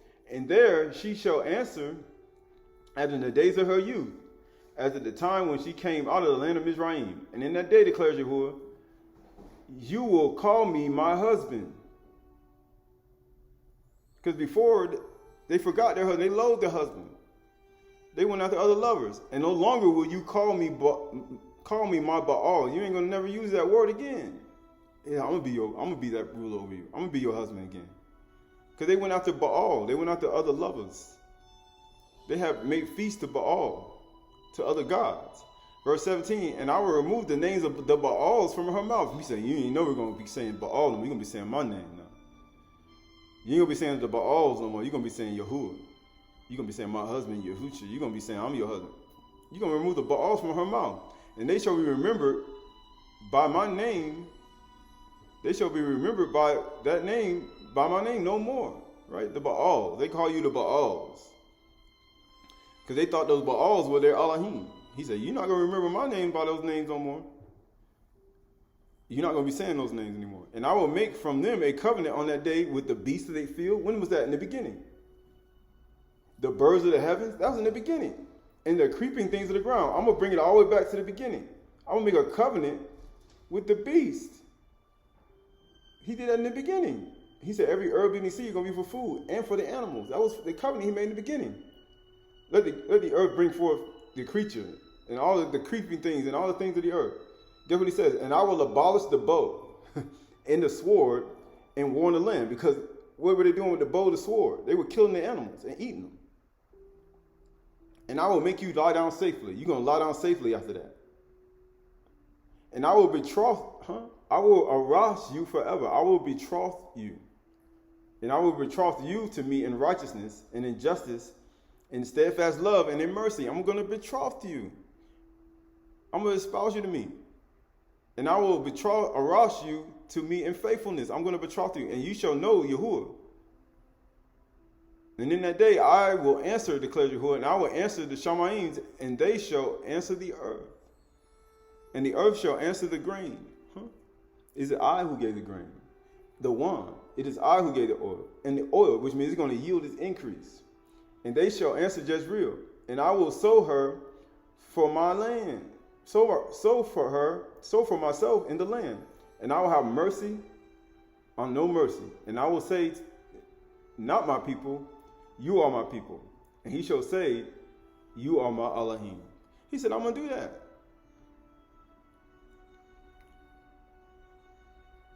He said, I'm going to do that. That's what he did in the beginning. This Al Shamuel 25, 39 to 43. Then when Daud heard that Nabal was dead, he said, Barak by Yahuwah, who has avenged the insults. I received at the hand of Nabal. He said, reproaches and reproach you. Or Qahalath, he said, man, all those who taunted you and insulted you, he said, return them sevenfold. And guess what happened? Nabal, he said, I got insult from Nabal, and I received it by the hand of Nabal. And go what it says, and has kept back his servant from wrongdoing. Man, he kept me back from wrongdoing. I was going to kill this dude. Yahuwah returned evil upon the head of his own Nabal on his own head. Why do you think Yahushua died at the 10th day? Or you mean Kafar? Then Daud sent and spoke to Abigail, because to take her as his wife, because his husband died. And when the servants of Daud came to Abigail at Carmel, they said to her, Daud has sent us to you to take you to him as his wife. Because somebody had to die in order for that to happen. And she arose and bowed her face to the ground and said, behold, your handmaid is a servant, a shifka, to wash the feet of the abad of my master. And Abigail hurried and rose and mounted on a donkey, and her 5 young women attended her. She had 5 women with her. So she had one woman, then she had 5 other women who attended to her, who took care of her. Right, you have people, when people have people around, they have all these other women who take care and attended to her, all her little affairs and her assistants. She followed the messengers of David. She followed the messengers, the Malak of David, and became his wife. She followed the messengers of David and became his wife. No, Yahushua was anointed king by the one with the alabaster box. So did she follow David? No. She followed the messengers of Yahushua Mashiach to become the wife, to be married to somebody, to Yahushua Mashiach. And David also took Ahinoam and Jezreel, and both of them became his wives. Ishaz. Saul had given Michal to his daughter David, right? His daughter, David, his Isha, right? To Pali, the son of Lachish, who was of Galim. So you see Abigail following the messengers of David, or Yahushua Mashiach, to be the wife of David. After Nabal died on the 10th day on Kafar, after he died, and Yahuwah, how he said, put the reproach and his taunts on his own head, then she was able to become married to another. Right? But all that goes hand in hand. So, and she arose and bowed her face to the ground, and behold, your handmaiden is a servant. That word for handmaiden for the female was shifka. It means a maid, a slave girl, humility. She said, I'm going to wash the feet of your abad, because that's masculine. It says female slave, member of a household, of a family, woman servant. So she's going to be a woman servant to other servants in David's house. And David had men servants and maid servants, and he had her as a wife, and he had another wife. And they all were servants in his home. But she followed the messengers to be married to him. It says, and she arose and bowed her head and face to the ground, and behold, your handmaid be a servant, and washed the feet of the servants. Why do you think that woman was at the feet of Yahushua, washing his feet with her hair, with her tears? Why do you think she dumped the oil on the head? Because it was he who gave the oil and all the things to do it. Because she was in his house. It says feet of the servant. She's going to wash the feet of a servant. It means what? For male, it says servant, men servant. She's going to wash the feet of males. Why do you think those women were doing that for Yahushua? In his house. Why? He said, man, you're going to be, he's like, your husband dead. You want to be my wife? Because that's the only way you can. She can be your wife. But notice how David has this huge house, but everybody in his house has certain parts of the body of his own house, one body, like Adam. He had mountain ranges, ridges, hillsides, cells. Matter of fact, he had animals, creeping things, all these things. He was authority of men, and the woman had to be a Nazar in that home. Oh, you mean being a shifka, a Nazar. And how you say, you see serpent over there? You need to say something to him, right? So this is Bith Shamuel, 2 Samuel 3, 12 through 6. And Abner sent messengers to David on his behalf, saying, because everybody's sending messengers out. To whom does the land belong? Make your covenant with me, and behold, my hand shall be with you to bring over to Yasharal, all Yasharal to you. He said, you're going to bring all Yasharal to you. He said, if the Son of Man be lifted up, I'm going to draw all people to me. Why do you think Yahushua was anointed with the oil, anointed king? This ain't talking about David. This is talking about him. But it's a model. He said, it's a model for men, how they supposed to govern their household and wives, right? And he said, go, and I will make a covenant with you. But one thing I require to you, that if you will not see my face, unless you first bring Michal, Saul's daughter, when you come to see my face. He said, don't you even, he said, when you come, then thou sent messengers to Ishbosheth, Saul's son, saying, give me my wife. Michal, whom I paid the bridal price of 100 foreskins of the Philistines. 104. When you have foreskins of the Philistines, when was the person get circumcised? On the 8th day. And Ishbosheth sent and took her from her husband, Bethiel, the son of Lachish, but her husband went with her, weeping after her from Baal Hebron. And Abner said to him, go, return. And he returned. He's like, man, you better. He's like, go back. So he said 100 foreskins. So when you add up 100, they go to 1, right? You go to 1. Man, I paid 100 foreskins. Man, that's 1. Give it here. Because he said 1. Right? Bereshit 17, 12 through 14. It says, he who is Shamanah, because this word for 8 is Shamanah, not Shamani, in this verse. days among, it says, old among you shall be circumcised. Every male throughout your generations, whether born in your house or bought with your money. For any foreigner who is not of your offspring, both he who is born in your house and he who is brought with money, shall surely be circumcised. So shall my covenant be in your flesh for an everlasting covenant. And any uncircumcised male who is not circumcised in the flesh of the foreskin shall be cut off from his people. He has broken my covenant. But it's Shamanah. He said, man, I did 100 foreskins for this woman. Because when you cut the foreskin, you get blood. He's like, man, look at here. I did all this. You better give me back my Isha. Bring back my Isha, my wife, whom I paid for. He said, flesh of the foreskin. So the word for Shamanah, word for 8 is Shamanah. It means 8. It means what? Perfect. It means plumpness. That's what it means. But you see, Shamanah is spelled with a ha. Of course, you see this masculine and feminine thing going on, right? You got the feminine at the end.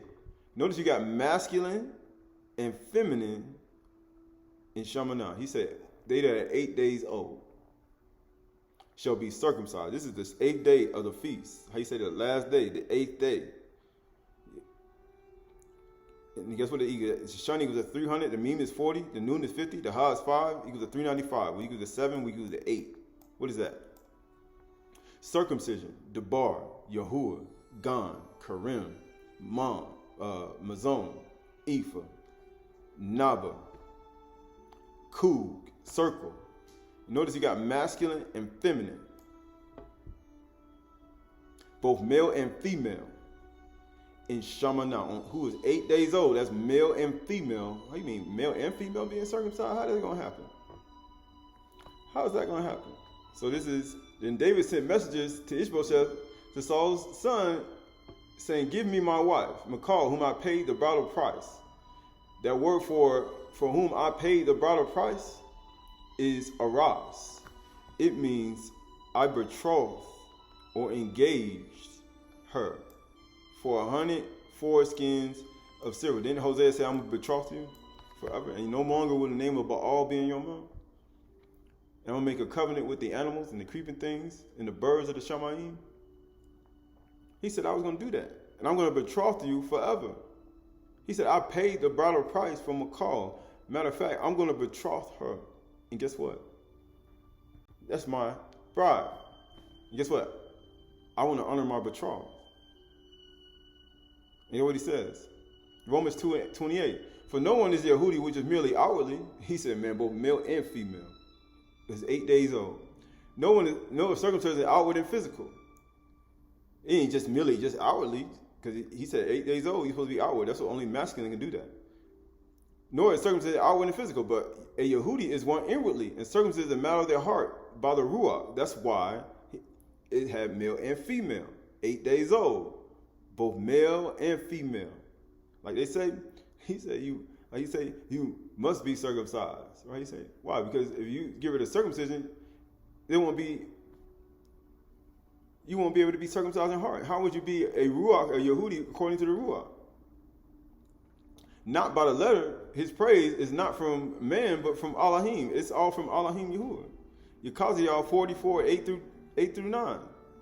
And you have not kept the charge of my Kudash things, but you have set others to keep the charge for you in my sanctuary. Thus says Yahuwah, no foreigner uncircumcised in heart and flesh of all the foreigners who are among the people of Yasharal shall enter my sanctuary. People saying, what do you mean by that?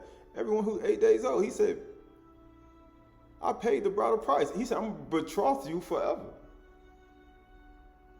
I paid the bridal price for you, 100 foreskin, by blood. So therefore, bring me back my wife, whom I paid the price for. Aleph Kaf 17-20. And if you call on him as Father who judges impartially according to each one's deeds, because that's what he said, I'm going to punish you according to your deed, conduct yourself with fear throughout time of your exile, knowing that you were ransomed not with your futile ways inherited from your forefathers, not with perishable things such as silver and gold, but with the precious blood of Mashiach, Yahusha, like a lamb without blemish or spot. 1 Corinthians 6:19-20. Or do you not know that your body is the temple of the Ruach Kodesh within you, whom you have from the Father? You are not your own. You were bought with a price. I paid 100 foreskins for you. Matter of fact, I paid my blood. So, Kabod Yahuwah in your body. You betrothed to me. I'm going to betroth you forever. And I'm going to move the name of Baals from your mouth. And I'm going to make a covenant with you. And I'm going to make a covenant with the animals too. The animals, the cattle, the creeping things. And I'm going to move these things from your mind. You'll no longer say that. You'll be saying, you're my husband. And Abigail followed the messengers to be married to Mashiach, or to be married to David. 1 Corinthians 11:1-3. Wish you would bear with me and little my feelings, do not bear with me. For I feel a divine jealousy for you, since I betrothed you to one husband. That's why he paid 100 foreskins, there's only one. To present you a pure virgin to Mashiach. That's why he said I betrothed you. I'm gonna do it forever. Matter of fact, I'm gonna make a covenant with the animals too, because I'm gonna get rid of the sword and the knife. Because y'all ain't gonna be doing that no more. But I'm afraid that as the serpent deceived Kuah, there you go. Because the serpent didn't deceive Kuah. The serpent had craftiness, and Satan entered the serpent and deceived Kuah by his cunning. Your thoughts, because Satan comes in like a smoke. And he messes with your senses. He said, don't you see Satan behind you? Don't you see him behind your thought? Don't you see him behind you trying to deceive you and make you a actual poster child? Your thoughts will be led astray. That's all it is. I'm gonna lead you away from one Elohim, one betrothed, right? One husband, right? Because that's the one person you're supposed to be married to, Mashiach. Because she was betrothed and she was in David's house. David had multiple servants, multiple messengers, multiple female servants. He had a whole bunch of other people, but they were all one house. He even had multiple wives. They were all a part of his house, but they were one house, though. That's one body, one bride. But I am afraid that your serpent deceived Kuah by his cunning. Your thoughts will be led astray from a sincere and pure devotion to Mashiach. That's all it's about. A pure devotion to Mashiach. 1 Corinthians 7:32-39. I want you to be free from anxieties. The unmarried man is anxious about the things of Yahuwah, how that he might please the master. But the married man is anxious about worldly things, how to please his wife, and his interest is divided. And the unmarried and betrothed woman is anxious about the things of the master, how to be Kudash in body and ruach. But the married woman is anxious about worldly things, how to please her husband. I say this to your own benefit, not to lay restraint upon you, but to promote good order and secure your undivided devotion to Yahuwah Mashiach. Remember, he wrote this to the Corinthian congregation. All these things were written in Corinth, in Ephesus, to a bunch of Goyim who didn't practice the culture of the culture that you read about in all these books. But at the same time, he's trying to show you something. If anyone thinks that he is not behaving properly toward his betrothed, I betrothed you to one husband, right? I betrothed you. He said, David said, man, bring back my betrothed. He said, my Araz. I paid the bridal price for that one. That's my betrothed. That's my woman. He even had Abigail too. The widow of Nabal and the betrothed. And who else did he have? Right? He says, betrothed, if his passions are strong, and it had to be, let it be done as he wishes. Let them marry. It is no sin. But whoever is firmly established in his heart, being under no necessity, but having his desire under control, and has determined this in his heart, to keep his betrothed, her as a betrothed, he will do well. But then he who marries his betrothed does well. And he who refrains from marriage does even better. Why? Because when you start talking about, we have processes. We had betrothed, then marriage. Betrothed, then marriage. Why? He said you do better.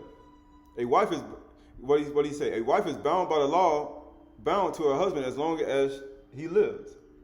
But if her husband dies, she is free to be married to whom she wishes. When Abigail's husband Nabal died, she had a choice. She could be whoever she wanted to go with. Before, she couldn't do that. She had to stay in the house on the ball, even though he was that type of person. She still had to stay with him, even though he was just this wicked person and nobody could speak anything to him. You couldn't say nothing to him. She still had to stay there. But when he died, she was free to be married to whomever she wishes. You get what it says? Only in the body, Yahushua Mashiach. So who did she go marry after her husband died? She followed the messengers to go marry David, who was married and betrothed to other women. And she was a servant. She said, I'm going to wash the feet of your servants. And I'm going to wash the feet of the other servants of my master. And she came a servant in his house, just like she was a servant in her wicked husband's house. But guess what it says? Yet it's my judgment, she is happier if she remains as she is, as I think that I too have the Ruach of Elohim. Why? He says that. Why? He's saying this to a Corinthian congregation. But at the same time, he's telling her, when you see this, you see that Abigail went to go marry a man with multiple women, multiple wives. But yet she was a servant in the house. He said only in Yahuwah, right? That's who she was with. She didn't went to go marry no Hittite, no Girgashite, no Amorite, no Moabite. Why do you think Yahuwah only took Yahuwah took Yashral and Yehuda? Because he married him amongst his own people. He didn't marry outside of that. But then now you see him bringing in the Goim, those who are willing to accept Yahushua. He said you can come in too. But how is this even possible? This is Romans 7:1. Or do you not know, brothers? For I am speaking to those who know the law. The law is binding on a person as long as he lives. For a married woman is bound by the law of her husband while he lives. Why do you think Yahushua had to die? Because he put you away. But if her husband dies, she's released from the law of marriage. And she can go be married to whomever she will. She has a choice. I could be married again. To who? To Yahushua Mashiach. Because I was married to Baal before. He said, man, you were married to Baal. So now you can be married to Yahushua. He told me something, I'm going to take the name of Baal out your mouth. Because now your husband dead. Baal is dead. And guess what? Now you can be married to me. Accordingly, she will be called an adulteress if she lives with another man. That's why Abigail wouldn't dare go live in David's house. She had to stay with that person. You can't go live with another man. You see all these people today, got all these wives and people who married and got them all in their places, in their houses and stuff. He's like, man, you need to go be with that other person. You live with another man. Just living with her. Like, we didn't have intercourse. People say, oh, you're living with a person. Like, the way the world is just perverted. He says, live with another man while her husband is alive. You live with another man, your husband's still alive. You see, Abigail ain't do that. I'm like, Abigail. Oh, man.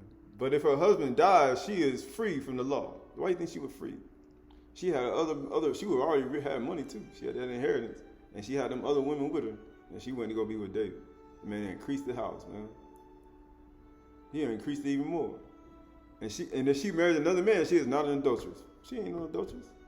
Why do you think that woman with a sweet, loud and stubborn, going out in the street talking about something, yeah, my husband ain't here. Man, you need to run away from him.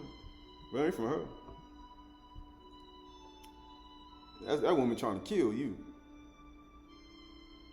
But amazingly, when David sinned with Uriah's wife, he committed sin and he messed up his house. And he had a child with her.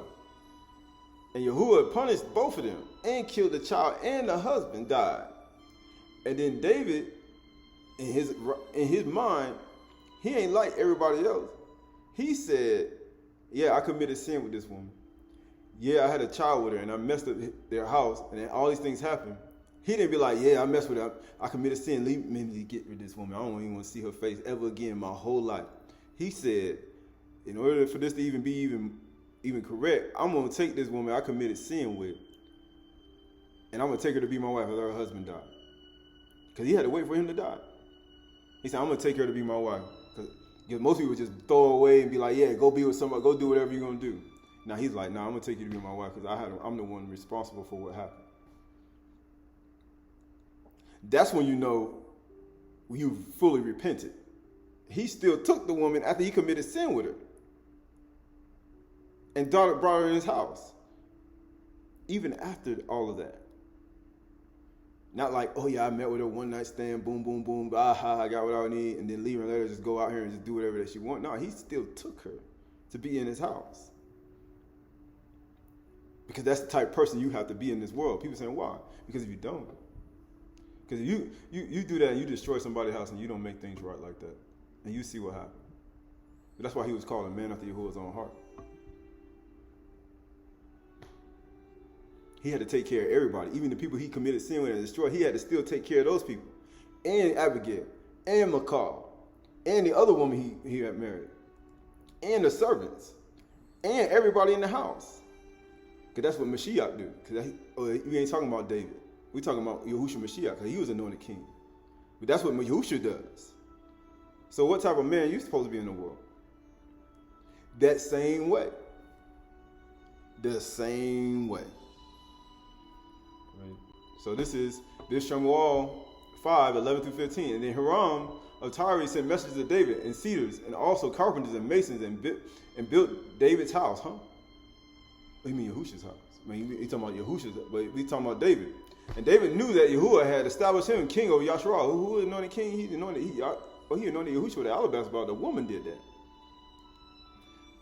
She was like Abigail. And that he had exalted his kingdom for the sake of his people, Yasharal. Why do you think Yahushua was exalted and very high? He said, when the sun be lifted up, he said, I'm going to be drawing men and people to me. And David took more concubines and wives from Jerusalem. He took them from where? From Jerusalem. After he had came from Hebron, and more sons and daughters were born to David. And these are the names of those who were born to him in Jerusalem. Shamunah, Yeshabad, Nathan, Shalom, Ibatar, Elua, Nefet, Elishama, Aliada, and Aliphat. They are all born. Solomon was born from Bathsheba, who he took. After he messed up everything. But he still made things right. This Shemuel, 2 Samuel 15, 13 through 17. And the messenger came to David saying, the hearts of the men of Yasharal have gone after Absalom. And David said to all his servants who were with him at Jerusalem, arise and let us flee. Or else we will be not escape from Absalom. Us from Absalom. Why? How is a household dysfunctional? We just read about it. Spirits. Demons. Go quickly. Let us overtake us quickly. Because he said, when David sinned, he said, the sword ain't going to depart of your house. Because you're going to get punished. And bring down ruin on us and strike the city in the edge of the sword. Because there you go. And the king's servant said to the king, behold, your servants are ready to do whatever my master, the king, decides. The king went out and all his household after him. And the king left 10 concubines to keep the house. That word for keep is shamar. That's the same thing he told Adam to do, abad and shamar in the garden. He left 10 concubines to keep the house. The king went out and all the people after him, and they halted at the last house. So you got all that. He got sons and daughters and more concubines, right? He got all these people inside of his house. People say, why do you say there's one body and members in particular? Why do you say this? Bishop Shemuel, 2 Samuel 16, 21 through 23. And Anaphel said to Absalom, go into your father's concubines, whom he had left in the house, to keep the house, to shamar the house. And all Yasharal will hear that you have made yourself a stench in your father, in the hands of all who are with you will be strengthened. They pitched a tent for Absalom on the roof. Man, they pitched a tent. Man, I despise your feast days, your tent meetings. And all y'all songs and all that, man, I despise that stuff. And Absalom went into his father's concubines in the side of Yasharal. Now, in those days, the counsel of Anaphel was as one consulted the word of Yahuwah. So was also the counsel of Anaphel esteemed both by Absalom, David and Absalom. Man, it was like, man, you was consulting the word of Yahuwah. He thought that was a word of Yahuwah. But you talking about that's Aaron, dog. That's Satan himself. Inside NFL. That's Satan himself. That's Satan. Bishramal 2, 20 and 3. And David came to his house in Jerusalem. This is after all that. And the king took the 10 concubines whom he had left to care for his house, who keep the house of Shamar, and put them in the house under guard and provided for them. He did what? He provided for them. I mean, that word for provided is cool.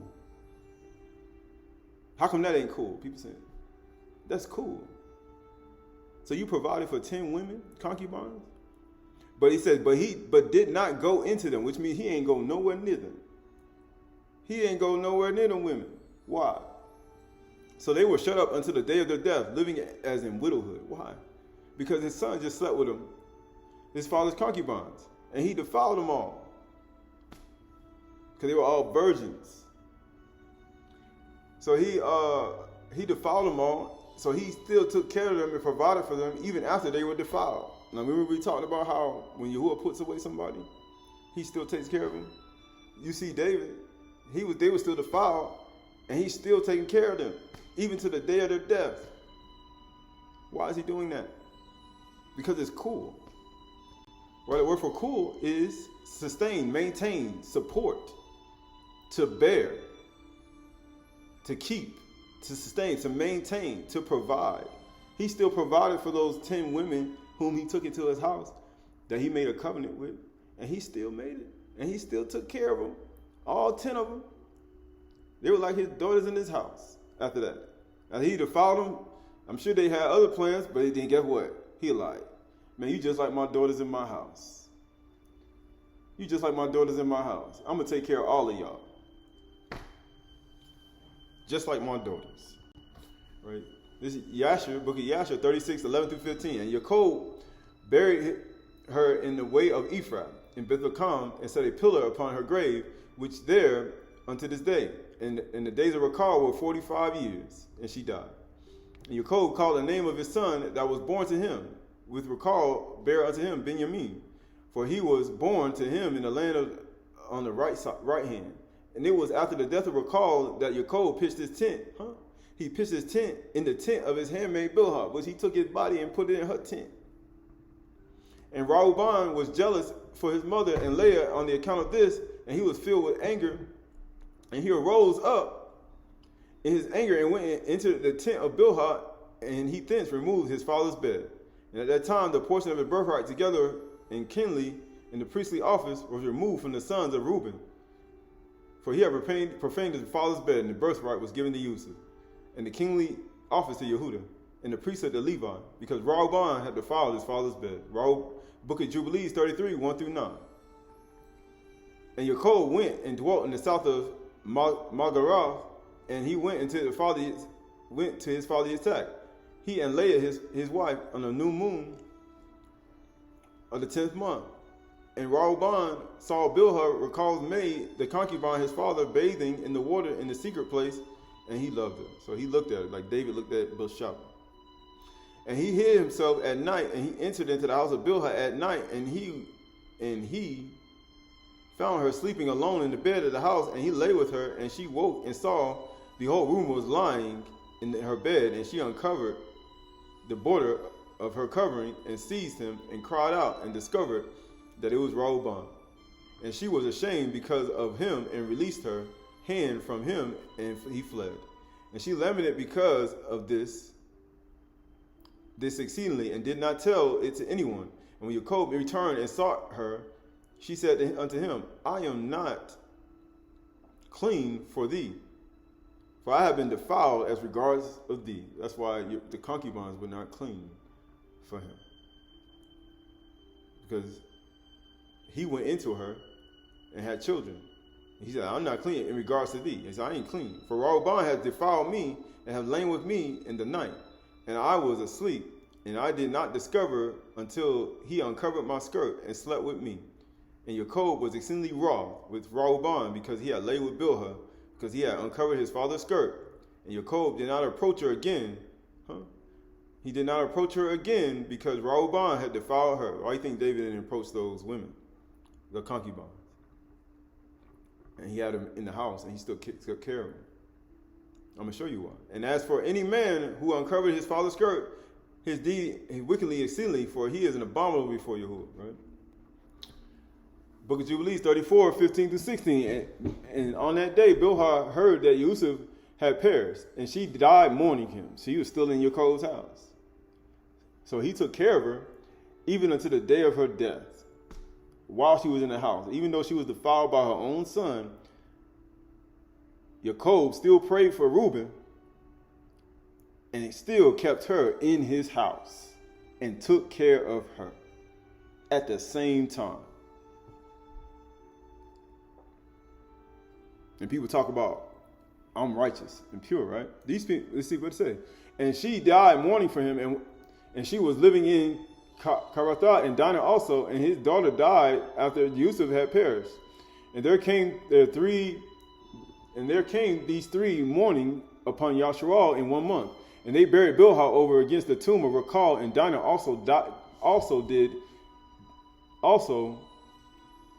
the tomb of Rachel, and Dinah also his daughter they buried there. So you see him taking care of Bilhah even after she was defiled. Even after all of that, he still took care of her. Even as David took care of the concubine, even as he took care of all his house. Because no man ever hated his own flesh. No man ever hated his own flesh.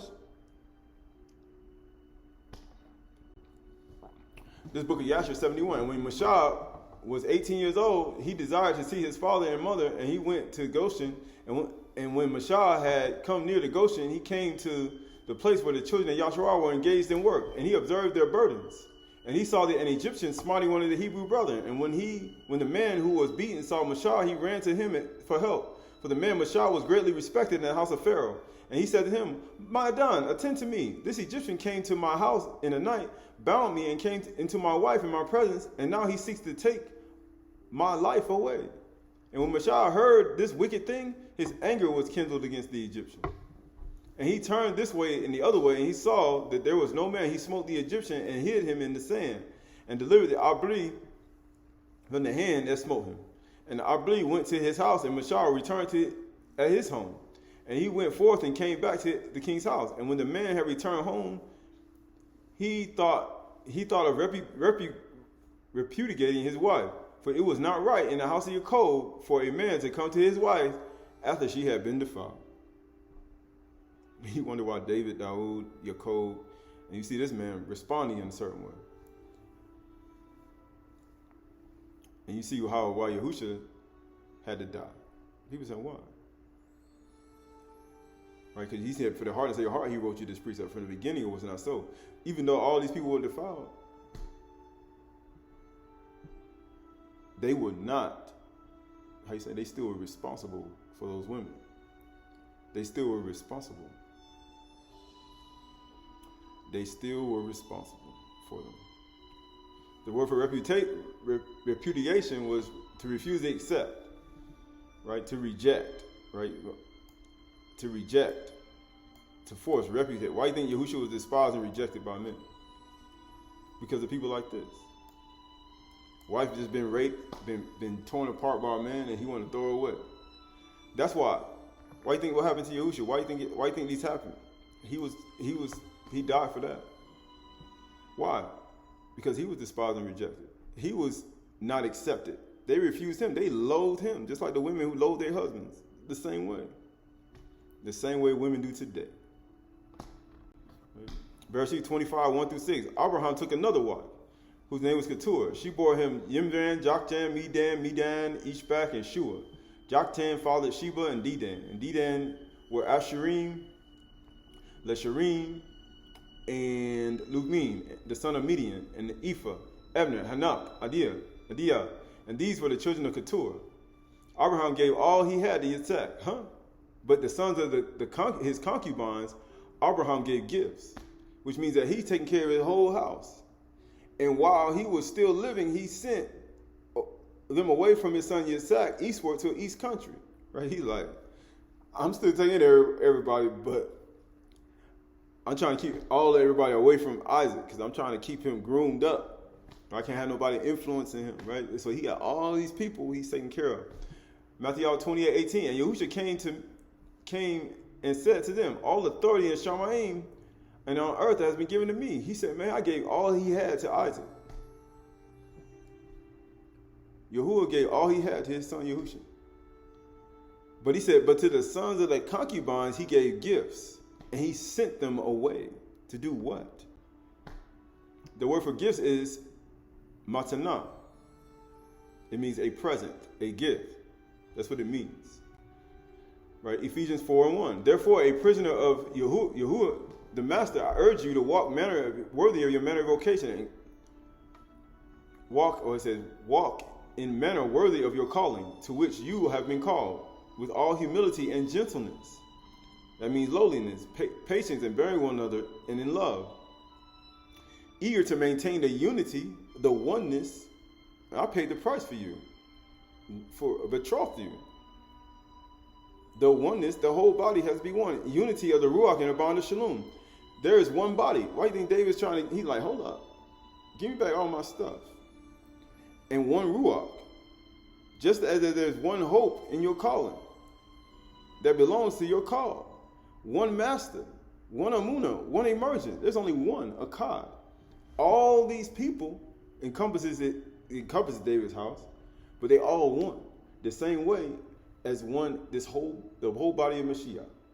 One Elohim the Father, who is above all and through all and in all. But Khan, this is all, I'm talking about people who practice Torah. Because everybody who was one in David's house practiced Torah. Abraham, Isaac, and Yaakov practiced Torah. Like, we ain't talking about people who don't. They all did these things. Why? It says one Elohim, Father in all, who is in all and through all and in all. But Khan was given to each one of us according to the measure of Mashiach.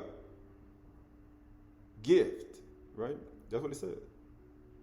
Therefore it says, when he ascended up on high, he led captivity captives and gave gifts to men. Why do you think Abraham said, the sons of the concubines, I gave gifts, but I gave all I had to my son Yitzhak. Yahushua said, all powers get unto me and Shamayim earth. But to the sons, he said, I give you gifts. And he sent them away. Sent them to do what? In saying he ascended, what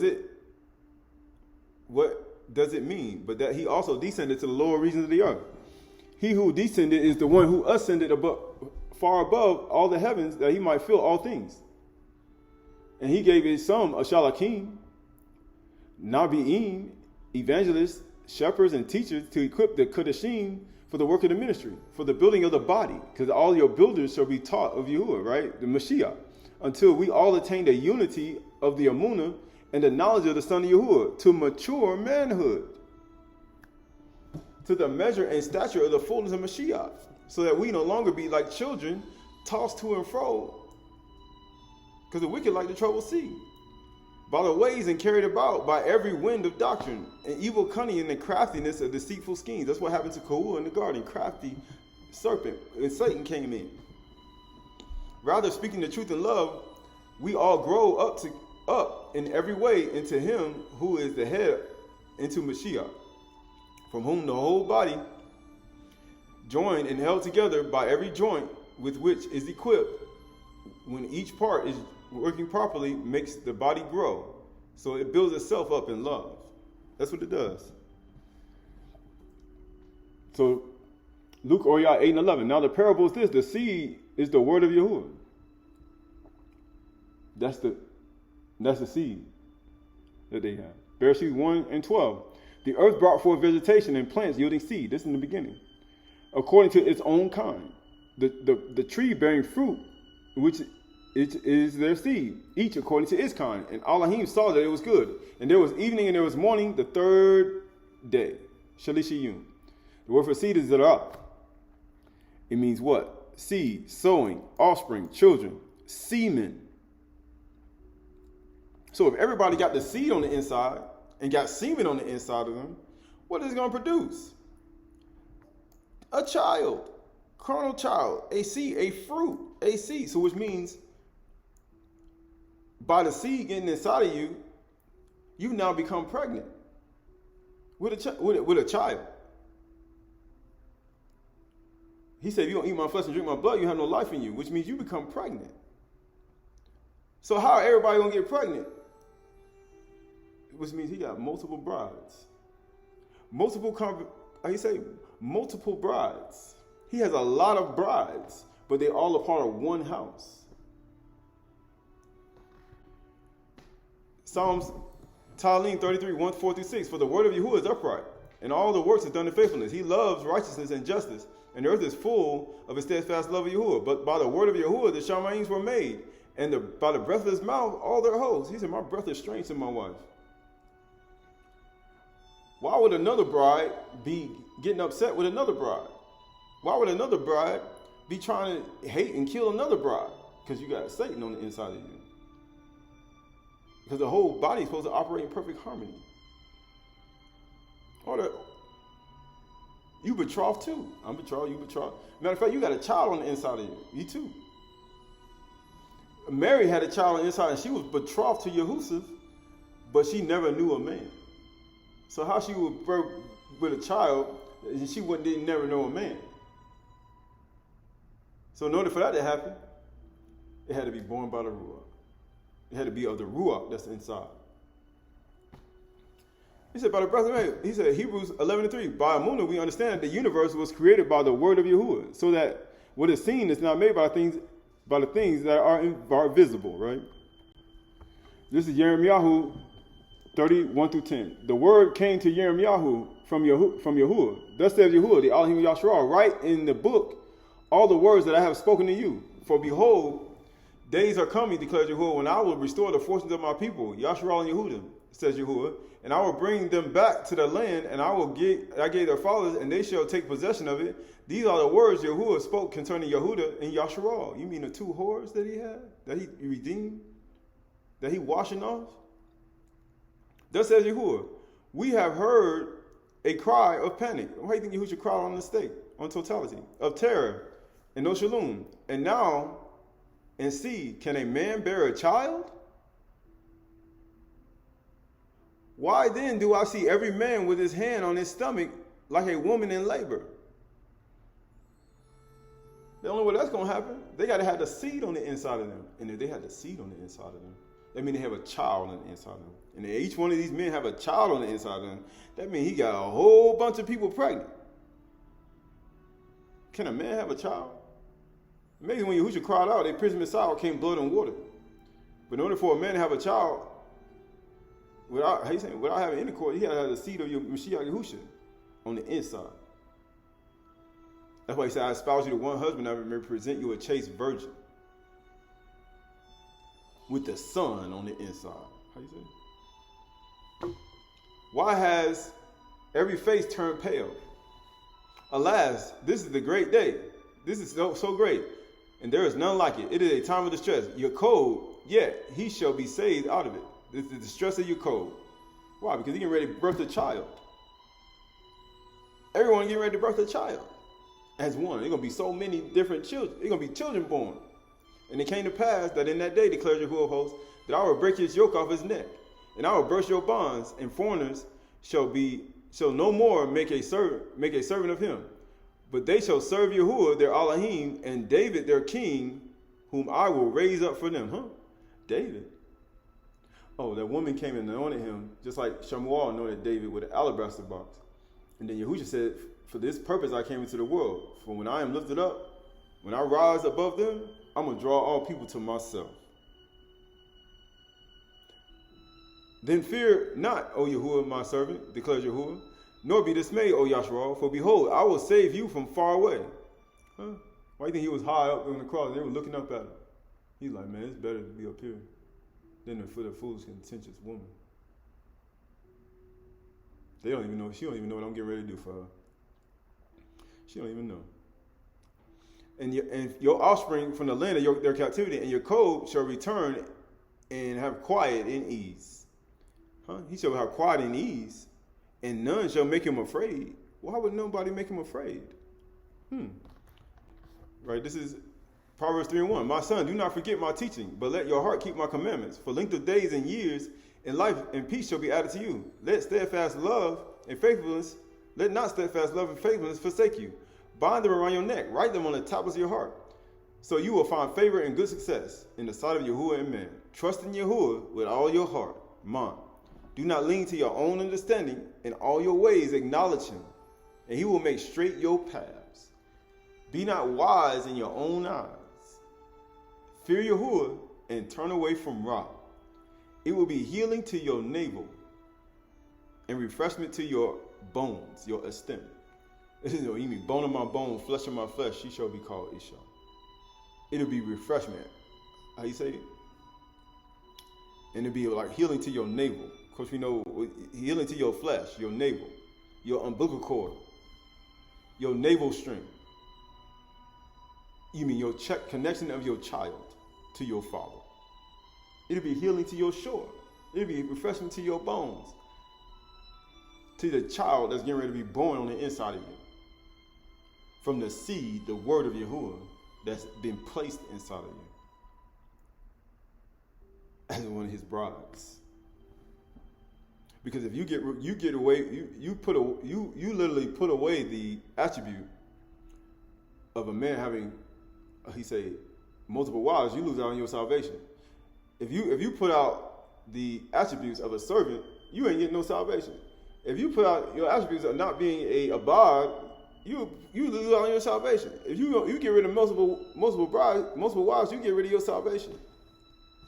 You don't believe it with full amuna, which means if you don't believe something with full amuna, then a demon resides in a part where you have error and doubt.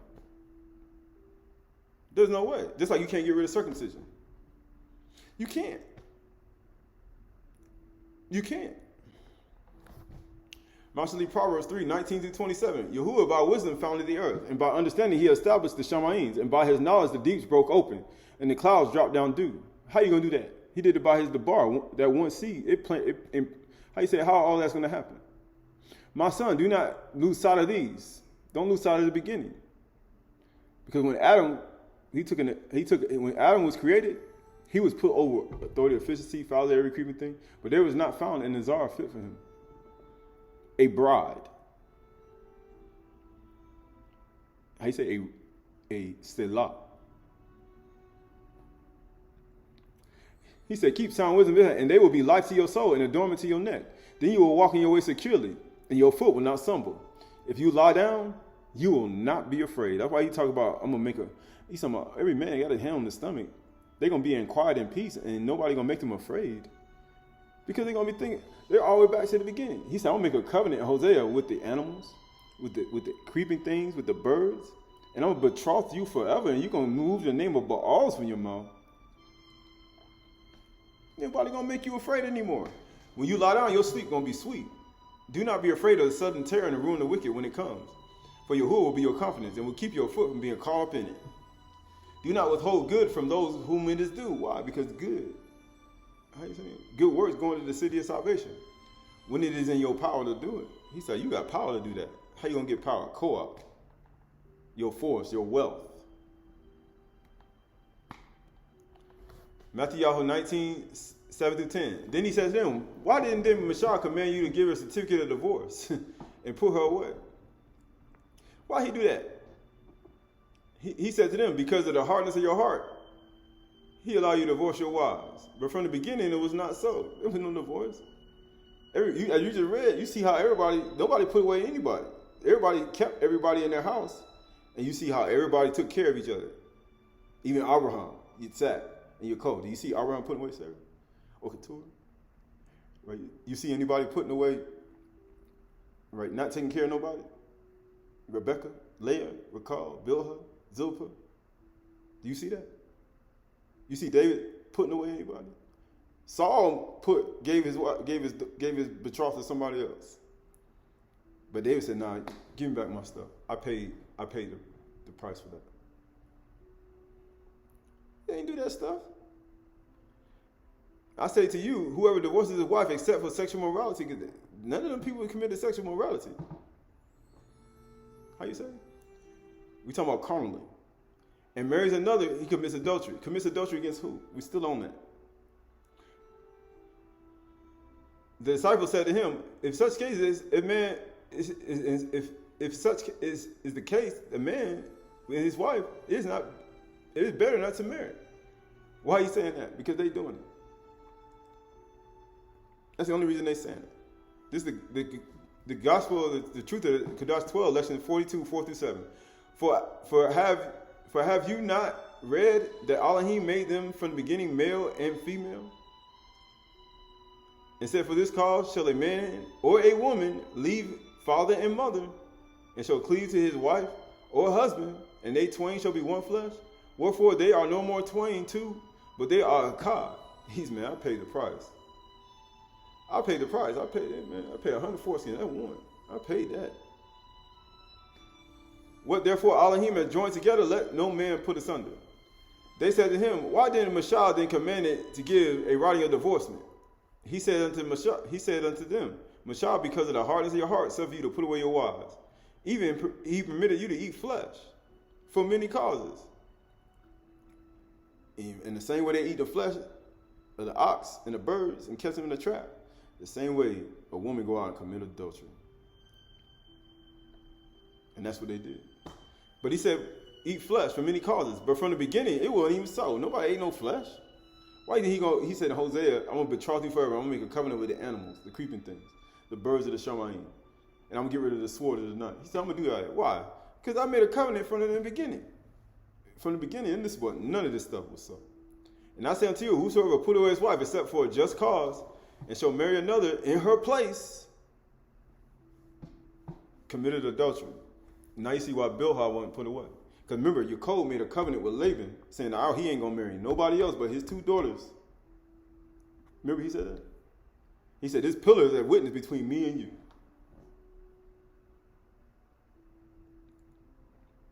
So he couldn't even put them away and put somebody in their place. Because he had a pillar, and he said, man, I can't break this. And you see your code, Abraham, Isaac and Yaakov not breaking that. And he said, man, I can't do that. Because they didn't do that in their culture.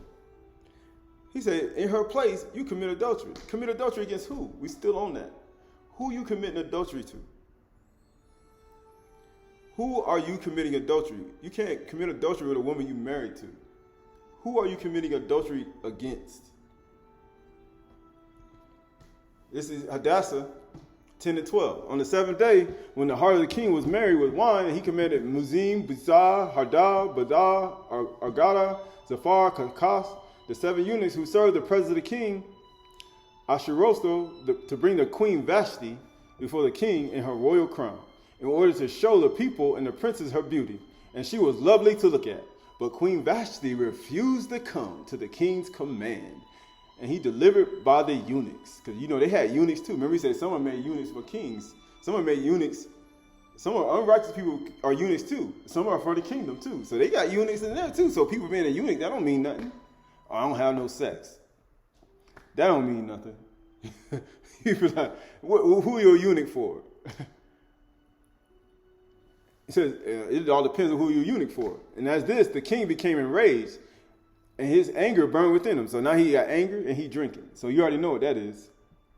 You getting ready to make the dumb, stupid decision. Because you're supposed to put away anger and do stuff like that, right? This is Hadassah, Esther 1, 13 through 20. Then the king said to the wise men who knew the times. Well, how did the king wise men know the time? They followed the teaching of Amarok. They followed the teaching and followed the astronomy and the constellations. They followed the teaching of the fallen. That's how they knew. For this was the king's procedure toward all who were versed in the law and judgment. What law and judgment? Yahuwah's law and judgment? No. The men next to him being Carcinia, Shediah, Arnama, Tarshish, Merez, Marina, Mukan, the 7 princes of Persia and Media, who saw the king's face and sat first in the kingdom according to the law. Who was to be done? What was to be done to Queen Vashti? Because she had not performed the king's commandment of King Ahasuerus, delivered by the eunuchs, the people who abstained. Then Mukan said to the presence of the king and the officials, not only against the king has Queen Vashti done wrong, but also against all the officials and all the peoples and all the provinces of King Ahasuerus. That's how you got to be when it comes to the body of Mashiach. When one person sin, we all sin. Right? Because it's all corrupted. Everybody's joined together as one. When one suffers, we all suffer. Right? For Queen Vashti's behavior will be known to all the women. Oh man, it's going to spread to all the women, causing them to look at their husbands with contempt. Since they will say, King Ahasuerus commanded Queen Vashti to be brought to him before him, and she did not come. David sent messengers to Abigail, but she had to what? Make a decision to actually go be with him. And she had women too. And in this same verse, it said Queen Vashti threw a feast too.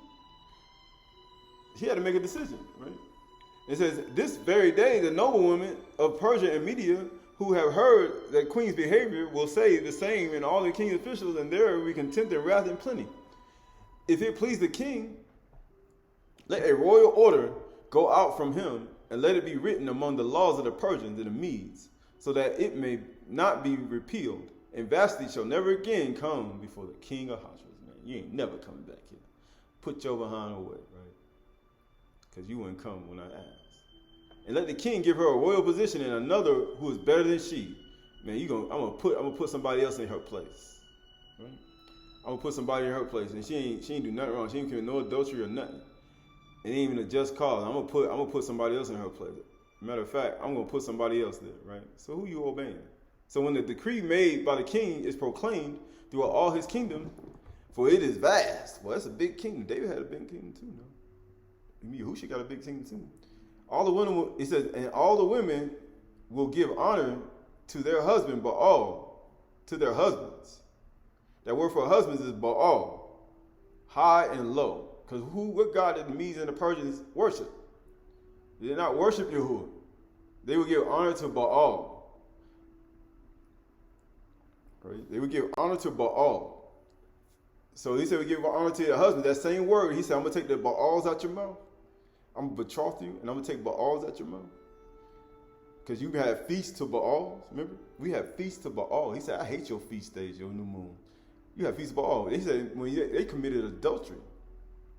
When they left Yahuwah and they had feasts to Baal, they went to lay with all their lovers. He said, I'm going to uncover your lewdness and all your lovers. So when a man puts away his wife, and it's not for adultery, as Yahuwah did, but hoping that she will return, not put her away and say, you'll never come back. It was hoping that she would return. So when a man puts away a wife, and it's not for a just cause and not for adultery, guess what he does? He commits adultery because he's serving Baal. Because people of Baal worship do that. And Yahuwah said, I'm going to take Baal from your mouth. I'm going to take Baal, all these feasts you have for Baal, I'm going to take out of your life. So when a man does these things, you committing adultery against Yahuwah, and you are worshiping Baal. That's what he meant when you commit adultery. Because a man can't commit adultery, he married to somebody. So that same woman whom you put away and married another, when you committed adultery against Yahuwah, just like David did, you got to take that same woman you just married, you got to take care of her, and then you got to bring back the woman that you put away, and it wasn't because of adultery. And you got to take care of her too. Because that's what you have to do. Either that or you worship Baal. And then you make her go commit adultery, which means now you making her go commit sin. Because Yahuwah didn't even put nobody away for committing adultery. For not committing. He put people away because they went after other gods and other lovers. So therefore he put her away because he couldn't be with her in that state. But he was hoping that she would return to him once she go out there and go be with her lover.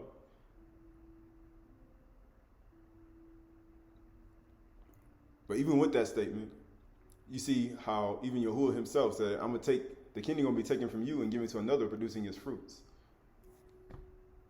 But that's not saying that you can just put away your wife for anything.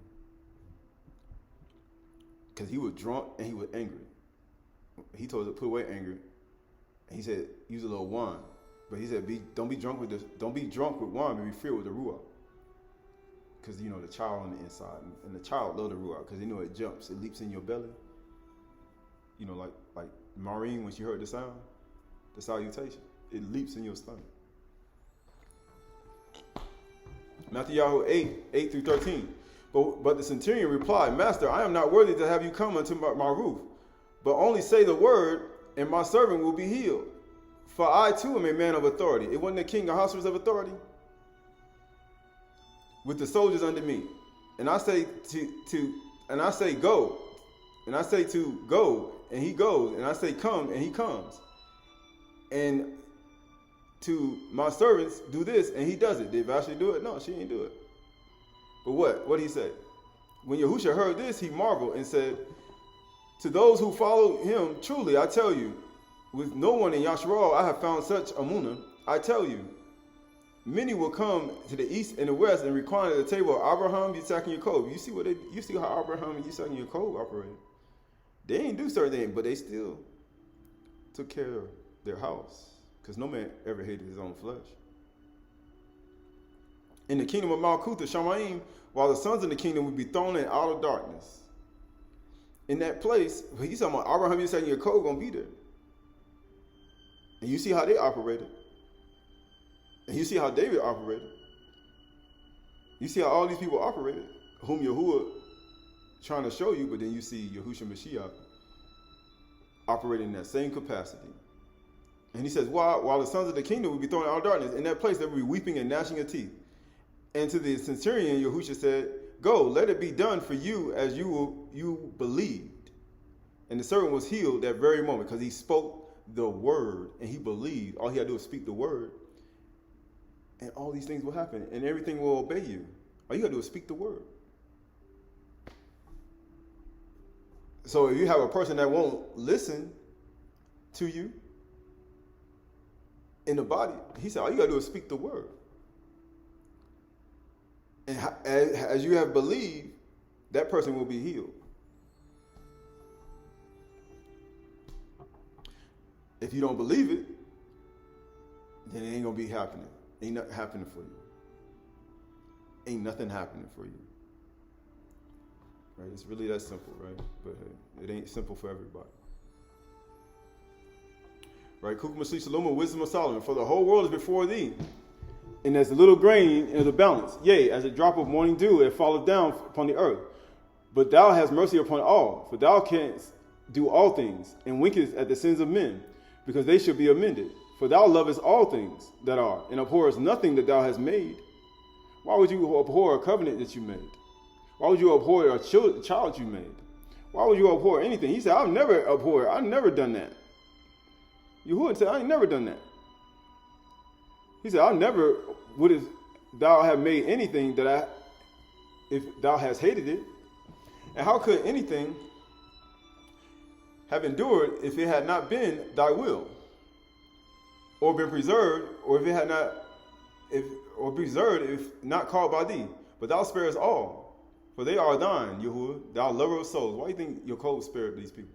Why do you think David spared the concubine? Why do you think Yaakov spared Bilhah? Why do you think he prayed for Reuben? Why do you think they spared each other? Why do you think they didn't do the things that people do today? Why do you think he was like, I paid the price. You need to bring everything back. Why do you think they all of them, how you say, they were cool? Man, they were cool. They were real cool. He's a lover of souls. What do you mean lover of souls? Man, he's a lover of souls. Man, he's a lover of his own soul. Ephesians 5:25, husbands, love your wives as Mashiach loved the congregation, his body, and gave himself up for it, that he might sanctify and cleanse it with the washing of the water by the word, so that he might present the body to himself in splendor, without spot or wrinkle, any such thing, which means you got to have a little bar on your mouth. Speak these words when you sit in the house and walk by the way when you lie down and you rise up, that she might be Chudash and without blemish. In the same way, husbands, love your wives as their own bodies. Why do you think they didn't do the certain things that people did, that we read about? Why do you think they took care of their whole body? It ain't just love your own body. You're talking about everything in your body, in your house, in the body, just like how Yahusha is with his body. He who loves his wife loves himself.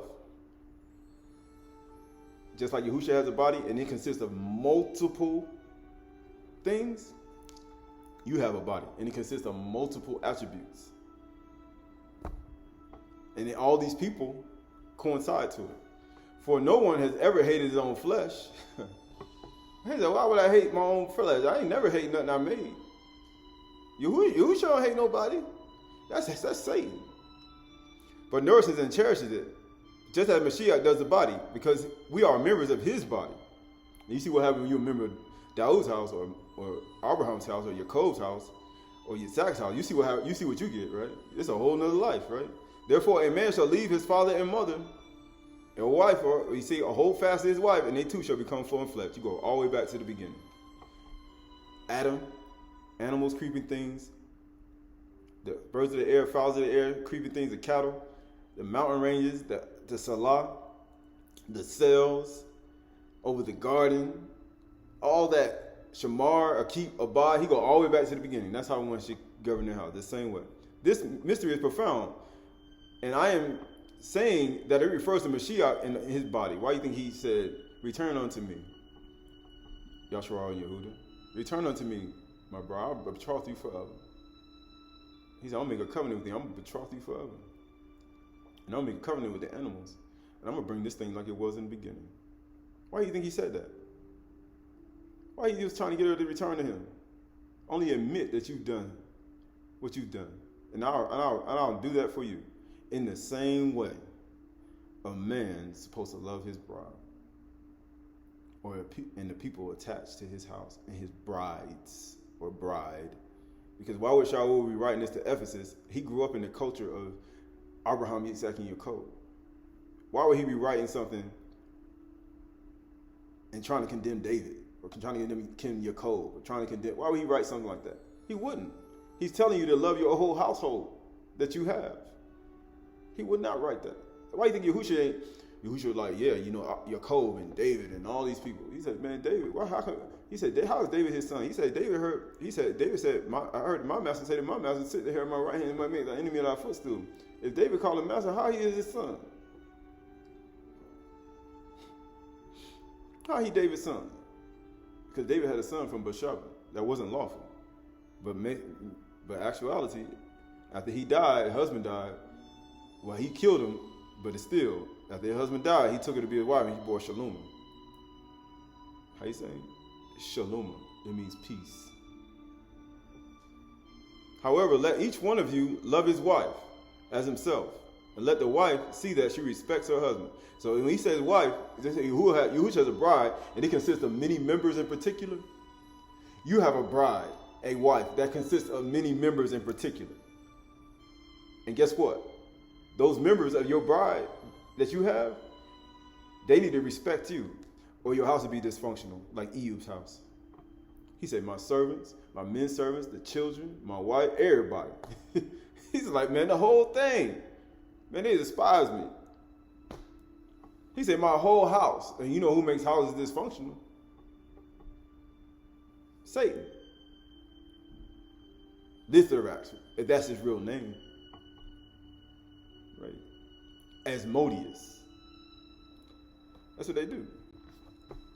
Proverbs 20:5. The purpose of a man's heart is like deep water, but a man of understanding will draw it out. Man, we draw this thing out. Marshally Proverbs 25:25. Like cold water to a thirsty soul. So it's good news from a far country. Thirsty soul. Matthew 10:40. Whosoever receives you receives me, and whoever receives me receives him who sent me. The one who receives a Nabi because he is a Nabi will receive a Nabi reward. And the one who receives a righteous person because he is a righteous person will receive a righteous person reward. And whoever gives one of these little ones a little cup of cold water, because you know good news is, man, it's like thirsty soul is good news from a far country. You give him a cold water because he is a disciple, or you mean a taught one, a builder. All your builders or your beni will be taught, or lapid of Yahuwah. That's man, woman, and child. Truly, I say to you, you will by no means lose his reward. You ain't going to lose your reward. You ain't going to lose it. This is Nazarene Acts of the Shalakim, the Basur give good news of power over demons. You see how it's important to acknowledge Yahuwah and the observance of divine obedience, because Yahuwah is just and unjust. He unjust, he just, with just, he just. Which not only protects those who believe by the assaults of demons, but also gives them command over those who rule over others. And therefore, it is necessary for those who are the goyim nature to betake themselves to Yahuwah and to keep yourself from all uncleanness, that the demons may be expelled and Yahuwah may dwell in you. And at the same time, by prayers, commit yourselves to Yahuwah and call for his aid against the impudent demons impetus of demons, for whatever things you ask, believing you will receive. But even the demons themselves, in proportion as they see a Munah grow in man, in that portion they depart from him, residing only in the part in which something of infidelity still remains. So he's saying adultery. So you put with your wife and it's not for adultery, and you ain't hoping that she will return back to you, man, you got infidelity. You understand? You ain't operating like Yahuwah, because that's what Yahuwah did for you with his son, Yahusha. Hoping you will return. He was like hoping that everybody returns back. Whether they have humility and live like a widow, like the concubines of other people, or they will just return and repent and acknowledge they're wrong. If you don't have that type mindset, you got infidelity in your thoughts. If you don't even believe that in multiple brides, you lose out on salvation. How you going to get the seed on the inside of you? And how everybody going to have their hand on their stomach? If you don't even believe in a household consisting of many members in particular, but they all one house, there's no way you can get salvation. How you going to get in his body? How you even going to get salvation? Which means you still got infidelity in your mind. You still got Baal in your mind. You still have other things, other seeds you still got in your mind. All these are all attributes. Just like circumcision. How you going to get rid of circumcision? We're in the flesh. You will never see Shaul go, no Yahudim talking about something, circumcision. No, the only reason he was doing that because the people who had circumcision, they were circumcised in the heart. And they were coming after them to kill them. Because they were thinking that the circumcision came from law of Moses, when it didn't. It came from Abraham, who's going to be in the kingdom. Abraham, Yitzhak, and Yaakov were all circumcised on the 8th day, but they didn't operate like the Yahudim that you saw when Yahusha came on the scene. And they're going to be in the kingdom. That's why Yahusha said you're going to see yourself in the kingdom with Abraham, Yitzhak, and Yaakov, and the sons casting it out of darkness. Why? Just like you see today. The 12 tribes. But now he's going to bring us back. Why? Because he's trying to show people how to operate in life. But from those who believe for full moon, they will depart without any delay, man. You can't stay here. For when a Ruach has come to a full moon of Yahuwah, it obtains the virtue of the heavenly water, by which it extinguishes a demon like a spark of fire, man. Good news, like a cold glass of water from a far country. It is. Book of Jubilees, Old Testament. We're going to read the first part of this, right? Nuach, prayer against the demons. In the 3rd week, in the Jubilee, he polluted demons began to lead astray the children of Nuach, the sons, and lead them to folly and destroy them. That's what they're here to do. And the sons of Nuach came to Nuach, their father, and told him about all the demons who were leading astray and blinding and killing his grandchildren. Those are the builders. The Beni. All the Beni shall be taught of Yahuwah. And he prayed before Yahuwah, his Elohim, and he said, the Elohim of spirits, which is in all flesh, who acted mercifully with me and saved me and my sons from the water of the flood, and did not let me perish as you did the children of the perdition, because the great was your kind upon me, and great was your mercy upon my souls. Let your kind be lifted up upon my sons, and do not let the evil spirits rule over them, and lest they destroy them from the earth. That's the whole point. But he said, but rock me and my sons. Now I'll read the rest. Let us grow and increase and fill the earth. And he says, and you know that which your watchers, the fathers of these spirits, that's what that spirit said, Asmodeus and all of them, did in my days, and these spirits who are alive shut them up. And he said, these spirits that are alive, shut them up and take them to the place of judgment, and do not let them cause corruption among the sons of the servants of my Elohim, because they are cruel. I cried cruelty, violence, and there was no pity. They were created to destroy. Who makes household dysfunctional? Who creates murders? Who do all these things? Who plots against newlyweds and all this stuff? Who do that? And let them not rule over the spirits of the living, because you alone know their judgment. And do not let them have power over the children of the righteous, henceforth and forever. It says, Azarine Nashtachalim, the importance of chastity. But this kind of chastity is also to be observed, that sexual intercourse must not take place heedlessly for the sake of mere pleasure, but for the sake of begetting children. Why do you think Yahuwah sending his seed down and every man got his hand on his stomach? Why do you think it's all for begetting children, not this perverted world today with all this pornea and pornography and all this foolishness? It's straight up foolishness. And since the observance is found even amongst some of the lower animals, even animals do this. It would be a shame if it's not observed by men, reasonable in worshiping Yahuwah, but there is further reason why chastity should be observed by those who hold trite worship of Yahuwah, Elohim. In this form of it, which we have spoken, and others like sort, that it is observed strictly even amongst those who are still held by Satan in error. We just read about the eunuch, right? The eunuch, what the eunuch was doing.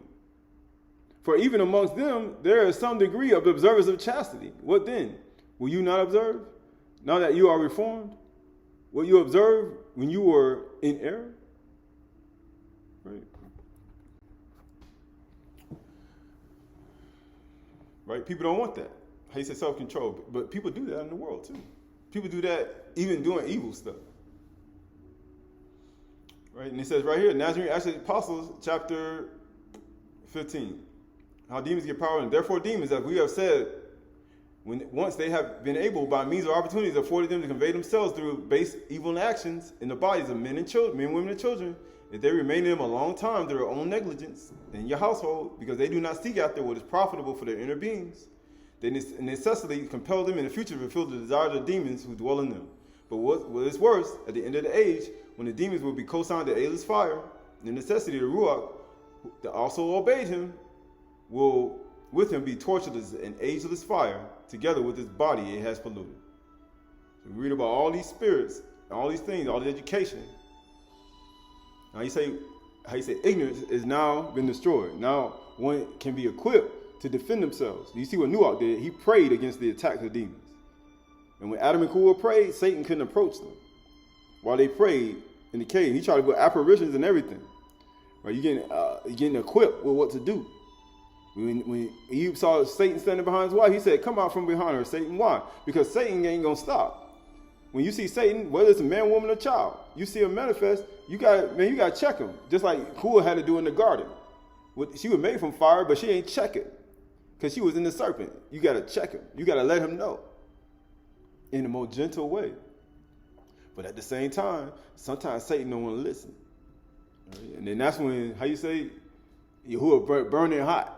And that's how you gotta be, because he said slow to anger, but at the same time, it gets to a certain point, right? And that's how you gotta be. People say, I don't want to be like that. Well, then guess what? Get ready to get beat down by Satan. Get ready to get mollywopped.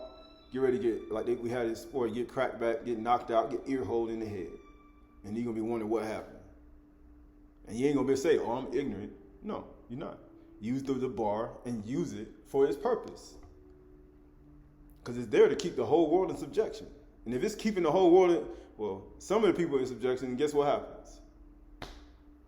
All of you, Ukanan 1:224. Let what you heard from the beginning abide in you. I made Adam in my own image and own likeness, and I gave him authority to physically follow every creeping thing and over all the earth. And I put all these beings in his house, both male and female, a rev, and that you look at Yahusha as that body. In the same way, a man is over his, how you say, male and female is over a household. As male and female. In the same way. Servants, men servants, same way. It's just like you control your house with a 1 wife, 2 wife, 3 wife, or no wife. You're a eunuch. Everybody, you still have to govern your body, your house. Either way. Everybody does. Right? If what you've heard from the beginning abides in you, when you start looking at the beginning, you look at Adam and Kuah, you look at Adam being formed and the Selah was taken from him.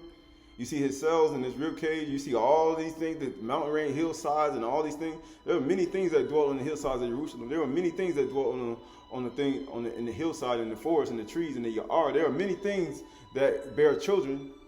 It ain't just a husband and wife, or ishas, or concubines, or whatever you want to call it. All these beings are forming one house, and they have functions. Just like an animal has a function, and just like a human being has a function. And the plants, they feed you. Everything is one. If what you heard from the beginning abides in you, then you too will abide in the Son, The life of the house is Ben and the noon, and the strength of the house, the father. This is the promise he had made to us, eternal life, because there's only one. Akkad. There's only one body. But there's members in particular. And even as there are members in particular in the body of Mashiach, there are members in particular in each individual household of an Isha, right? In their garden and Karim. So we look at all this information. We look at knowledge and understanding. We look at the understanding even more. And just like I said before, there's a lot more. Oh, there's a lot more. But in the end, you will find out. You will find out that the meek will inherit the earth. The meek will inherit the earth.